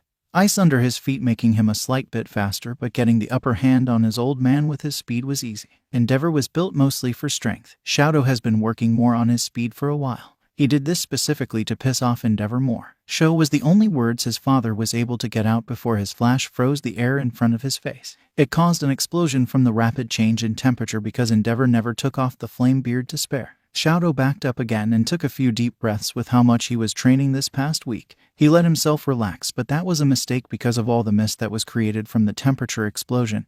He didn't notice the hand launching to his face. All he was able to get out was a quick scream that was soon muffled as his face was being palmed by Endeavor. Shadow gripped onto his arm and tried to pull his hand off his face because it was still so hot. It hurt his right side with its heat. Shadow, he looked up to see, only with his left eye because the other one was screwed tight, Endeavor towering over him. Anger rolled off his father in waves and he knew why. No ice. This training session was supposed to use no ice at all. Only fire if Shadow wanted to use his quirk. You weren't supposed to use your mother's ice, boy. Some more muffled noises were heard as he tried harder to get out of the tight grip on his face. It was so hot for his right side. His eye was spilling tears to try and cool down that side of his face, but nothing worked. Shadow knew he shouldn't have, but he burned his white hair. He loved that side because how beautiful it was. He brought up one of his legs as quickly as he could and kicked into Endeavor's side with whatever strength he had left. A quiet grunt was his reward in a loser grip. Swiftly and efficiently, Shadow got out of his father's hold and tried to get further away from him, but everything started to tilt. His world went faster as his head was smashed into the training floor, ears ringing from the hit.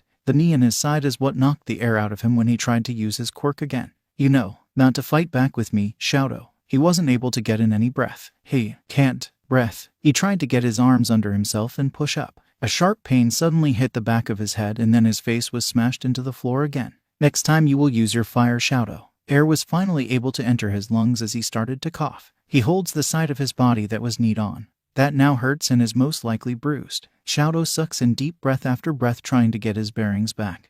The air is hot and hurts his throat. He's trying to make sure that if he's attacked again he can at least prepare for it.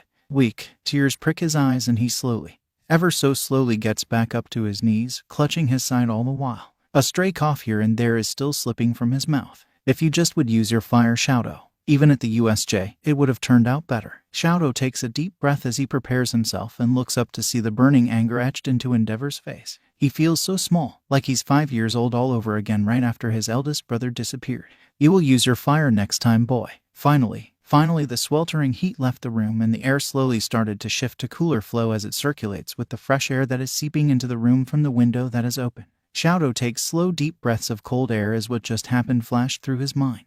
Deep breath in, hold. Deep breath out, hold. You will use your fire next time, boy. He starts to curl into himself as the words repeat in his head loud and blaring. Even at the USJ, the tears that cleared up after being able to breathe again come back slowly as he curls into a ball. Turned out better thoughts of how fire could have helped better at different times at the USJ. Shadow was able to see Midoriya from a distance trying to fight the man covered in hands at the USJ. He tried to make it there as fast as he could.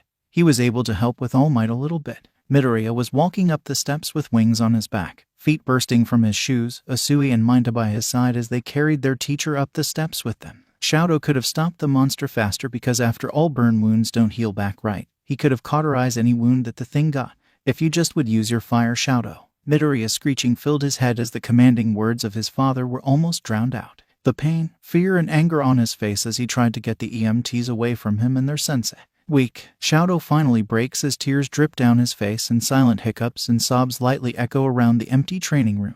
Use your fire next time, boy. She just wanted to be noticed. Not in her family, no. No, they understood the feeling of wanting to be seen. Toru's ma was a good example of it because of her quirk. It was a mutant type like her own that made her see-through but not fully. You could still see her, but it's like what some people would describe what a ghost would look like. Hard to visually notice, and you had to squint to see it clearly, but everyone could still see her ma. Toru's pa didn't know how it felt exactly, but everyone just pushed him aside in favor of everyone else around him. They didn't have much money because society seemed to just forget they exist, letting her parents' co-workers get raises when they weren't even good at their job. Her pa has a mushroom quirk, more like mushroom mutation. His head is a mushroom and it's normal for her, but apparently it's weird for everyone else and they don't want to look at him. Enough about her family. They all wanted to be seen and heard, but she wanted it the most. No one ever pays attention to her. Everyone just seems to forget her as soon as she's not near them. Some people seem to care though, like Mina, but she has been talking to Toru less and less as the break has gone on after the USJ attack. She thinks most of the time,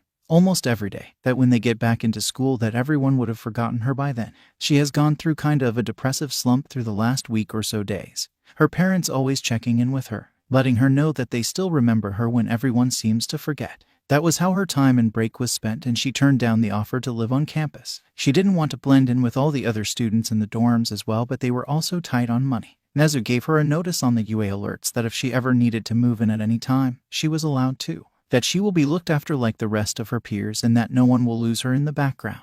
Toru didn't believe it, but she might have to. But again, money was always very tight and she didn't want to see her family suffer just because she couldn't handle being forgotten once again. Minoru knew he wasn't liked. He knew not many wanted him around, but they noticed him at least that way. He said gross things and did stuff that would make people look at him and see him in a type of light. Not a good light, but a type of light. His family life wasn't fun, his dad was. He wouldn't say bad. He never hurt Minoru, but he has seen him hit many different women after they came home with him. That didn't matter much though, because they always left in the mornings. He knew they only let those things happen because of the money his dad would give them. Minoru tried to ignore it, but just like the things he did, it was hard to ignore. This caused him to not spend much time in his own home, so when he got the news that UA was offering them dorm rooms, he took it without a second thought. He would finally get out of that house, away from his dad, away from the sounds of hitting and slaps. Minoru knew a lot of his classmates wouldn't like that. The ones that are going to use the dorms, that is. He will stay in line and be nice because at the USJ he realized being pervy 24/7 doesn't really help. Midoriya didn't break out of his thoughts. He couldn't help protecting his two classmates. Minoru only started to realize that he was helping more when he stopped and thought about his actions and about what he should do next. He was scared, but that was okay. He can get past fear. Usually just doing or saying the first thing that comes to mind was his go-to though, but it turned out better when he thought more at the USJ. After he started to think things through more, he was able to help Asui, Midoriya, and even his teacher escape, or more like hobble away from the danger. He already had most of his things packed and his dad already signed the paper bullshit so he could live on campus. Everything was going good besides the fact he was going to be picked up tomorrow and not today. His dad wasn't home yet and it was already so late into the night. Minoru hoped that he would at least be able to get a few hours of sleep before his dad brought home another random woman that hopefully will leave before the UA movers get here.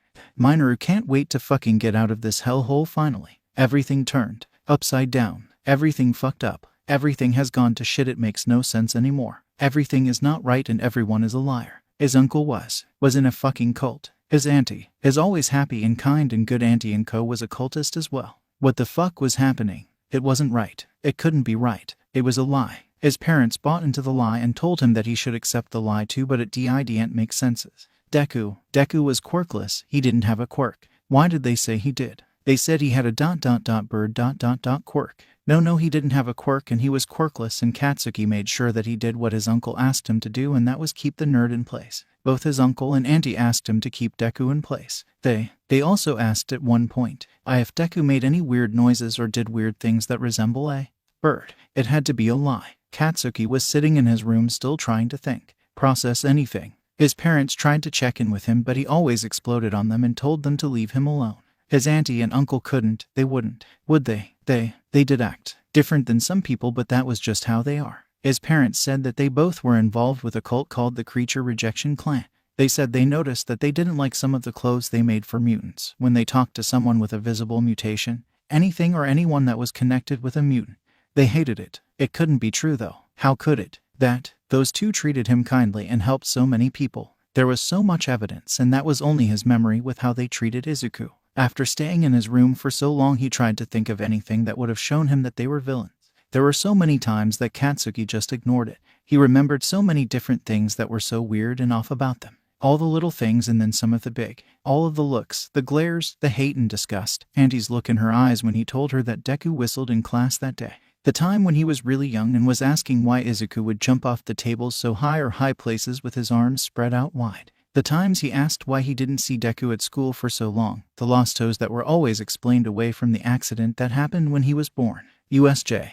Katsuki saw the nerd's feet. He saw how they looked and how his parents would talk when they thought he wasn't nearby, saying how they could do that to those people, and now he understood why some of their clients that his auntie brought in with those surgical scars from surgeries they would get to make them look more normal. His parents didn't know what Izuku looked like. They didn't get to see his feet or the wings and feathers at the USJ. They didn't know, so they still don't really get all that on. Enko and Hasashi have done it to their own son. That was Deku. That was Izuku, and they did. It was true, wasn't it? Katsuki realized at one point that it was all true, and it hurt. They asked him to help them keep Izuku in line. They told him to do things that when looking back seemed a bit too much, so he didn't do those, but no one stopped him from punching the nerd.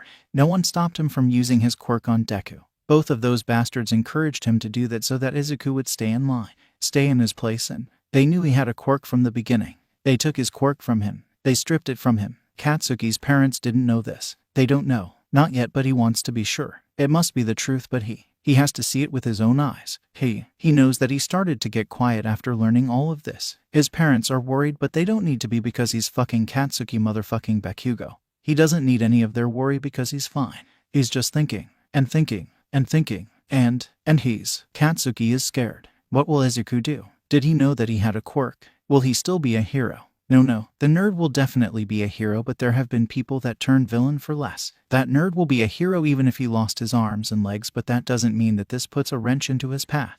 Izuku will have to learn so much just to catch up again because he just got the other part of his quirk less than 2 or 3 weeks ago. How will Deku catch up? Will he be held back a grade for a year or so that he keeps himself safe? How will Izuku react to him? How will Izuku see him? Katsuki has already seen how he flinches at him and what he said to him last year. It still appears in his nightmares as Izuku throws himself off the school roof. He shouldn't have said that, but he never apologized. He went too far and it was a bad day, and he has no excuse. He will accept any punishment Izuku gives him. Why did he do all those things to Deku in the first place? To keep him in line when he was told to. He did, didn't he? Katsuki was told by Izuku's awful shitty parents to keep him in line, and his teachers agreed, encouraged it even. He followed the orders of villains to hurt someone that used to be his friend. His best friend, and he did it. Without any thought. Without any consideration. Katsuki Bakugo is a weakling that just followed orders for years to hurt others, and only now after everything is said and done. After he told Izuku to take a swan dive off a roof and pray for a quirk in his next life.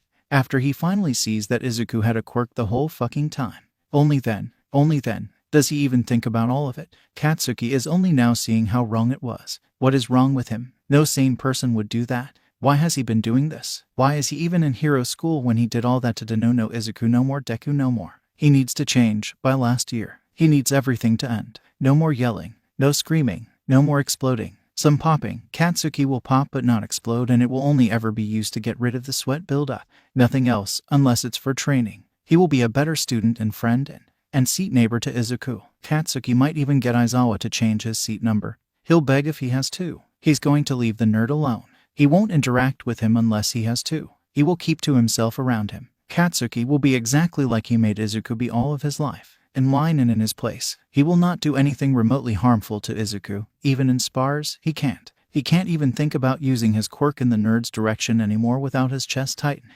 His parents got questioned a lot by the police. It was more of an integration when they first entered the police station and announced they knew the Midoriya family personally. They were asked a bunch of things about the Midoriyas and their families, how the family dynamics seemed to work, how the adult Midoriyas would act around certain people, asking and asking and asking. Question after question, day after day, new person, more questions. Some were asked to him and he never spoke and asked to go to his room and was allowed to. Katsuki heard through the wall about how he was acting recently, how quiet he has been and how reserved he has become. Every single officer that entered their home gave their own list of therapists. That pissed him off, but no explosions came, no yelling remarks were made. He doesn't deserve it, shouldn't be allowed to. Every time his parents thanked them and then asked for those bastards to be put away quickly so they wouldn't hurt Izuku more. Katsuki is still a bit skeptical of them. Honestly, did they really do that or were they were forced to? He knows it's a fucking stretch, but if maybe they were forced, doesn't that mean they are also victims in this? The cult could have messed up their shitty mind or whatever and made them think that doing that to Izuku was the best thing to do for him.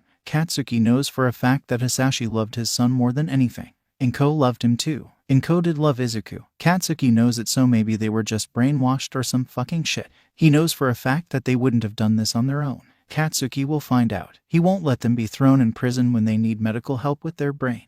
They deserve help, at least despite what they did. They could see what they did was wrong and regret it and apologize, even if it'll do jack shit now. At least they could grow past this, like he'll try to get better himself. He'll find out and keep in line around Izuku. He's not asking the nerd. He already has so much on his plate. Katsuki hopes the nerd is going to keep going to school. His parents were told he was put in with someone who has an emergency foster license. But Katsuki's parents couldn't adopt him. They were told they were too close with the Midoriyas previously to be deemed safe. It hurt, but it made sense. That doesn't matter to Katsuki though. He'll find out and make sure the people that actually did this gets put more than 12 feet under. He'll blast them to the Earth's core and then some. They'll be nothing but atoms by the end of it. They took everything. They did. I lose everything. Everything I love. You did. The ones I love were taken from me. My emerald. My highlight. The heroes took them. My home. My things. My life. My networking. The heroes ruined everything. Again, didn't they? They did. They did. How? What am I? You want them back. I do, but that's UAN. So many. You want them back, correct? Yes. What have we always done here when we want to accomplish something? Fight for it. What have we always been taught to remember when fighting for a new day? We wait till we are strong. How will we enact any revenge we have on others? With violence and no mercy. Now my boy, Hisashi of the last Midoriyas, what are you going to do? I'm getting them back and I will kill, maim and torture anyone in my way. Izuku shifted a little bit until he was closer to his mama. They were laying in their nest, cuddled up and trying their best to sleep, but he could tell his mam was still awake. Mama's eyes were closer and his chest was rising and falling slowly, but Izuku knew he was still awake. He readjusted a little more, but something wasn't right. A breeze rolled past his face. He tenses a little but relaxed again, not wanted to worry his mama. He was trying his best to sleep. He really was, but something wasn't right, and it reminds him of being back in class. Randomly his back would tense up and move weirdly, but that was all for his wings. At different times it felt as if his toes were back, but they weren't. It's happened before, but not as much as when he started school, after he got All Might's quirk. Izuku's ear twitched and head tilting side to side. Feathers now on his ears splayed out, as he tries to find out where the noise came from. It could have been a breeze, but that was impossible because he was wrapped up tight in his mama's wings. This happened at school too. Bushes rustling near him when he was indoor, and Izuku knows for a fact his hearing was awful back then. Mumbled conversations being heard at lunch when before he could only ever hear his friends sitting with him in hushed tones. His friends were talking loudly, but all he heard were whispers in the air. Nothing seemed to be right tonight. Izuku moved until he was to look around the room more, but he couldn't see anything. His mama shifted along with him, looking to see what his fledgling is trying to see. It wasn't supposed to be like this. This was supposed to stop after being saved from his old parents. He could feel his feathers puffing up as he tried to see the eyes that were lingering on him, the people watching him. Izuku shot up in the nest and spread his wings out a little so that he could dart around if needed. His mama was close behind him, head whipping around lightly to see what Izuku was feeling or sense. This was not supposed to happen. Everything was going to be better with mama not stay the same. Or ninth. He shot up out of the nest and moved around the room, ready to fight if needed. His mama was also looking around, hissing lightly as they surveyed the room, trying to find someone or something that got through UAS defenses. Looking in every nook and cranny, even though the only other people that have better security is none other than the commission. They needed to look though. They needed to check, as both of them know to better be safe than sorry. His old parents helped him learn that lesson real fast. After checking around a bit and feeling a little defeated at the fact nothing was out of place, Izuku hung his wings low. He looked over at his mama, who just opened his wings wide open, inviting for a hug as a low, comforting, confused trill sounded. That was all it took for Izuku to launch himself into his mama's arms. It wasn't supposed to be like this. He was supposed to be free from the voices of the yelling in his mind telling him every movement but be that of a good boy. He trembled in his mama's hold as tears slowly rolled down his cheeks, fingers going through his hair, feathers on his head. It took a second, but after finally getting it through his head that he wasn't going to be hit just for crying normally. A screaming squawk as he clung to his mama's shirt. The thoughts were supposed to stop. The whispering was supposed to stop. It wasn't fair. His mama saved him from his old parents. He free and could fly if he wants, but that's not what happened.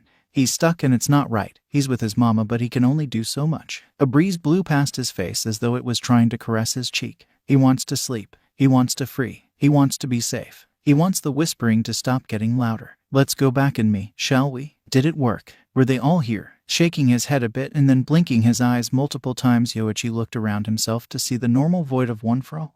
They were finally free from the 8. They no longer had to deal with being unable to see or hear anything. His head whipped around as he could see the others start to form and light up like normal. Second and third came in first and the fastest out of everyone else. They have done this so many times they could probably do it faster than him if they were allowed to, but it seemed that since it was his quirk originally, he was always going to form first. It didn't take any time at all for everyone to be formed and ready to see if they could actually use the 9th user's senses.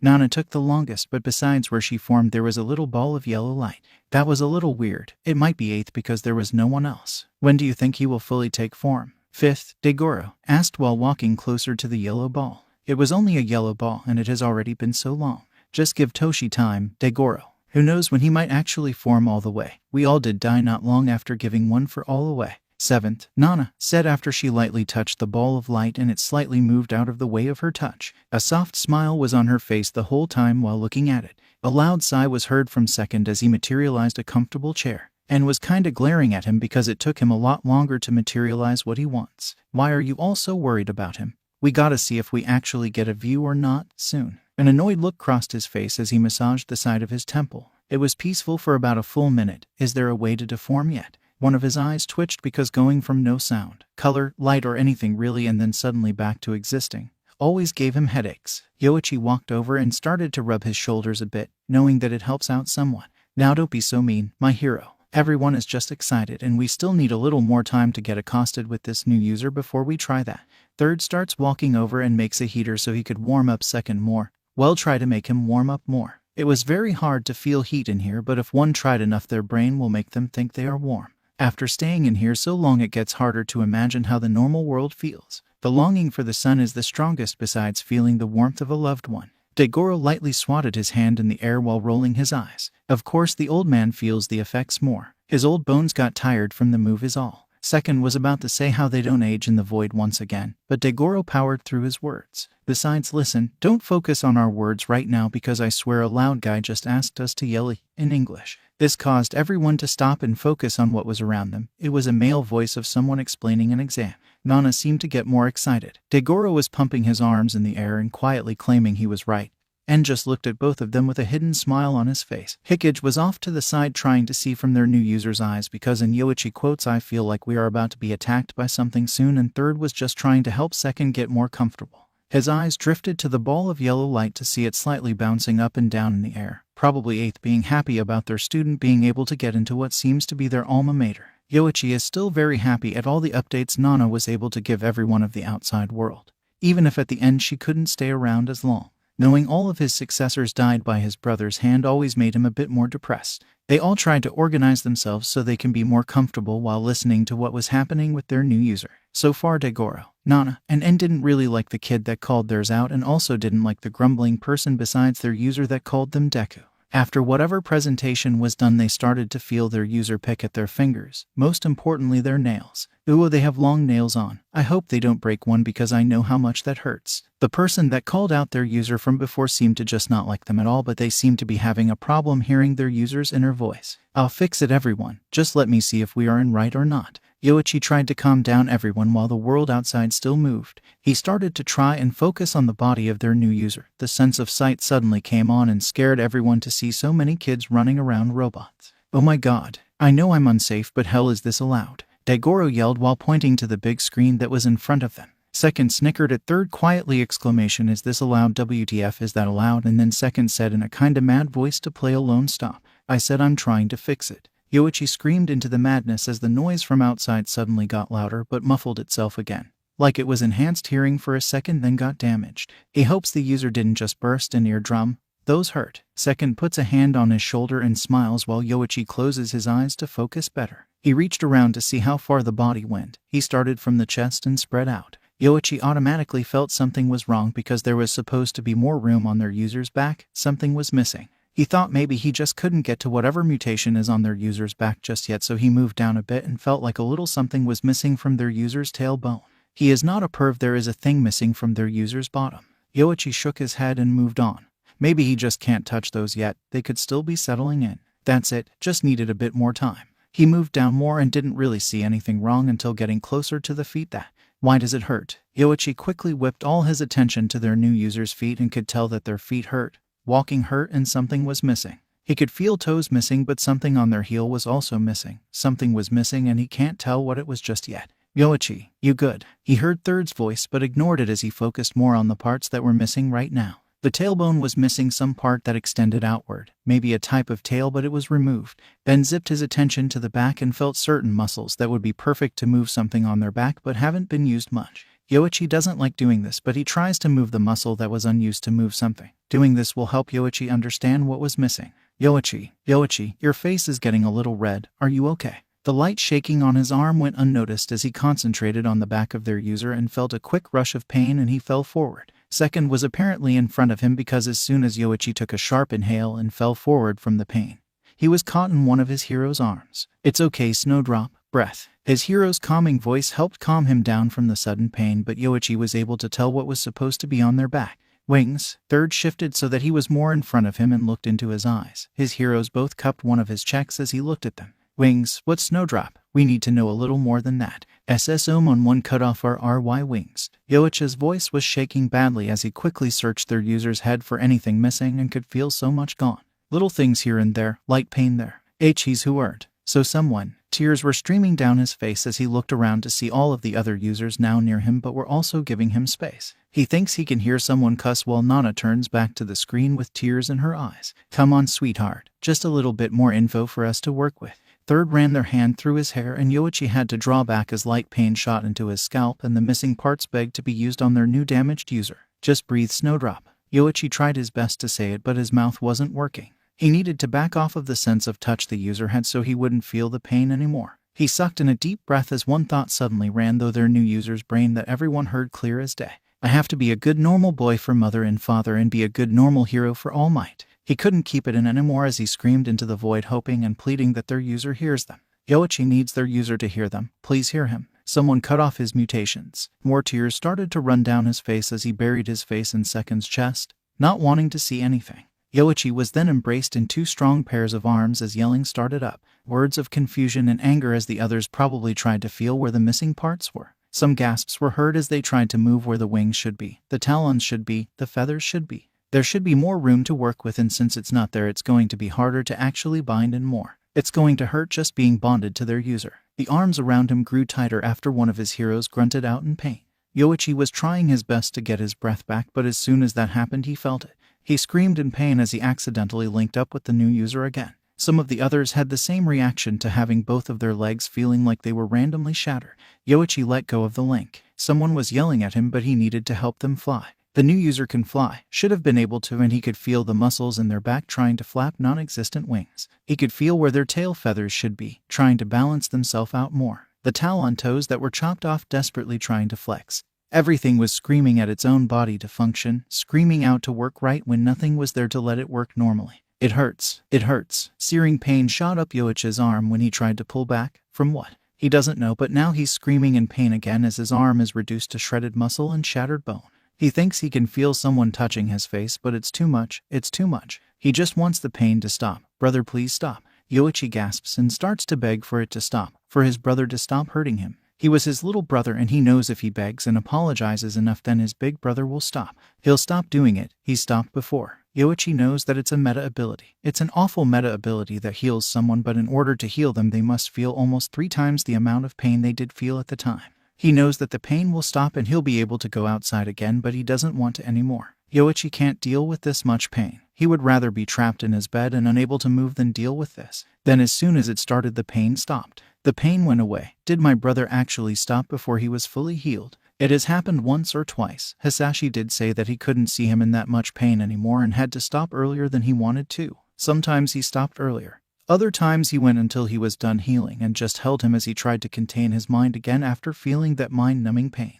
Arms were wrapped around him. His brother was probably apologizing again for having to heal him and that the meta ability took so long. It was meant to take long. This was its drawback, and it was a hefty drawback to have. The feeling of someone cupping his cheek and a hand running through his hair helped him ground himself. There was another pair of hands rubbing his back while hugging him. Hisashi never let other people see him. They could get him too sick and he might not be able to fight back against it this time. Yoichi gulped down air as tears slowly leaked from his eyes. His throat felt tight, as if he was screaming. He probably was after having that healing meta ability being used on him again. Voice. His brother must be apology. W drop. Snowdrop, come on. Come back to us. Snow ... drop. Sweetheart, can you hear us now? Yoichi forced his eyes to blink and then held them shut tightly as he tried to hear the voices better. They weren't his brother. He wasn't with his brother. Those voices. That's my hero Rose. He stuttered out as he leaned more into second as he started to find himself again. Yoichi was in the void. He nuzzled his face into second shoulder as the 5th and 6th user could be seen looking at him with concern. He closed his eyes and inhaled the scent of one of the people that saved him, helped him instead of damned him, loved him for all his flaws and imperfection instead of trying to correct them. Hey sweetheart, is it nice to burrow yourself into yokai? The voice of Joka was heard right beside him. He could feel Joka's arms tighten up a little bit but then loosened again. He was with his heroes. He was safe. Snowdrop, do you want everyone to leave us alone for a bit so you don't get overwhelmed? What? No, those were his successors. He needed them to be close by so his brother wouldn't hurt them again. Yoichi whined a bit and tried to reach out to 7th that was close by, but Yokai grabbed his hand so that he wouldn't be able to reach out to any of them. That upset him a bit more, but he quickly calmed down when he felt the beat of a heart to help him calm down more. Joka, you could have let him try. The rumbling hum made it hard to open his eyes to see that most of the others have started to back away from them slowly. You know how he gets when he has a flashback, Yokai. A light puff of air was felt on his arm as he sank more into Yokai, rubbing his face on the other man's chest as he tried to get more comfortable. He'll just keep doing things to overstimulate himself to try and get over it, but we both know it's more like shoving all of his emotions into one spot and basically becoming blank. Yoichi lets out a big sigh as his mind gets more fuzzy with sleep. He's safe with his heroes. I know, but I just can't say no to him. He hears a deep rumbling chuckle from Joka as he falls deeper into sleep. Yeah, that's why I'm the one that has to say no between us. For his own good. That was the last thing he heard his hero say, and he drifted off to sleep. Yoichi knows he's safe. His brother kept him safe, but this safe was better. This safe felt warm and full of love. Brother loved him, don't get him wrong, but Yoichi liked his hero's love better. He was getting a headache, and Izuku didn't like that. He's been trying to think more clearly recently, but it's hard. He's supposed to be a normal boy. He knows how much trouble he's causing with his disgusting actions. His mama is also acting gross. That's what it was right. He was supposed to be normal. His mama and him were not being normal, and that was bad. That felt right. It was the right thing, right? It hurt his head to think about it too hard. He just wanted to be with his mama and not worry about normal. Nestling. Izuku's eyes lit up as he turned around in the nest that has been on the first floor for 2 days now. It was rare for his mama to have a human talking day. He did talk, but sometimes he'd have to stop part way through the day. So far he's gotten to lunch and was still talking. The food was a mix of cooked fish, chicken, and some raw meats. Izuku and his mama were getting back on a bit of a better diet for them, but eating the raw meats or really meats in general made him feel anxious all the time. Either way, Izuku was excited to talk to his mama using normal human words again. Mama, more human words. His mama cocked his head to the side and Izuku knew it was hard. It takes a little while for his brain to catch up. Izuku was sure that it was just hard to translate tweets to human, is all. Yes, more human speak. We have. He just waited for his mama to be able to think of the words that he needed. Izuku knows for a fact he's doing a great job at bouncing back and being a normal boy again, but his mama was having a tough time.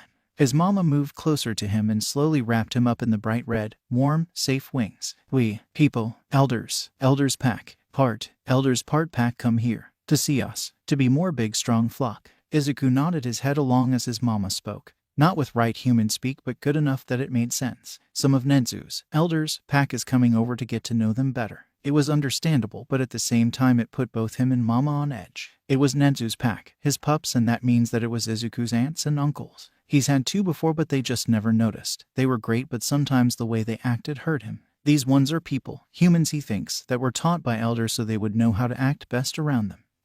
Is okay. Izuku looked back at his mama, his face full of concern and worry for him. It made his chest feel tight because he didn't deserve that. He was still being a bad boy. Izuku decided it was best to smile and just nod his head. They could have people over, humans that should know how to act around monsters like him. They should be nice. Elder was nice, so Izuku was positive that Nezu would teach his pack pups how to be nice too. If nestling okay, then okay with me. Me okay, you okay, and if not, make red and forever sleep. Izuku laughed a bit at the wording his mama used, but couldn't feel more happy at the fact his mama would go so far to keep him safe and happy. He used a happy, okay chirp so his mama would understand him a bit better. As soon as the chirp left his mouth, his mama relaxed quickly and wrapped him in his wings. Everything was okay and warm and safe. The elders pack will not be mean and they will like them. They'll visit them throughout the week to get to know them and become a flock, and they'll be stronger together. It was a little nerve-wracking, but that was fine because Izuku was being a good boy, so everything will turn out fine, even if he slips up now and then.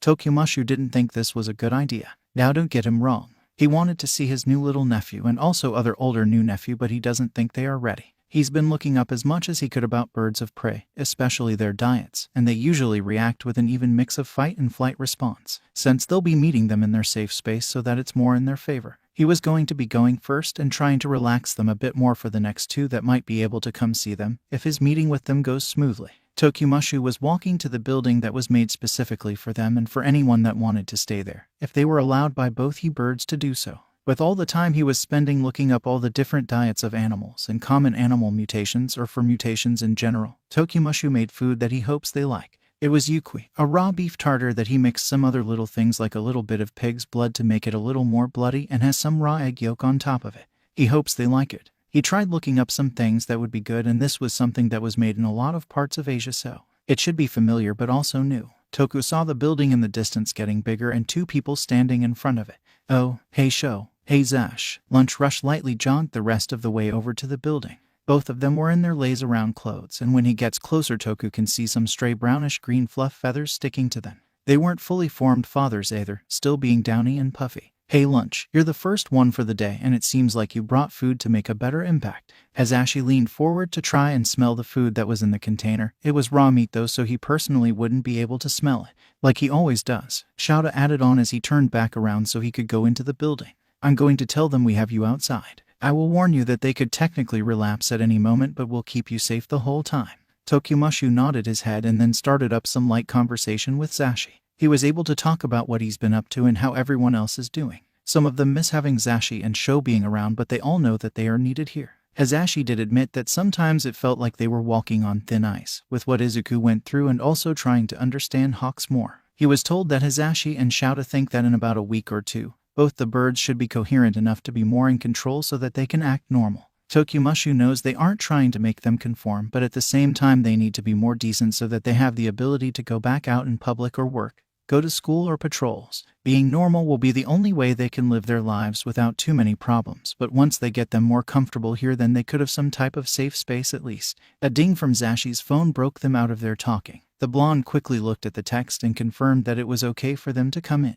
Toku was warned to be slow when walking in and also not going into the nest without permission first. They both walk in, and unlike all the stories with people being hissed at when getting too close to them, LR didn't get that treatment. There was actually no noise from either of them when he entered, but their eyes followed his every movement.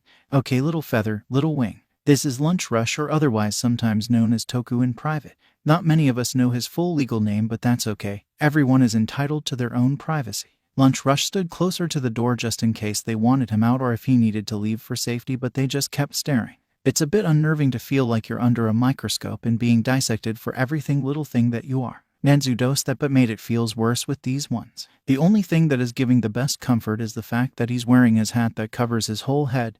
They can't see his face. Oh, that was also why they were staring so intently at him.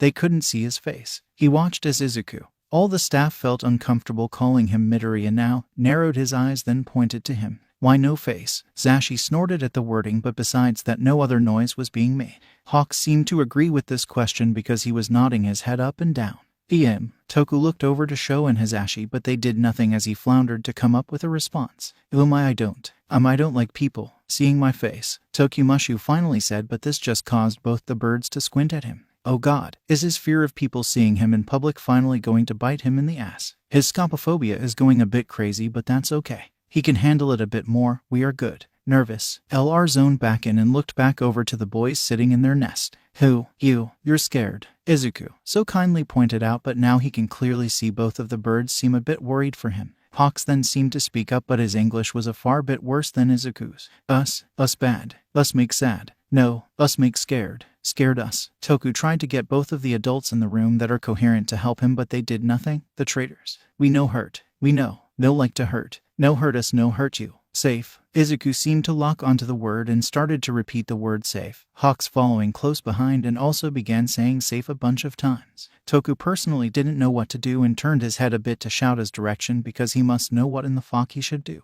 Like always, his family seemed to be able to tell when he's trying to get their attention silently as his younger brother looked at him. Tokumushu watched as he was just looked at for a little longer until Shouta mouthed something. Safe. Say safe. Oh, he's a dumbass. They wanted him to say the word back so that he understands that he's safe. They are acting like little kids, or more like they are kinda drugged, so of course they would be hung up on that. They also might want him to say safe because they can't actively see his face to see how he's feeling. Toku focused all his attention to the birds that are still repeating the word safe, but they now seem a little more worried than before. Safe. Yeah, you guys are safe. We are safe. As soon as the first safe leaves his mouth, both of them quiet down and just go back to looking at him. Scopophobia do be kicking his fucking ass. Ooh, this is so bad. He hates his scopophobia. God does he fucking hate that sheet. Good safe. Safe good. Izuku nods his head at the wise words from Hawks. The young pro-hero is somehow saying something because even his two younger brothers seem to also be nodding their heads quietly. Hawks then looked at the little kid, tweeted something, spread out his wings a bit and finally fluffed them up.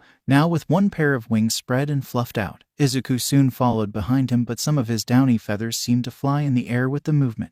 Nest now. Nest bus safe. Toku has no idea how he ended up being allowed to enter the nest this fast. It took all his time getting on Nedzu's good side to be able to work here. Don't get him wrong, he was in general ed in UA, but that was when Nedzu was still a normal teacher. He kinda feels like an uncle to Tokumushu and Sho, Zashi, Seki, Act. Feel like those family members that aren't sisters and brothers but just somehow ended up feeling like sisters and brothers. Besides the about 2 to 3 years of making Nedzu happy so that he could be on his good side. This was barely 30 minutes and he's already being allowed to enter the nest. LR was standing there just trying to think while the young blonde hero did some type of tune. Izuku did the same one and then Hisashi responded with a different one that was obviously being the other part of what those two just did. Shouta didn't make that noise but did hum the tune out.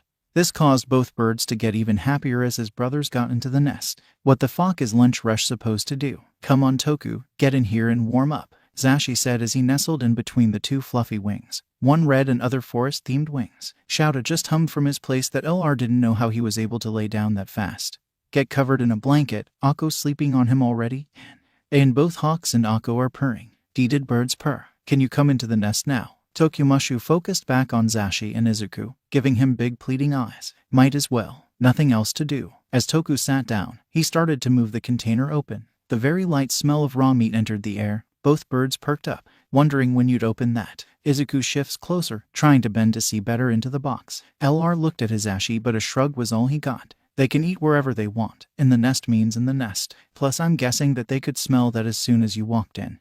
They were probably excited to have some food he caught for them. Toku sat there and let things set in better. Yep, the others won't have any problems. They shouldn't have worried so much over this. Sekijiro just got a text saying that he could come by because it has been about an hour since LR left. It also seems like Izuku and Hawks have calmed down some more from the time Toku left because they were a little down that he left so soon. That was okay though because the food he gave them somehow helped cheer them up more. Seki knew for a fact that this was going to go so poorly. Haha, he was always so awkward with kids if they weren't in his class. What do children like? Should he bring a gift? Would a gift be right? What the fuck is he gonna do? Sekijiro. He looked up to Nimari, who was finally coming back into work, but even now she looked over her shoulder as if someone was going to appear right behind her. She smiled at him, but he could see the worry. She'll visit after him, but is he gonna say something to make it where she can't anymore? Seki, you good bro, or do you need some help calming down? A cocky smile spread across her face as Sekijiro scrunched up his nose. You would know, you're my sister. I would never, you would never. Nem started to cackle at him as he just kept his face scrunched up. This is what he gets for having a crisis in the teacher's lounge, isn't it? Sekijiro gets up from his spot and stretches a little. Ooh, I can see your abs in this shirt when you stretch. He scrunched up and glared at his sister, who is cackling like the witch she is. This is definitely his fault for having a crisis in the fucking teacher's lounge, because Nem only picks on him this much when he's getting too deep in his head. I am going to punch you. Oh, and look at this. One of my kohais has finally said that he was going to punch me. Not bite me for once. Nimari gave him a slight deadpan face, and her voice still had the "I'm so proud of you" sound to it. He sighs and starts to walk out of the room. He needs to get to the birdhouse, and yes, all of the staff started to call it that instead of the official name. The official name is Lower High Rises Unite, or the LHRU.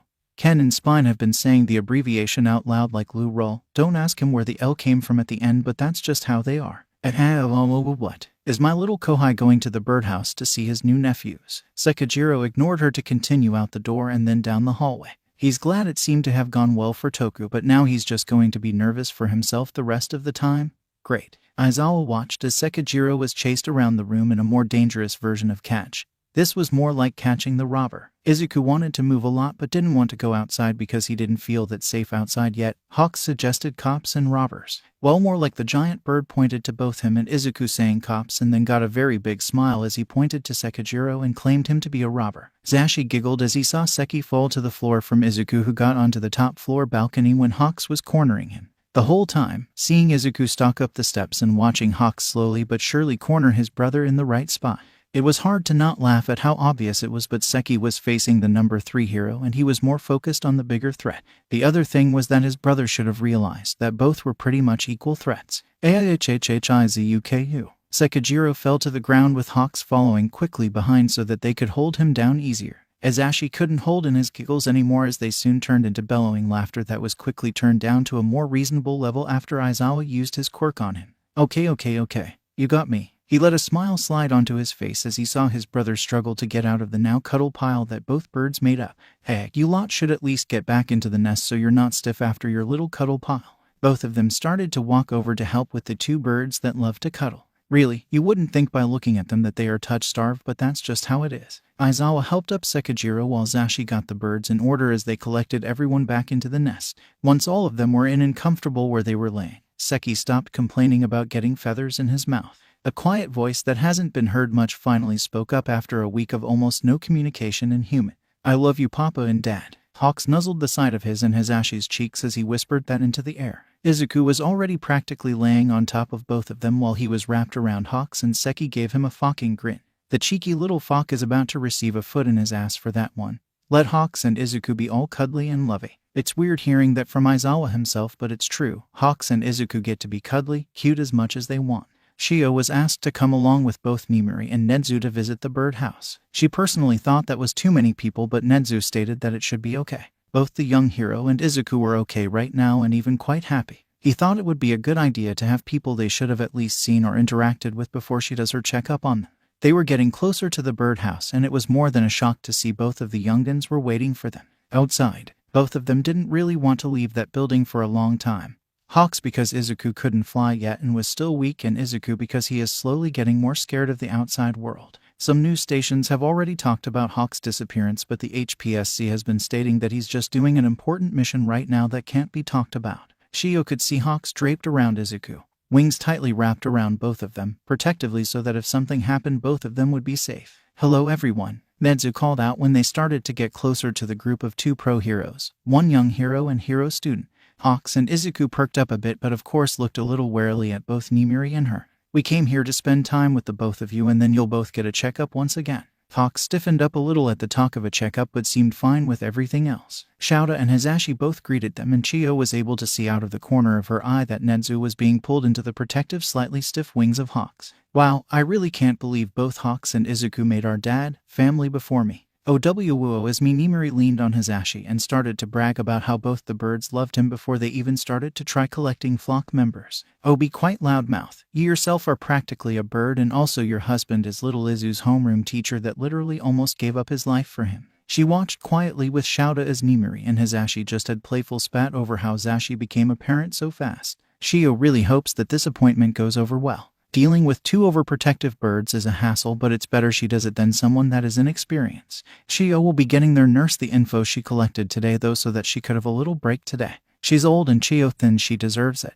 Nimuri tries to lighten the mood up as Chiyo talks about diet plans with the birds, trying to get them to eat more things because yes, they need those meats, but no, they need more than just meats. Hawks seemed to be a little bit on edge with Granny Chiyo. Izuku just looked happy to be able to talk to her again. So how is everyone? I wasn't able to think with a human brain when I last saw them. No one got too hurt, right? He cocked his head to the side a bit, not too unsimilar to a bird. No one was too badly hurt besides you, 13, Shouta and that fool of a man called the #1 hero.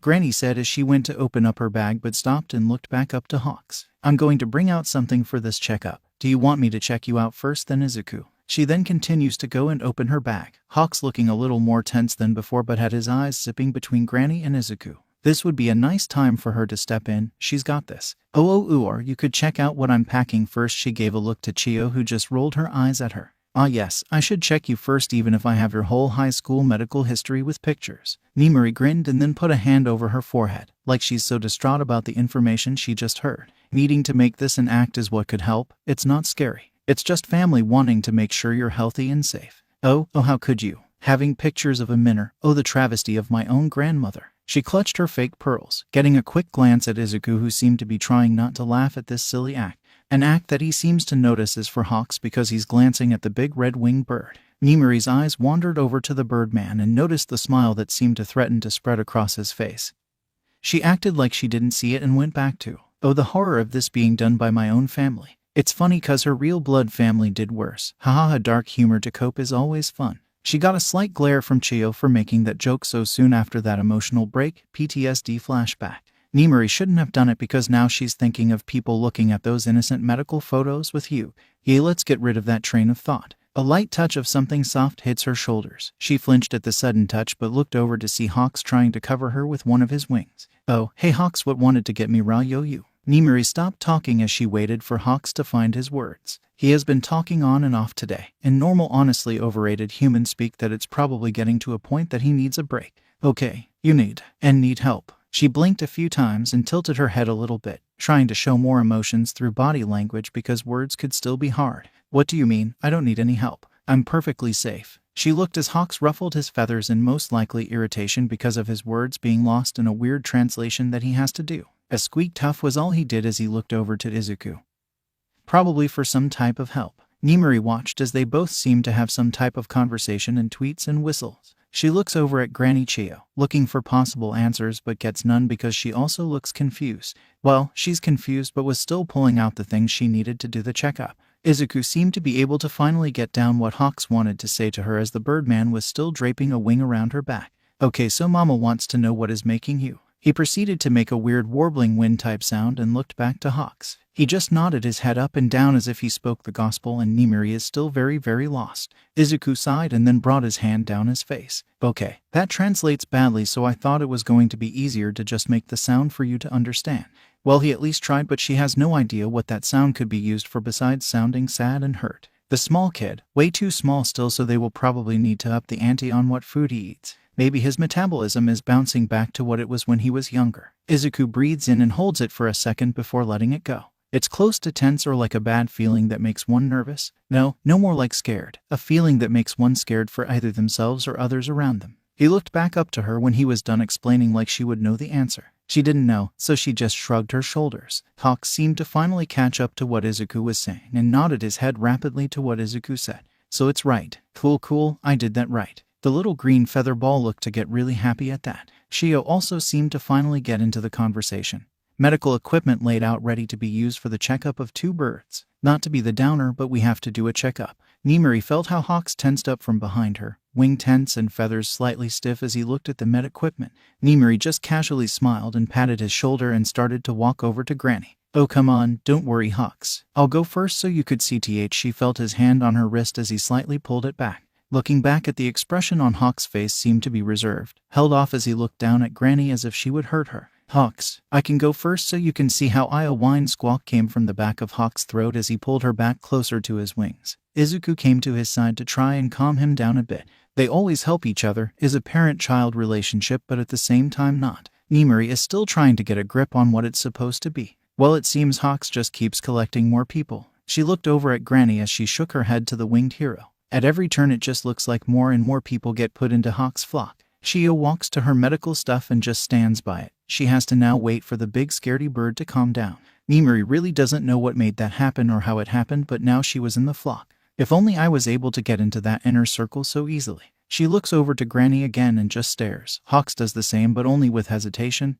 Caution clear as day. Nimari is going to push this along a bit. She pulls her arm out of Hawks' hold and walks over to Granny. Hawks' reaction to this was to let out a surprised squawk, reaching out for her again, but luckily Izuku stopped him. Thanks Green Bean. She needed to show that big scaredy bird there was nothing to be scared of there. Granny. She sat on a seat that was close by and let Chio look at her arm, and it was quick. Before Nem knew it, 2 of the things were already done. See Hawks, look, I'm completely fine, and look, Granny is just making sure I'm healed is all. Nimari smiles while making sure Chio can check her breathing. Hawks looked ready to jump in at any moment, glaring and keeping all his focus on Granny while she quickly moved around trying to get this done faster. Izuku seemed to only be watching the whole time, hanging off of Hawks, trying to get him not to come closer or because he was scared. Nimari had no idea, but she hopes he's trying to help her out. Granny finished up and slapped a sticker into a part of her sleeve.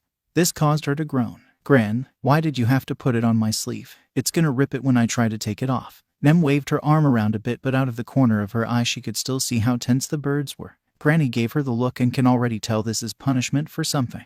I heard how you treated your brother in the lounge. He asked me to get back at you for him. What? No fair, you've never done that for me. It's just because he's your favorite. He's my favorite because he hasn't come into my office 4 times a day because he somehow messed up his leg cast in some way when all he teaches is heroic arts. Granny gave her a fake glare as she moved all her med equipment back into place. Nimari clutched her fake pearls once again and flung her head back dramatically. You wound me so, Grandma, and I thought you loved when I came to visit. She could see how Hawks calmed down a bit more after the dramatics. Him slowly getting out of his instincts has been the best thing because he understands joking around better than before. Izuku hasn't changed at all, so maybe he knew that Granny wasn't going to hurt her from the beginning because he looked relaxed enough. Enough with your drama. I need to check my real patiences today. Granny looked over at the 2 and that got Hawks to tense back up a little bit more, but it's obvious that he's not as wound up as before. That's good. She can see how much softer Gran got with both of them. It was really like she was treating 2 scared little kids. Just like normal kids, they can lash out when scared or upset, and with quirks nowadays it can be dangerous. Now, could one of you come over here so I can check up on you? A soft and open smile was on her face while holding out her hand. Yep, Granny is the best at this. It seemed like Hawks didn't like the idea of Izuku being away from him with how the kid was quickly wrapped in his wings. Maybe it was to also show who was going to go first. You can take your time and both of you can be right beside each other if you want.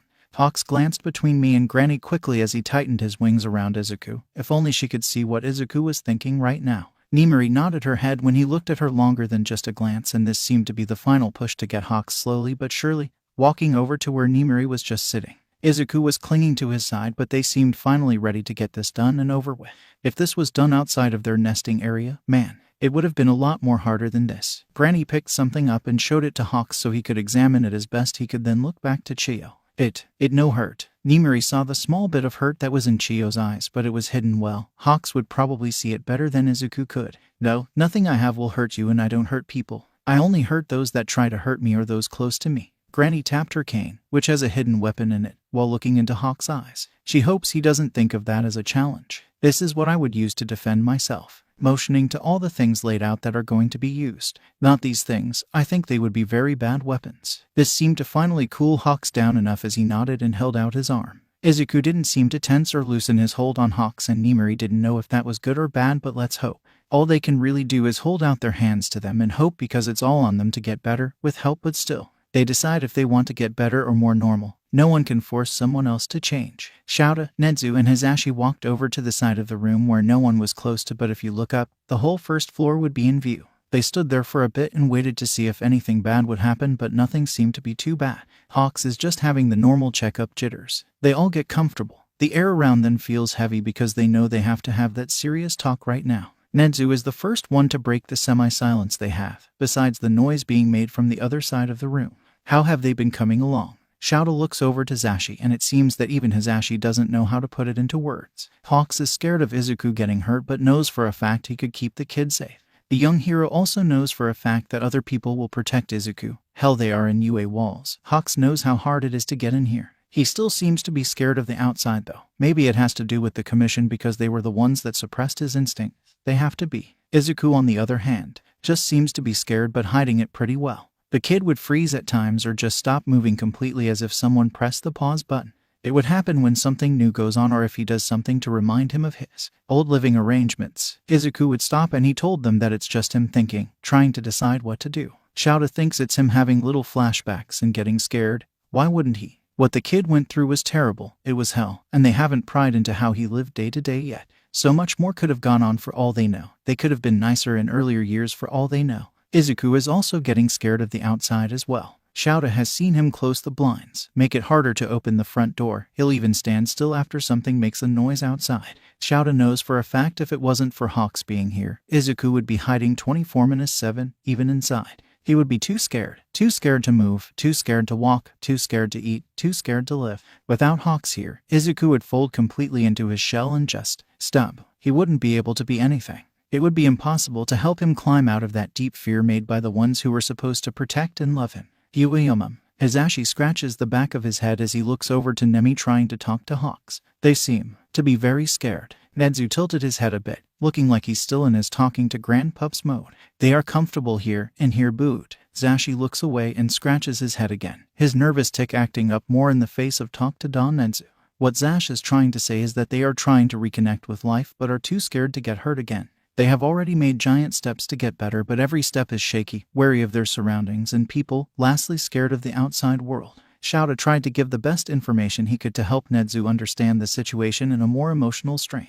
The animal turned wisest creature of the world can understand the want and need to protect himself after escaping a cage. Nezu would personally understand that more than others could imagine, but he got over it. Nezu used his smarts to work out when not to be afraid, and after being in a safe space like this, he would have understood that no one could hurt him from here. He wouldn't understand the lingering fear as much. Yes, he has it from time to time, but not like this. They are scared they are going to be hurt again, but they don't know from where, so they just label everything as dangerous, but they know for a fact that we would protect them the best that we can, so they are more. He's a bit stuck on the right words, but Zashi comes in with a safe, relaxed than what they would be without us. I think if the flock gets bigger, they might just be able to act more human than they are now. Nezu hums as he holds his chin, eyes darting over to the group on the other side of the room, in case they would need to intervene. Shouta knows for a fact they wouldn't need to, but it's the thought that counts, and the fact that Dad can't predict them as well as us. That would line up with my readings better than my own thought process. It's always so hard to find the right outcome because it's so close to my own, but Nezu looks full over to where the others are and he decides to look over too. Nem had her arm held by Hawks while it looked like Izuku didn't know what to do. Granny looked a little upset but has dealt with worse, and Nem herself seems confused at best and downright lost for what's happening at worst. But it's also so different and hard, confusing, confounding things that their minds are getting them to do when all the smoke has already settled. Shouta looked into those black beady eyes that hold care for so many. Just the one who has those eyes doesn't know how to show it right. They act like someone will just hit them for breathing wrong, and all it does is hurt to watch for too long. He nodded as he felt Zash lay his head onto his shoulder, an arm wrapped around him while they stood in silence. Well, as silent as one can be with those loud ones on the other side of the room. It was a depressed type of relaxing that Shouta has done many times in his life. The want to do something but being unable to do it or fix the problem. Sporadic movement from Hisashi almost made him topple over as his blonde seemed to finally think up something. A light smile spread on his face. Zashi was always so smart with people's emotions, and that didn't even bring up his degrees in teacher, quirk theory and quirk counseling, and a minor in support design just so he could understand his own gear better. We can get them guards. Shouta snorted as the thought of his smart husband went away for a second but was quickly brought back by the next words out of the blonde's mouth. No, robo-guards. Nezu tilted his head ever so slightly and Shouta swears he's about to laugh out loud with barely any context to Hisashi's thought process. Show no laughing yet, okay. He could see a crazed look in his eyes that screams smarts, but it's hard to see it from where he's being slightly squeezed while standing by the now rambling man. So Lil Feather and Lil Wing are going to be nervous and scared with anyone that we might need to watch them, or just to give them a little bit more oomph to feel safe, stronger. We know for a fact they trust us. They love us like family and would put their life on the line to show that, but that doesn't mean we could be by their side 24/7. You know this, I know this. Hell, even with Ecto on staff we wouldn't be able to accomplish that. End of it. Zashi started to move his hands around, wildly signing all that he was saying to no one in particular as he just wanted to get his point across better. We are not the only ones who know this. It's very easy to come to that fact. They both know at one point in the future, closer or farther away, we aren't going to be able to get to them. That's just how life is. We can't always keep them safe no matter how much we want, but wait, there's more. He snorted again as it seemed like Zashi is doing more of a sales pitch with every sentence that leaves his mouth. We don't personally need to be by their side 24/7. We don't have the time, but something that was made to have that time could work. We has kids fully fighting robots designed to grade their merit every goddamn painstakingly slow year. They are coded to see how they fight and act accordingly to that, and that's not even bringing up the 0-pointer. That hung thing of metal is made to make sure if someone falls and can't escape, it'll make a big opened area under its foot so that the participant doesn't get hurt, and then the big lug will just walk away like nothing happened. It's to show how if you're not fast enough a life can be lost, but we can make bots with millions of different coding. Dad or NEDZU fucking NEZU. That got a loud laugh from a whip-wielding maniac from the other side of the room, and also himself. Hisashi pointed at both him and Nemi. Not like that. No self-stuff is needed in this child-friendly birdhouse. Thank you very much. Well, there are some who think that Nezu and Nedzu are two different beings because of how much I know and how quickly I can travel to different places with ease. Hisashi held out a hand to Nedzu's face. Shut. But you understand what I'm saying, right, Dad? Shouta has seen those eyes that Zashi is using on their dad. It's gotten him so many kittens and little toys and so much more that he has to deal with. It's not like they don't have money, but the random splurges that Zashi gets into can be intense. Please, pretty please, with your favorite tulip tea from Poland that costs like an arm, a leg, a virgin sacrifice, and your firstborn child. Pretty please. I'll even help with coding, and you know how much I hate to code. No fun at all because it's nothing but copy-paste, change little 3 letters here and now. It might do backflips when someone says chess PPPPLLEAC. Nedzu snickered a little bit as he waved his paw lightly in the air. Yes, that seems like the best course of action, but then again, loud pup, this will take some time. There it was, the small little flaw in his brilliant husband's plan. It's not a fix that can be done in a few days or even a month. This could take months, but I guess I could lessen the time if I asked for help with it from you and Higari. It will still take a while, but it would be considerably less if it wasn't only me or one other person. Hisashi looked a little uncomfortable, and Shouta was about to ask why you can ask All Might to get a favor from David. Oh no, David, asking that all buffoon. It was a little hard to hear, but did Shouta actually hear that right? They were told the commission bothered him to let All Might in to teach the new generation because they are always bending backwards for the top 10. He looks over to Hawks. Take that back. Not every top 10, more like top 2 it seems. Nedzu took a deep breath as both him and Hisashi had a look of bewilderment on their faces. How in the world were they supposed to take that? Dad, did you know? It's fine. Act like you didn't hear that. What I told you about how All Might got into this school is right, but I just didn't give you all the details. Nedzu's eyes almost darted over to the group on the other side of the room, who seemed to be finally okay with each other's presence. Shouta tensed up a bit, and he also felt Zashi do so too, because that means All Might is too close to someone that needs to be protected. Why did he threaten Izuku's health to get in here? Was he going to hurt the kid just to get the fuck in? At this point, did everyone in Izuku's life hurt him to get what they wanted out of the poor kid? I said forget what you heard, pups. Here was the face of someone he knew all too well. Nezu getting angry at someone stepping out of line. Nezu getting angry for someone hurting his pack. Not Nedzu the dad, but Nezu the hero. I have now made many, and I mean quite extensive, many different things to make sure he stays in his place. If he so much as steps a toe out of line, it's his end if I have any say in it, and I do have more say than All Might will ever know about. A glint in Nezu's eyes made it clear that it was the end of the conversation. They need to not push. Their dad knows so many things, and only so little of those things can be told to everyone for their safety. He will tell them if it gets too out of paw for him, but for now it seems everything is fine. Well, that's besides all the stress of everything that just so happened to pile on him at once. Once Nedzu took a deep breath and calmed down a bit more, they went on to how the robots should be designed. Nedzu personally thought they should have made the robots more animal in appearance, a way for the two birds to distress from the more human side of their life. Asashi said that they should have a mix of human and animal so they feel more comfortable in their own skin. Shouta understood that standpoint, but he agreed with Nedzu that it should be more of an animal the first time around. They were already deciding that they would probably need many iterations or just a few of them for the boys because it would help them feel more safe. It was also for if one of the bots failed at getting to them fast enough, another might get there faster, besides the fact that Izuku and Hawks won't be beside each other 24/7. In the middle of discussing what the animal should be for the first iteration, a loud ear-piercing squawk was heard. This got all of them running to the group on the other side of the room as fast as they could. Nemi seemed to be trying to calm down a big ball of red feathers, and the scary part in this was that Izuku wasn't the one in the middle of it. They all could clearly see Izuku also trying to help Hawks, but once they were close enough, all three of them calmed down. "It's okay, Hawks. You didn't mean to do that, and Granny's okay." "Mama, Granny's fine. You no need to hug her like that." Sorry, me no hurt." They got closer to the ball of red as Nemi and Izuku tried their best to get Hawks to calm down more. "Sniffles, me no want hurt. No hurt, flock. Granny, flock me, sorry.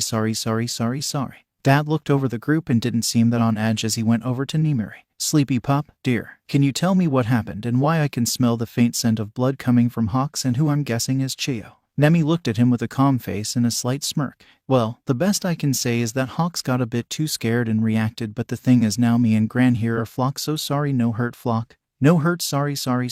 The one that got grazed by a hardened feather just so happened to be Chiyo, who can't heal herself, so we can't exactly say that it's all okay because it can just be healed away thing like we can do with the rest of us." Shouta looked at the ball of crimson feather and could see a hand on Hawk's back. Chiyo was still comforting him when she got a little scratched up, just like Granny always does. "Mama need rest. Need break. Yumta too much. Break. Tired. Many humans too much." Izuku looked downright exhausted. He has been talking all day and being more human than normal, so that could be a part of it. They were close to the nest, so really, all of them just needed to get Hawks to move into the nest a little bit away. "Hawks, problem bird." He got a sad chirp in response but ignored it for now. Izuku was slightly tugging on Hawk's arm while he talked to him. "Let's get Ganny to rest in big safe nest." As safe nest. Sniff. Zashi stepped in and lightly ran his fingers through the forcibly softened feathers because the kid probably didn't want to hurt anyone with them again. "That's right, Lil Feather. Big safe warm nest with new flock members. No bad in nest." A sad smile played on his face while Hizashi just tried his best not to scold Hawks in calling himself bad.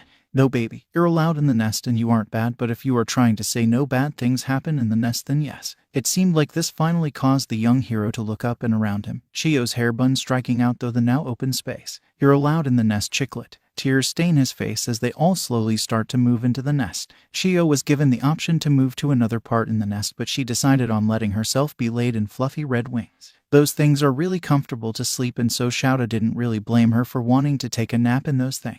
He looked at the clock and could see it was getting a little late, but the nurse of these two is always on call, so when Granny gets the chance she can give today's checkup info to her. Yesterday was hard. Hawks looked around as his Kai. No, he needs to think normally. Not his kid, but his kid for now. Izuku was asleep on his chest as he wrapped him in his red wings. It was a cute sight. Hawks ran his hand through the untamed curls with some feathers randomly spread throughout it. A smile slowly spread across his face. A lot of people that were packed with Elder came and showed how good they would be if they were flock. He knows that right now he is a little bit easier to please because he knows they are a part of the Elder's pack, but it's also the fact Hawks knows how strong they are. A quiet chirp from a sleeping fledgling made the soft smile Hawks had on grow bigger. Not to mention that they showed they can take care of Izuku. They showed that they have both of their interests in mind, so that is best for them right now. It's also helping him understand what is happening. Well, more like what is happening with a normal outlook on it. He's thinking a lot more clearly since yesterday, and it's a bit weird, but that's fine. Everything is slowly getting back into a bit more normal thinking for Hawks, but he doesn't really want to go all the way back.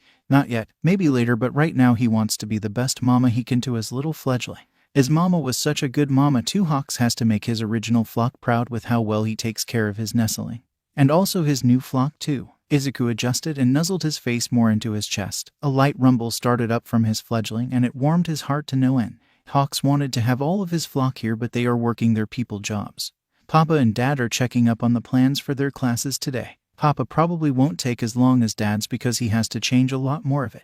Maybe they can check on them. Hawks felt his feathers unconsciously raise on end. Thinking about getting so far away from the nest when his baby bird can't defend himself or escape fast enough at the moment. Being grounded is always bad, but being young and grounded just takes everything and amps it up thousands of times over. He wasn't dumb. They think he wasn't paying attention yesterday, but he heard some of their conversation about both him and Izuku being scared of the outside world.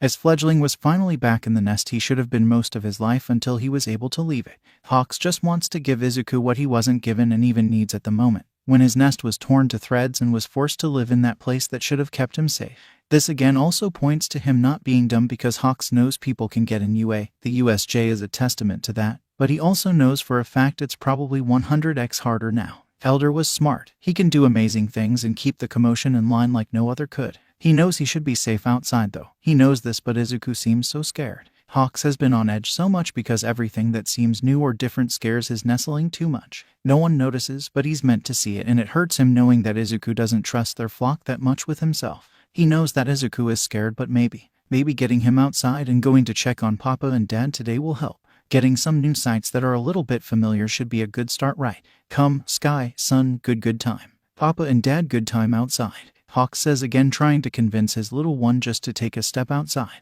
He could see the fear on his fledgling face and the smell of it in the air making his instinct act up, but they were safe. He knows for a fact that Elder would make sure of it. No one would come to hurt them, and even the commission backed off. Of course, Hawks know that they didn't do it out of fear, but Elder said something to get them to not come looking for him. Son, Sky, fun with Papa and Dad. Hawks chirps and twitters some encouraging things and slightly pulls on his nestling's sleeve, but no movement is made. It breaks his heart to see his baby bird be this scared, but everyone is trying to help.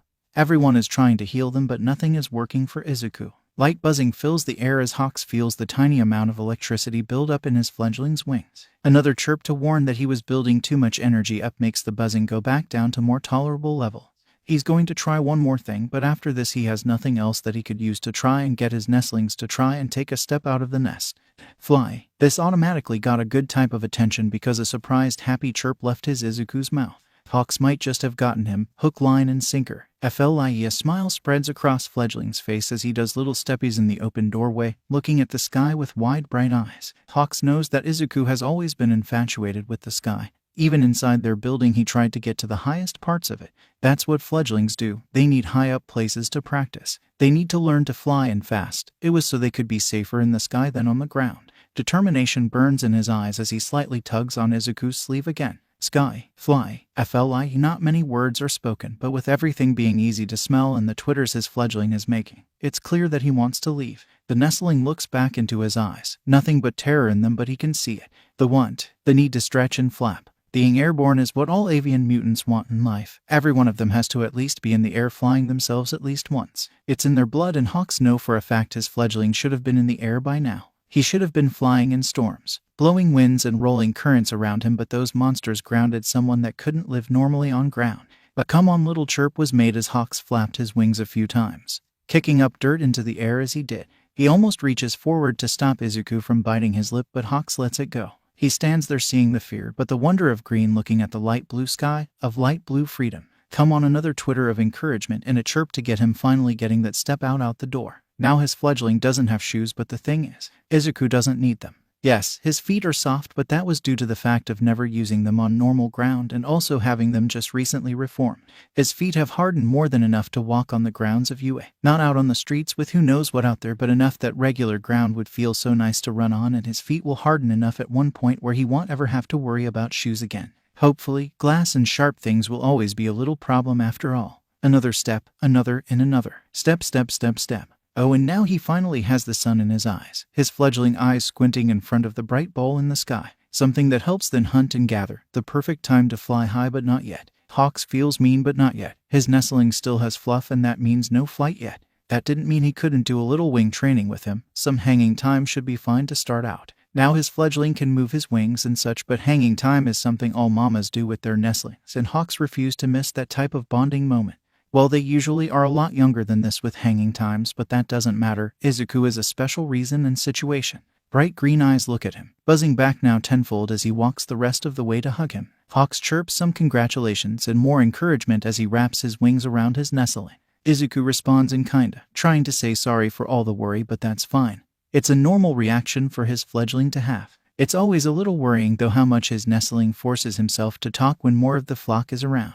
He knows that they can't understand this, but Hawks really think Izuku is pushing himself too much. That was what this day was for. It was to show his fledgling that he didn't need to push himself here because he was safe. Some green eclectic danced in his chick's hands as he pointed at all the trees nearby. Hawks needed his chick to know it was safe and okay to go at his own pace so he wouldn't needlessly hurt himself. Izuku walked along the path that his mama was following, his deep red wings wrapped around him protectively, his head wiping this way and that way, trying to get a look to the trees around him. His mama trilled a happy little tune as they walked along, not a care in the world. A breeze blows by them, wrapping them in cool air as it gets its way through their feathers. Izuku shivers as it feels like the wind scratches its fingers through his wings gently and cups the side of his cheek. He looks to the left of himself to see no one standing there but feeling like someone was there. Mama calls a question to him, looking a little on edge at the fact he couldn't feel anything but sees Izuku acknowledging someone's presence. He leaves one more look to whatever touched him so gently and looked to his blazing eyes. Hawks, his mama. Fine. Izuku repeats some other calls and words to prove that whatever he was looking at was fine.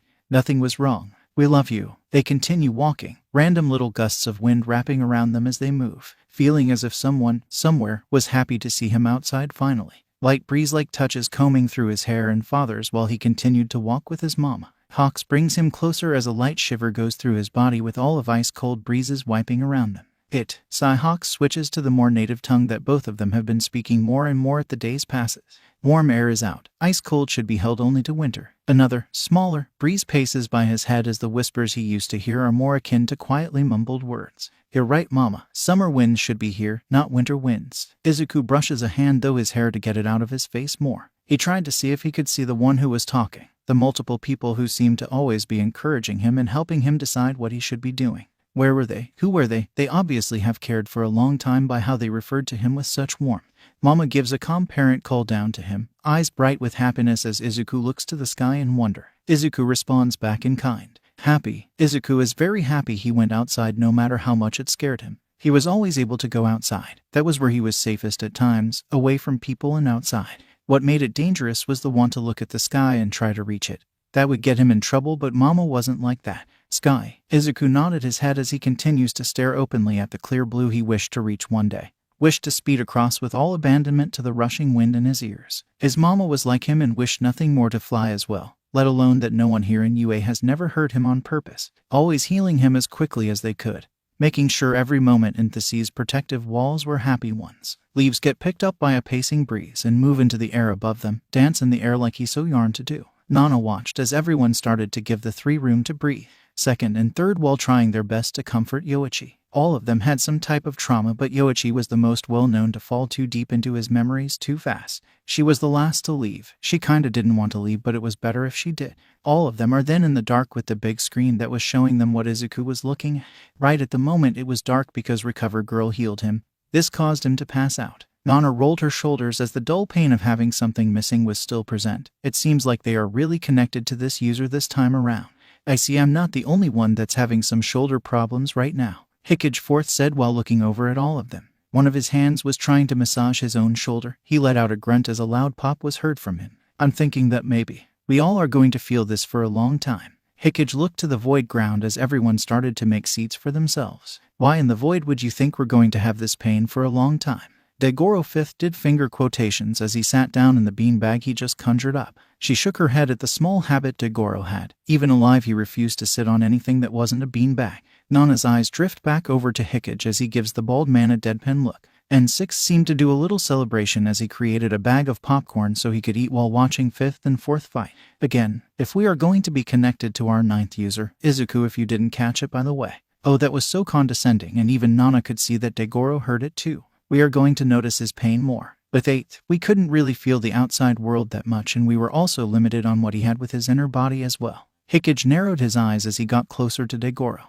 She stood by ready to step in if she needed to, as she usually did now and then. We could tell that the 8th got hurt. We could all tell that he was very close to death, and that all for one was very, very close to death. We know that even after we left, 8 will still be in pain and hurt from the damage he took. We felt something was missing, but that was it. Nana walked closer to Hickage as she was getting ready to hold him back. Even though they can't even get hurt in here, we are now more connected to our user than ever before. You can tell by the view, the inner dialogue we got a snippet of. God Dago, the pain is more than enough to understand. We are going to feel so much that we haven't felt in a long, long time. She put her hand on his arm and slightly pulled him back. Degoro just sat there on his beanbag chair waiting for Hikage to stop like he sometimes did. We are all going to be overwhelmed by the outside world until we are used to it again. Look at Yoichi. We are all going to be like that at one point. She quickly ducked it out of the way as Hikage threw out his arm to the side. He probably forgot she was standing there again. It's going to be sooner or later and we have no way to prepare for any of it. Nana watched as Hikage finally got done with his yelling. He must be a bit overwhelmed right now too. He was taking big exaggerated breaths as they all couldn't and can't exactly breathe anymore. Hey, are you better now, Cage? Degoro said as he slowly got up from his beanbag chair. She watched as Hikage looked at him with tired eyes. He was never good with the feeling of pain. He nodded his head as Degoro started to hug him gently. Oh, my little anxious bean, you're probably not feeling too hot right now. He shook his head as he started to hug Degoro back. Maybe you should take Hikage somewhere else to calm down a bit. You know he only feels safe somewhere no one could see him. And suggested as he put the finished bag of popcorn in a trash can. Both of them then quickly disappeared. Degoro nodded and quickly took both of them to a different dark void that the others can get to if they want. They wouldn't because of privacy reasons, but they could still go to them when they need to. Nana looked over at En as he gave her that weird stare again. I still don't understand their relationship. She rolled her eyes as En just put his hands on his sides. What? It's the truth. Their whole thing makes no sense at all. They both almost never really talk to each other, and the only time they really do is to yell at one another. Nana huffs as the chair she wanted to sit on finally appears. First of all, En, we have a weird thing going on too. She could see En's eyes widened with mock betrayal, chuckling a bit as he started to stammer his words. He was always so cute when he got flustered. And we had something when we were both younger. She gave him a slanted smile, but it seemed to just make En a little mad. Well, we couldn't keep doing it because we both knew I was about to die. Nana looked away because it was true. If they were able to work on it was something, together. Maybe she would have been able to marry En like she wanted to. Now don't you go looking like that. I only said it 'cause it's true. I wanted you to move on and I knew giving you this quirk was one way to make you have something of mine, but I also knew no one else was as perfect as you were for the burden of it. He just looked her in the eyes and Nana really couldn't think of anything to say. Her master, her best friend, someone that she wanted something more with but never really gave compliments. She could feel her cheeks heat up at the words he used. Not to mention the most beautiful person I've ever laid my eyes on. And, what? Oh, I said that never mind. You didn't hear that. Nana's face was on fire as En used his arms to cover the top part of his head so she couldn't see his eyes. This has happened so many times now. Anytime they're alone, they really need to learn how to get around this because it's been years. With her face on fire, she stepped closer to the person she really wished she could have lived with. En, no, really. I said nothing at all. En waved his arms around in front of him as he took a couple steps back, but Nana won't relent. En, really, Mina-chan? I didn't saw Nana grabbed his flailing hands in her own. A jolt of pain crawled up from her fingertips. She could tell this wasn't her own pain, something from the user besides the constant back pain. Ignoring it in favor of pulling En's hands away from the top of his face so she can look him in the eyes. En, his eyes are wide and slightly tearing up. She didn't mean to make him this upset. En, we have been avoiding this for close to 50-ish years now. We should fix this like Degoro and Hikage are trying to do. A single tear falls down, the one she wished she could have saved, the one she would have given everything up for. Nana lightly swipes it away as she walks both of them to chairs that she was able to make appear on time. This time around. Let's talk. Because I hate acting like I never loved you, En. He looked to the void ground but nodded his head. She huffed and pulled some of her hair back more as the stress of today just seemed to weigh her down some. God, it looks to be an emotional day. And sniffled a bit while he unbuttoned his collar more. His face still is perfect since the last day she saw it. His eyes seemed to get a little red and irritated from the small amount of tears he shed. Nana felt a little bit happy that small things like En's eyes hate to cry, so it retaliates with super redness so fast. Just never changing even in death. He locked eyes with her for a second before speaking up. I still think that the original user of the quirk can affect our emotions. Not on purpose, but this happens every time he has a trauma response or just really fucking sad. Nana laughed at the impossible undead life she just was given because of this quirk. She's glad that she has it. Looking over at the angry pout on En's face sells it. Nana is so happy that she took this quirk. That this quirk existed if it meant that she was even able to meet him, let alone see him again. They'll talk about the user's life more when they can see more of it. For now, it's trying to wrangle in the emotions that the first user is probably accidentally giving all of them. It's always chaotic in death. The vestiges, after that whole wow emotions and now they can see outside and wow pain again, begin to hate Izuku's parents. After the little green child, that was in pain 24-7, got home and everyone didn't like the house. It was far too clean and far too stale. His parents, the first day seemed strained and fake. That was okay though. They can deal with those types of people, but then it just got worse. They would say things that didn't make sense. They would tell their user to be a good normal boy and they all didn't know what that meant. They all were still trying to figure out if an accident happened to take away his wings and they got hinted at nothing for it. The first day of school was hectic and everywhere. They were worried about the blonde child, that they kept poking fun at the second for looking so much alike. Keeping track of the other kid was a little hard because of them getting more accustomed to the user's body. The user's body was damaged, but they would find a way to help or a work around it if they couldn't help him. The sensei for this class seemed composed and dark. The first few users told the others how they could see the pain in his eyes. The pain that is always associated when working in the nitty-gritty of the cities. The darker lines of hero work that could result in death at every corner, every step, every second. Their user seemed to confirm this after they got back out to the field, and Izuku was able to identify the man as underground pro-hero, Eraserhead. The man of the night that was able to take away quirks with a single glance and knock you out before you were able to get them back to put up a decent enough fight. All of them watched on as their user worried about being kicked out on the first day of school. They could tell the man wouldn't have done it. They could see that as long as their boy was able to use his quirk right, then everything would be okay, or at least give it his all and go as far as he could with his noggin. Izuku's thoughts have filtered in almost all day. They know how smart he is, but he never used his quirk once the whole time. Only at the ball throw did 3 point out that the kid didn't know what he was doing. Toshinori gave the kid the quirk and told him nothing. He only knew how to break himself more. Hikage and Yachai both tear up a little at the thoughts of their user. A small child that shouldn't be this strong already, not even acknowledge that fact he was going to break his arm again. All of the vestiges tried to reason with the boy that couldn't hear them, yell and beg for him to stop firing up the quirk, Yachai seeing if he could pull back the reins of the current wielder so he couldn't hurt himself again. Then it went dark. No feeling, emotions, touch. It was like they disappeared. Then they all blinked back and gulping down air they no longer needed to breathe. Though, he turned off All Might's quirk, but how will I pass without using it? All of them tried to regroup after experiencing the horrible feeling of shutting off and turning back on again. It was as if they were submerged in the void, but they became nothing and were gone. Suddenly forming again took a lot, but they can feel their user trying to use the quirk again. Transfers still let others know they existed. You could still feel yourself and the power that surrounds them, but this was nothing. Yachai struggles to stop Izuku, but Hikage stops him by saying, "It doesn't feel as dangerous this time around." It's still bad, but this was all they could hope for as shooting hot pain traced the pointer finger for all of them. That was manageable for most, Yachai being comforted for the pain, as they watch on while Eraserhead gives their kid the most terrifying grin they have ever seen. They have seen all for one if anyone was curious, and this was more scary than him at the moment.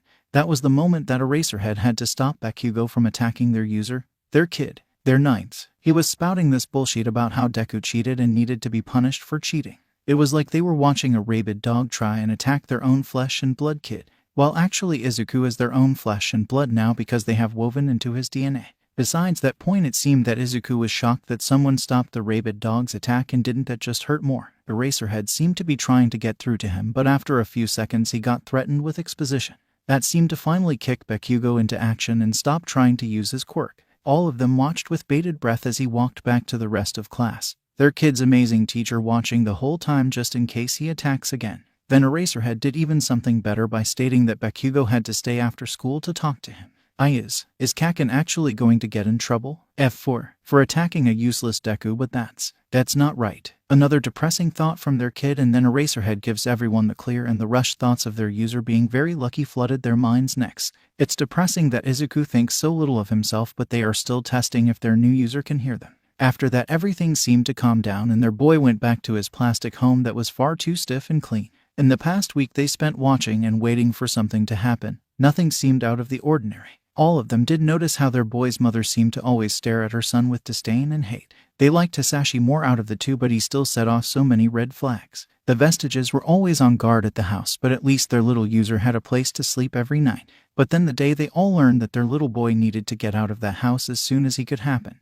It was a day they got hurt in their old user's class, 8th, All Might. They were very disappointed in All Might's class. They yelled and screamed at their user to run and to dodge. It was going wrong so fast, and the day started out so well too. They wanted that day to end and they were scared, but they could tell the other child was scared too. That blonde kid didn't want to hurt their Izuku that badly, but at the same time the words that were spoken had the intended purpose of bringing their user down more. And it worked. After the match, even with their little Izuku being knocked out, it seemed they were still able to hear his thoughts. It was so depressing and hurt all of them. Yachai tried to yell out encouragement and love. Nana joined in his efforts to stop the stream of hate and self-loathing.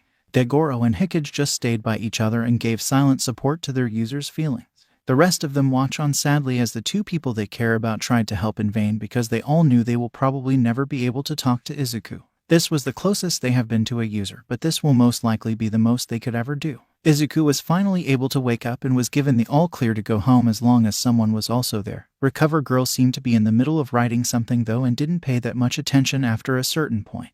Hikage was the one out of the group that wrote the most out of all of them, and he was able to tell it was about what happened today. He says it's most likely a report of what happened, and if they are lucky their old user will be put in his place of what occurred in his class. They all idly chat while Izuku walked them to that lifeless home, and that was when the bad day got worse. Asashi wasn't home today, but Enko was, and she seemed off. They couldn't tell what was wrong. They were all more on edge than normal, and their Izuku was also on edge too, so something must be wrong. Izuku, I got a call about what happened at school today. Yachai said the way she talked reminded him too much of his brother. Second and third said it wasn't close to what they knew, but Yachai said it was the voice his brother had after he did something he knew he wasn't supposed to do. When he broke a rule. Izuku gulped while all of them got ready for anything. Maybe high emotions will let them help better. They tried that earlier today and also on the first day, but maybe they need their user to want to be helped. They don't know, but they will keep trying even if it never accomplishes anything. Yes, Mo mother. You stuttered. No. Now everyone knows that Izuku stutters, but the vestiges notice quickly that he never did that at home. They think they might learn why real soon. All of them were ready to try and help at any moment. The smile that they saw from Aizawa.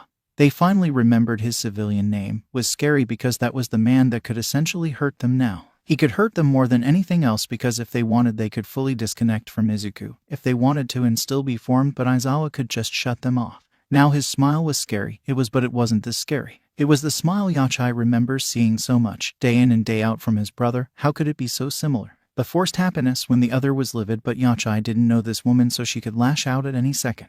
Wasn't that even worse than something predictable? The mystery of her actions is worse in every way. I think you just did. No, I didn't. Are you trying to lie to your mother? Their user's gaze flicked to the floor and they kept urging him to look up. They can't hear as well as others, so sight was one of the best ways for them to keep track of this silent woman, even if they noticed him squinting sometimes. Their kid must have had better eyesight at one point, and his body must be trying to compensate for that. Izuku of course didn't move a muscle and kept looking at the floor. You are fighting with me, aren't you? They all tried their best to keep track of the silent footsteps that were being made.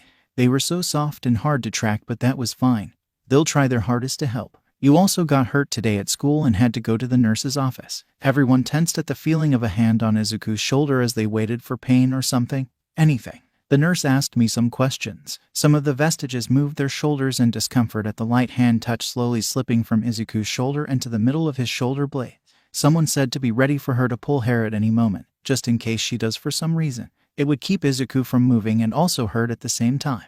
Those questions made me sad. Izuku. It was about my scars, right? The hand snaked its way up to their user's neck and then had to open up his collar and massage his own neck. Everyone was uncomfortable and trying to focus the best they could so that maybe they could help. Yeah, also about some burn scars too. About the long ones on your back. About your toes. The hand that was on his neck quickly tangled itself into their little boy's hair and pulled back. Yachai cried out in pain and his boyfriends went to comfort him as everyone had tears stinging their eyes. Izuku also seemed to have some threatening to fall, but they didn't as he looked this awful mother in the face. Her face was neutral, blank and cold. A mother should never look at her child like this. She shouldn't be like this. Izuku, you're meant to not get hurt in UA, so the nurse doesn't ask those questions, but you went and got hurt anyways. It wasn't my fault, Kaka. Don't try to put the blame on innocent little Katsuki again, Izuku. The piercing scream was so sudden that it left most of them feeling dizzy. Their Izuku seemed to be in pain at the volume but quickly hid it behind a blank mask, and his tears still threatened to fall down his cheek. Enko's face twisted into anger and disgust. Deep-rooted hatred was clear as day. Their little boy had to live with this all his life. Even now, could they not help? You have caused too many problems for that innocent and perfect little boy all his life. Are you still jealous about not getting your quirk as quick as him? I thought all of that would stop after we were told you got your quirk, Izuku. Okay, sadly the chapter is over. And if you enjoyed the video, just leave a like and subscribe with post notification, so when the next chapter is ready, you will be notified. Okay, see you in the next video. Bye.